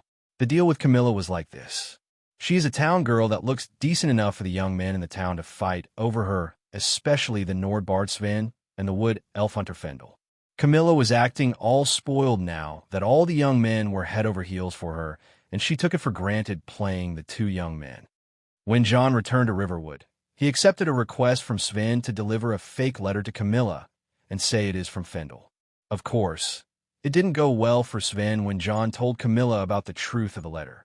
John didn't stop there. He proved that Fendel had something to do with a robbery in Lucan's shop, causing the Golden Claw to get stolen by Arvel the Swift. Fendel seemed to have sold information about the claw for some coins. This made the second guy fall from favor as well. With both Sven and Fendel out of the picture, John could be considered the savior of the general store and could easily woo its poster girl. Didn't take him a couple of drinks to take her to his room in the inn and make love to her all night. When they were about to get noisy, they decided to sneak into the forest and continue their energetic fornication till dawn. You did again, didn't you? Isha stood above John's head, waking him up with the shaft of her spear. Sometimes the supply can't satisfy the demand. Basic commerce. John replied without opening his eyes.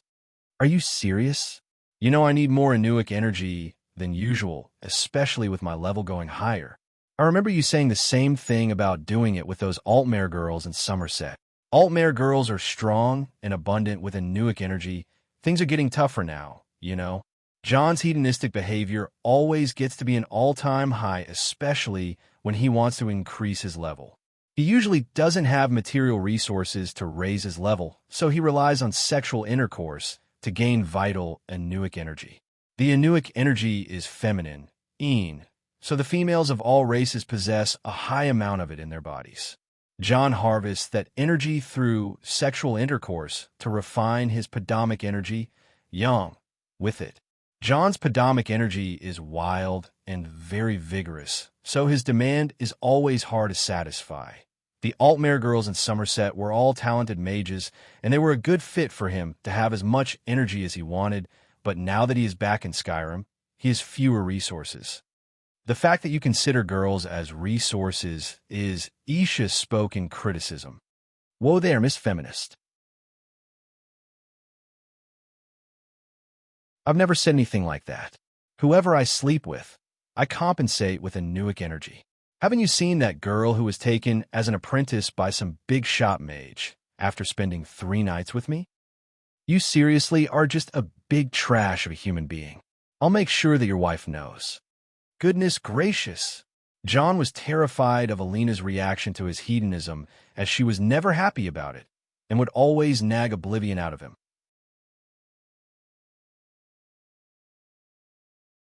She must have known that John can't possibly pass 2 years away from home without having some affair, but if she found out about the 1-year fornication act he did, she'll rip him apart and feed him to that griffin he hates, or at least that's how she warns him. Let's just try to be peaceful now. How were things on Helgen's front? John diverted the subject. Isha took a deep breath before massaging her temples with annoyance. Don't get me started.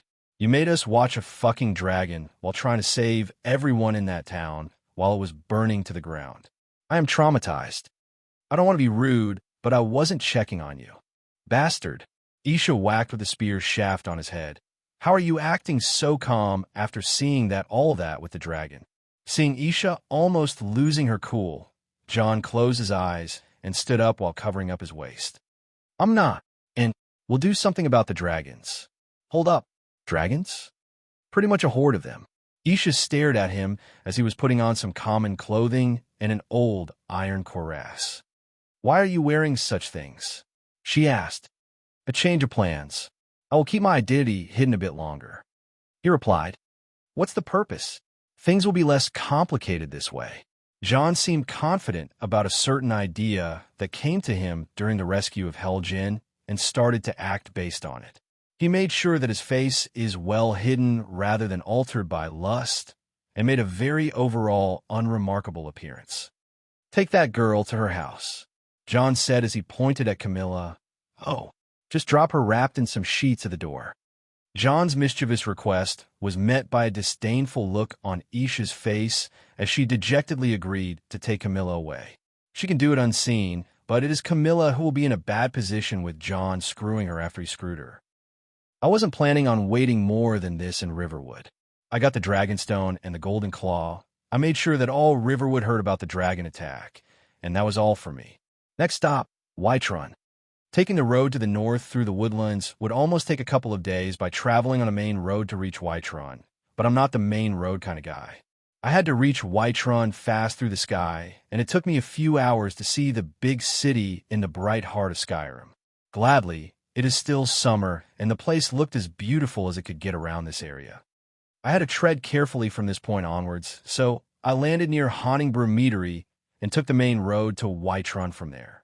The reason I haven't teleported anywhere so far was to not trigger any encounter I wish to avoid and to make sure the flow of events go according to plan. I also wanted to confirm my doubt about something, and lo and behold, I was right.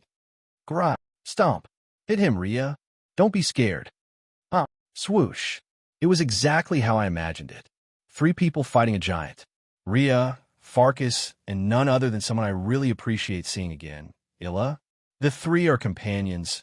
Illa and Farkas are senior members from the Circle, and Rhea is a greenhorn, or as they like to call it, a whelp. From what I can tell, this is Rhea's initiation mission, as she is doing most of the fighting while the other 2 are just standing there as support. It is a common scene at the beginning of the game, but that is what I was looking for. There is a big meaning to this encounter that also happens in the game.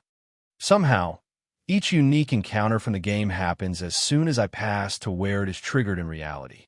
It didn't happen yesterday or the day after it. It won't happen tomorrow either. It happens around me when I pass by. This is not just some randomness or a coincidence. This is the power of fate.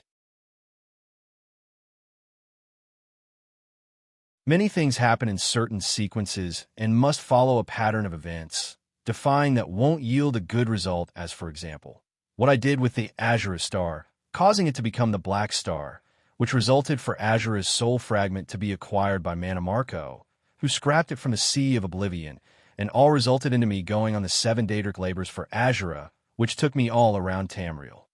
Respite the gains I had, I learned a precious lesson on not to mess with fate. There is always a time for everything, and all my actions so far have severely affected the future. That's why I have to be ready for all oddities. I don't believe the game events will keep popping up the same way they used to be. While I was thinking, the battle between the three companions and the giant was about to unfold, but it seemed that the giant became fearful and decided to retreat. After him, he's going towards the road, Farkas shouted.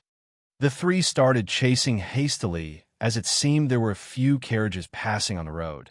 The people panicked at the sight of the giant, but strangely, the closest one to help was me.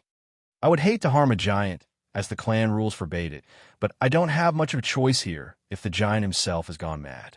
The shabby sword I had was unsheathed as I leaped in the air towards the giant's head. He saw me coming and swung his club at me.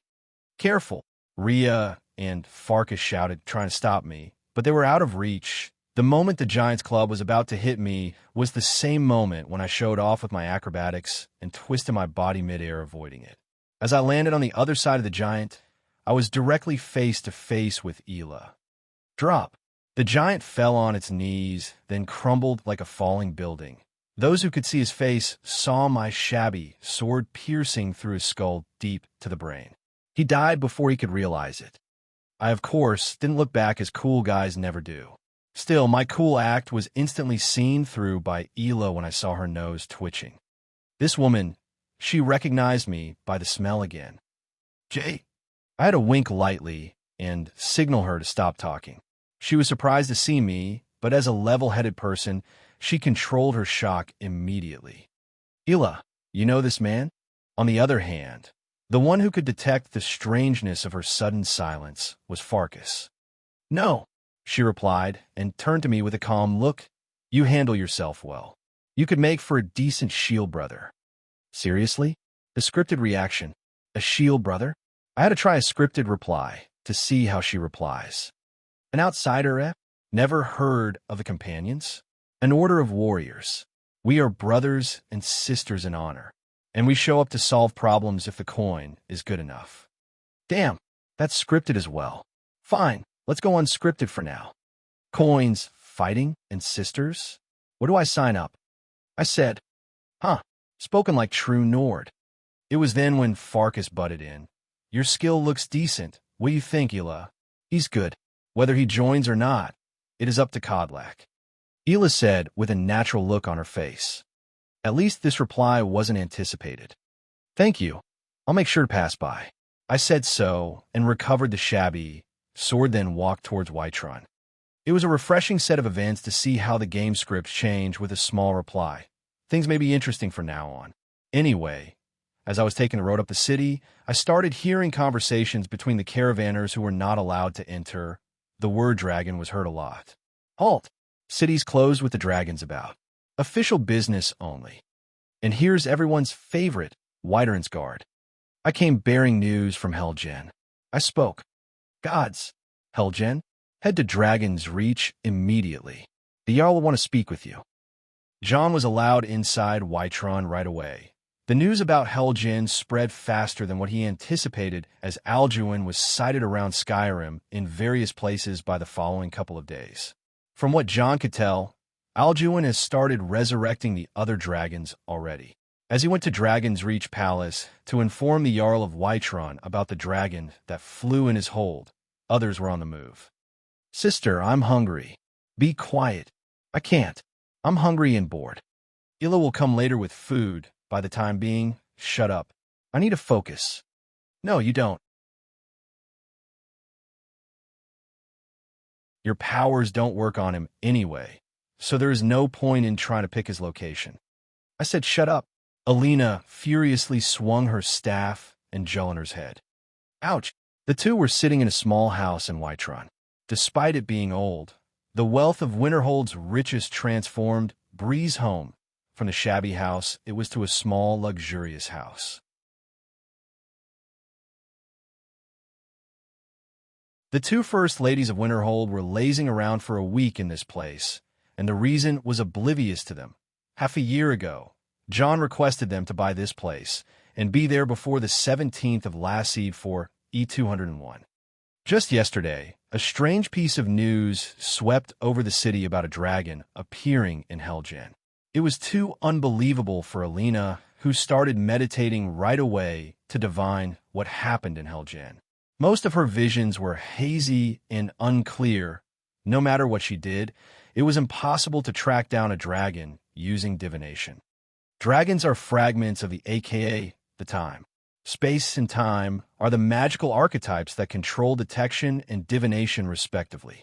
Detection is to gather information through space, while divination is to gather information through time. Being made of time, the dragons were immune to divination the same way John was. This was something new to Alina, who was called Crimson Moon for her seer ability. She knew that John was immune for some absurd reasons, but never thought it would be related to dragons. She suspected but overlooked. Now that both the mysterious dragon and John were out of her reach, the very capable Alina was feeling powerless in the face of those absurdities. The reason why she was stern to Jelinar and locked herself in Bree's home the entire day. The reason why she kept Jelinar close by was that there was no way to predict what Jul would do if she was left on her own. On the other hand, the third person who came with them from Winterhold was busy gathering information through the company's network. "Sister-in-law, I'm back," Wulfur called. Speaking of the devil, Alina walked down the stairs from the top floor to see him. He seemed to have changed a bit since 6 months ago, growing a full beard and long hair. "Wulfur, any news?" she asked. "More sightings of the dragon around the hold. Battleborn will keep us updated," he replied. "All right. I'll go back to my business. Inform me first thing if there is anything new," she said, and turned around to go up and continue what she was doing. Meanwhile, Jelinar snuck down and signaled to Wulfur about Alina going crazy. Alina glanced at Jelinar with a glare, and the latter ran away immediately. "Sister-in-law," Wulfur called for Alina. "Yes, I saw Ela on the way back. We can drop by at Jorvaskr dine with the companions for the night. Let's go." Wulfur invited Alina to leave the house for a while. "Thanks, but I'm busy," she said. Yes, I'm starving." Jelinar dangled her head from the upper floor. "Come on, sister-in-law. You haven't eaten a thing since yesterday. Maybe your divination doesn't work on an empty stomach." Wulfur said. "It doesn't work, Lee." "Yes, hungry people don't function well." Alina was retorting, but Jul cut her. "Come on. Just take an hour to rest your eyes. They're clearly red," Wulfur said. Alina looked at him unamused. "My eyes are naturally red," she said. Seeing how the two were looking at her, Alina sighed and gave up at the end. "I guess I'll do it, but only for an hour. Yay. Meat. Jelinar came down from the ceiling and started jumping around Alina happily. The three people, who were John's original battle party, were heading out together to get some food in Whiterun. At the same time, another 3 figures entered Whiterun by the special tokens from the Dare Dragon Company. "Sister, I'm hungry." "MHM, don't just nod to me. We are twins, all right, but I don't get what you are nodding at." "I understand you're hungry. Then do something about it." "I'm hungry and tired." "MHM." Mirren and Miranda walked into Whiterun under the hating gazes of the Nords of the 2 high elves who didn't hide their identities one bit. "Guys, these tokens are super awesome." The guard saw them and almost choked from the shock. On the other hand, Isha spoke whole, pointing at the Dare Dragon Golden token John gave her. "John has a large influence in Skyrim. Saying his name makes strange things tend to happen." Mirren replied. "We can't cause problems, though." Miranda said. "You are right. It seems like a source of fear rather than a source of power." John said it many times, didn't he? Isha thought. "Can we eat now?" Mirren asked impatiently. "All right. I don't know about this town, but the famous Jorvaskr stands here. If we go to that girl Ela, she can treat us something." Isha said. Isha and the other 2 were familiar with Ela. After all, she was there in Hammerfell during the last labor when John fought Manamarco. "You think the companions will treat us well?" Mirren asked, pointing to the fact that he and his sister are elves who are not popular among the companions. "Don't worry, love. I'll protect you from anything." Isha said as she winked to him. Also, with my position as the spear battlelord of the Citadel of Ebonarm will guarantee the friendship with the companions, so keep close to me. All right, MHM. Mirren and Miranda followed Isha in the city, while Alina led Wulfur and Jelinar towards Jorvaskr as well. None would have anticipated the clash between John's old party and his new party, a clash that will create the most terrifying war squad ever. P4 Tray 0N. Pat times Rayon. com/Eldokmezi. Remove times. YouTube. com/channel/USAR. 7RT. 7NWOJIRA 0S 7CJFRJDW. Discord GG/GKCKVA7. Instagram @Don_Dokmezi. Twitter @Eldokmezi22.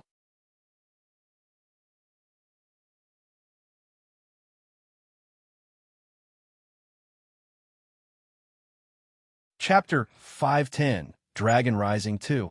As I approached Dragon's Reach Palace, I made sure that I don't look like myself, so I made my hair a bit blonder and my face less recognizable. A bit of an ordinary face on an ordinary height. The reason why I had to go through all that disguise was to achieve a certain goal in the long run. Supposedly, the fate I know unfolds the way I expect. With this and that out of the way, I stood at the gate of Dragon's Reach that was surprisingly lightly guarded. I would tell whoever tries to stop me that I am a messenger from Riverwood until I was led in the Jarl's Hall. The place was as large as I remembered, high ceilings and wooden pillars in a carefully lit environment, and at its end, the important figures of Whiterun were in a deep discussion about the matter of a dragon sighting. My appearance caused the inner palace guard to be tense, and I was approached by the Jarl's personal bodyguard, Housecarl Irileth, who was pointing her sword at me. Irileth is a Dunmare, and I remember her from my 5th labor when I was told to steal the ebony blade with the assistance of the Morag Tong cell hidden in Whiterun. That day, Irileth was revealed to be a former Morag Tong assassin who betrayed the Tong after being tasked to be the keeper of the ebony blade.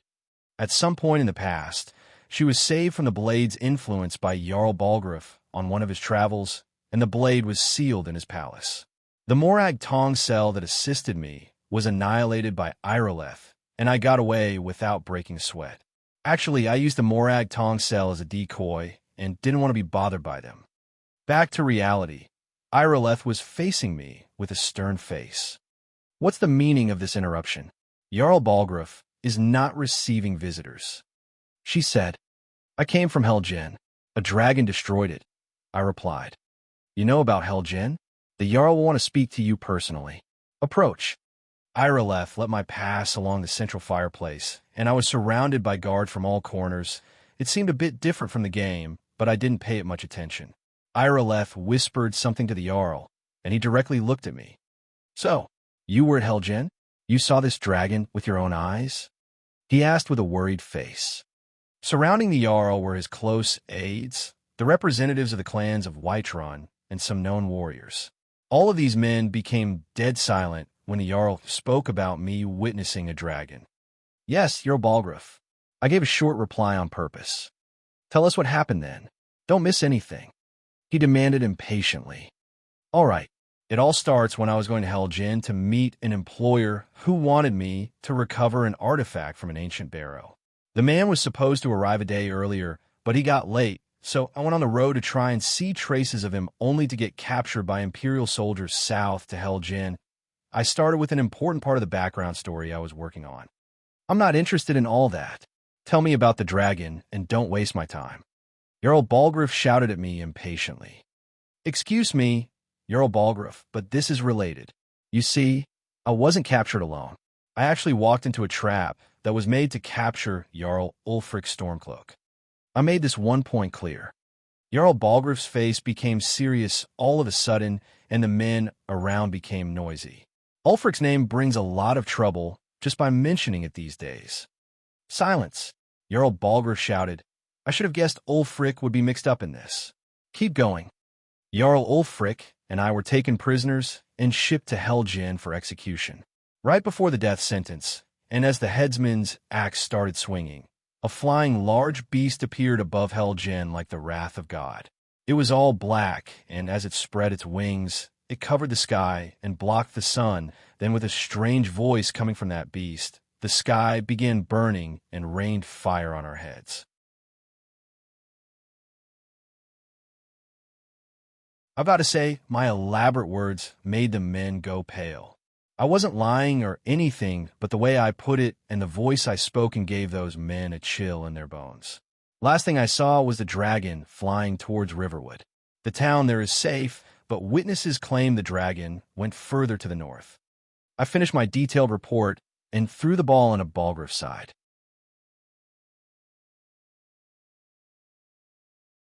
Depending on how I turn my words, things will unfold in many different ways that I can't help but wonder how they will be. By Ysmir, Irileth was right. The Jarl stood off his seat, and all cleared the way for him as he walked to brood over the flames of the large central fireplace of his hall. We need to secure the whole, my Jarl. Irileth spoke. We can't start any big moves at the moment, my Jarl. This will pester the Imperial Legion. Proventus, the Jarl's steward, said. What do you think we should do then? Wait until the dragon sweeps us all? Irileth shouted at Proventus. We should act carefully. Rushing out for a dragon hunt is not justifiable to others. Proventus replied, You imperial fool. Things won't matter either way when the dragon descends on our heads. Vigner, Greymane, butted in. I think we should take action and inform the Imperials. Pacifying them is easy as the dragon seems to be willing to show itself either way. Alfred Battleborn said his opinion as well. This was a typical argument in Wytern's court, the busiest court in Skyrim. Even the Blue Palace of Solitude didn't get half of this drama when High King Torrig was still alive. Jarl Balgriff was known to be a patient but firm man, thus he could deal with this court of his, but with the war at his doorstep and the dragon on his roof, the Jarl was easily agitated. Oblivion takes you all. I'll not stand idly by while a dragon burns my hold and slaughters my people. He shouted. Irileth sent a detachment to Riverwood at once. Yes, my Jarl. Irileth nodded and went off right away. We should not. Proventus wanted to retort, but Jarl Balgriff cut him. Enough. All of you are dismissed. The Jarl's voice made everyone in this place move like rats. His housecarl was loyal to his call, but his steward was bought by the Imperials. He had to make a balance between his will and the interests of his allies. Adventurer, wait. The Jarl called for me as he dismissed the others.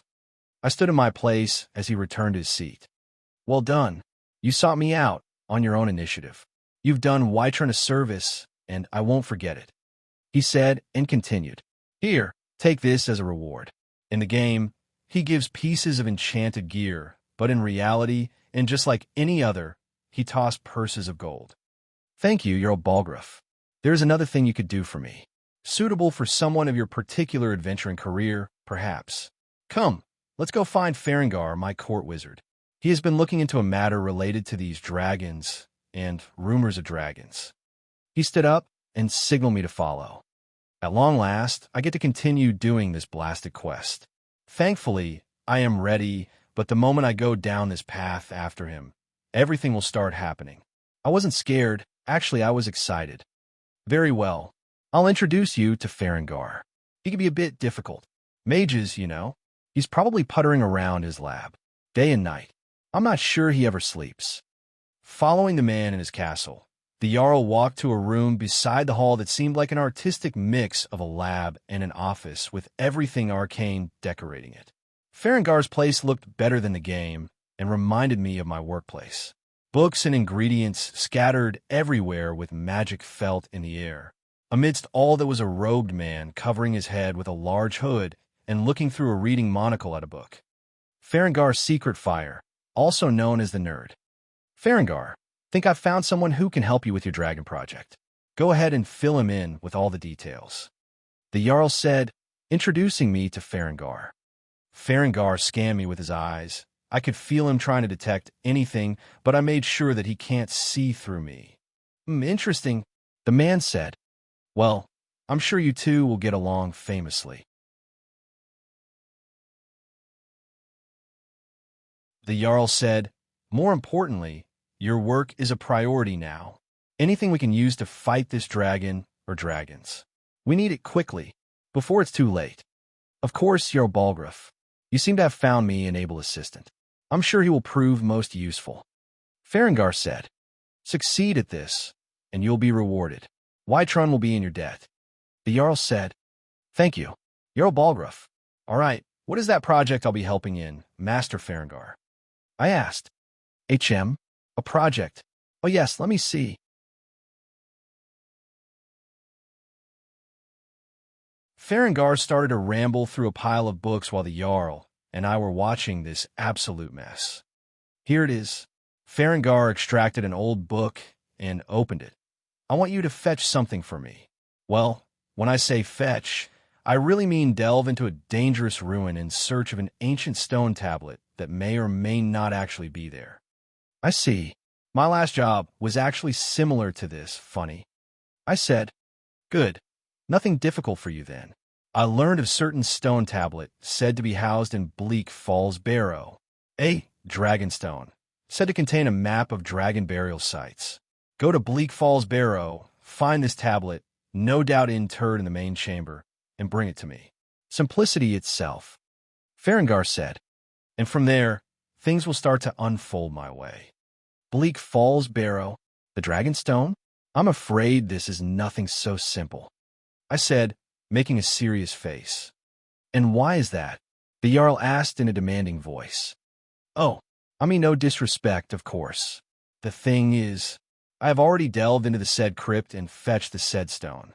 This was the job I spoke of, Jarl Balgruuf. I was delivering it when I got captured. I said, what? The Jarl was shocked. Do you still have it? I do. By Ismir. What are you waiting for then? The Jarl urged me to bring it out. All right. But Jarl Balgruuf, the employer I spoke of, has already paid me for it. I can only lend it to Master Balgruuf here. I mustn't part with it. I said, ugh, you needn't worry. I'll double whatever you've been paid for it. He said, it is not a matter of money, my Jarl. Isn't it? Then is it honor among mercenaries? He asked indifferently. Neither. It is the employer himself. I mean no disrespect, but that man is not someone I can cross. He is dangerous. I said, making up a fearful tone. More dangerous than a Jarl in his own castle. The Jarl said, I beg your pardon, my Jarl, but I wish to avoid both the headsman and pestering that man. I made my stance clear. Who is that man? This question would mostly come from the Jarl, but he wasn't the one asking. Rather, it was a woman's voice coming further from Farengar's quarters. Who's there? The Jarl shouted. It's okay, Jarl Balgruuf. It's just an associate researcher. Farengar said as he pointed towards the inner study of his lab. From there stepped out a woman, covering herself under a hood and a cloak. It's about time she showed herself. Oomph. An associate, you say? The Jarl rechecked. Yes, she was the one who pointed me towards the Dragonstone. Farengar confessed. All right, the Jarl seemed to have accepted the answer. On the other hand, I was looking at that woman as I already know her identity. She is Delphine, someone I don't want to associate myself with at all. Basically, this is the most stupid person in the whole game. The reason why I picked the Dragonstone in advance was to avoid her, but I detected her as soon as I entered the lab. So, who is that employer you spoke of? The Jarl asked the question. I don't know him by the name, but he is someone terribly powerful. I met him in north of Cyrodiil at Bruma, and he gave me some jobs. The last was to bring him the stone tablet. He is a Nord but taller than an Altmare, red-haired and blue-eyed with a loud voice and brash attitude. But he is a mage from what I know. That's all I know of him. I said, wait, red-haired, taller than an Altmare, and a mage? The Jarl stopped me to think. I don't think. Hey, was there anything else you noticed about him? The Jarl fell in my trap. This is what I was aiming for from the beginning. He cracks a lot of cats and dragons jokes to the point where it's annoying sometimes. Oh, and he carries a black cat with him. Talos, the Jarl shouted in surprise, but muffled his voice in a second. He almost lost control of his mouth and recited the name of Talos, the outlawed deity.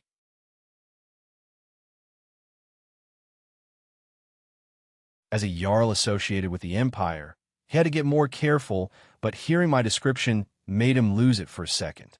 He soon recovered and made sure that only the people in this room heard him. Ahem, you said you know that man?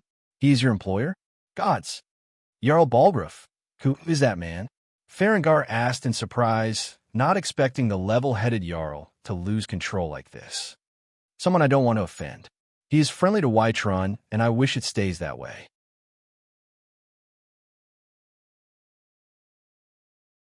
The Jarl said, if this madman has returned, Skyrim will be way noisier than it is now. Gods, I think it is about time he returns anyway. Oh, I'm heartbroken knowing that he thinks of me that way. Fine, then please lend us the Dragonstone. As soon as my mage here reads it, it will return to you right away. The Jarl changed his attitude when he spoke to me. All right, I unfastened the bag that was tied on my back and put it on Farengar's desk. You had that large stone on you all the time? Farengar asked. It is nothing heavy, I said. Actually, it is damn heavy for a normal person. The stone itself is quite big. Jarl Balgruuf, we really can't afford to lose this tablet. Whoever that employer is should give it for the sake of fighting the dragons. At that time, Farengar's associate, aka Delphine, spoke. I don't think that's up to you. I fund your research and return this stone to his owner. Nothing more than that. The Jarl refused. My Jarl, don't you think the timing is strange? Someone trying to take the stone one day before the dragon attacks Helgen. She asked, Enough. This man is not to be trifled with, all right, but he is trustworthy. If he knows something about dragons, he will show up when the time is right. Delphine retreated in front of the authority of Jarl Balgruuf. Still, his cold gaze was directed to the Dragonstone on Farengar's office. She was none of my concern now. All pieces were already in place, and all I have to do is wait. Very well. You have finished your job before it has even begun, aye? Good, good. I'll see that you are rewarded and deliver our best regards to your employer. The Jarl spoke to me. Understood. I nodded. My goal was finally achieved. I now have created the illusion I was after. Still, before anyone could say more, Irileth ran into Farengar's lab. My Jarl, Farengar, a dragon has been sighted nearby. And so it begins. 10 minutes earlier, Alina led Jelinar and Wulfur in Whiterun toward Jorvaskr through the Wind District. Isha led Mirin and Miranda in Whiterun toward Jorvaskr through the Plains District. Alina walked by the Temple of Kinnereth and paid respect for the elder priestesses and the Gildergreen tree, while Isha browsed the stalls in the market, then headed up through the large stairway towards the Gildergreen Square. Up there, the two parties were moving almost at the same time towards the stairway leading to Jorvaskr when they all stopped looking at one another. Strong people could easily distinguish themselves apart from a crowd, and the 6 of them were a terrifying monster each. Alina's red glare and dress with the crown of Firekeeper on her head and the vial covering her face were distinguishing her as a woman of power and nobility. Jelinar's dark armor and traceless presence made her feel like she would disappear if the eyes were to miss her. The eyes of mismatched color violet and golden were the 2 theme colors of the shivering towns of madness, dementia, and mania. Wulfur was large and towering as John, but his black hair and eyes gave him a calm presence along with the righteous and lawful air around him. Still, his power felt like a towering mountain or an unbeatable Hulk. On the other hand, Isha's air was sharp and lethal like the warrior who has been through hell, as she was. Refined and straight like a spear, Isha was the unrelenting striker. Mirin was becoming more recognizable than his twin sister as he grew a light beard and started working on his muscles with the new war tattoos he got from Beth. Tricky and unpredictable, the Altmere young man stood proud but behind Isha.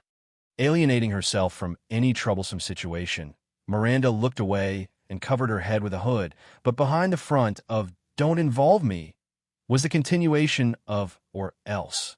She was standing idly without any opening, watching all, observing all, reading all. The 2 groups took interest in one another, but Alina and Jelinar were focusing on the one that caused them to feel a familiar scent On the one who didn't want to involve herself, Miranda. You altmare approach. Alina spoke to Miranda. Miranda turned to Alina, not understanding why would someone she just met order her around so haughty. Who are you to call me sister? Mirren retorted at Alina. Keep it quiet, cutie. My sister gets to address whoever she wants. Jelinek glared at Mirren.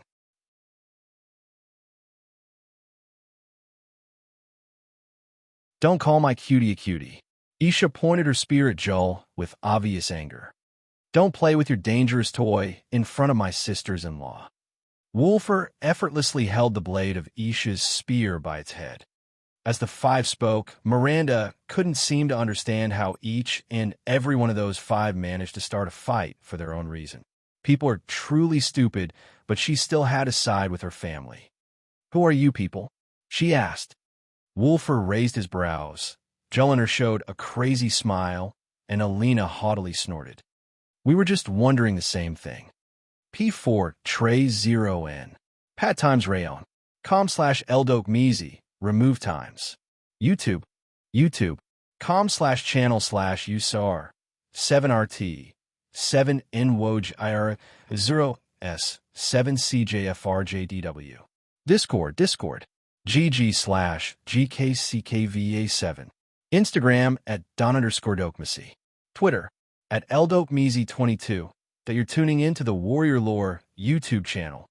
Don't forget to subscribe and join us on this journey to catch the most captivating stories.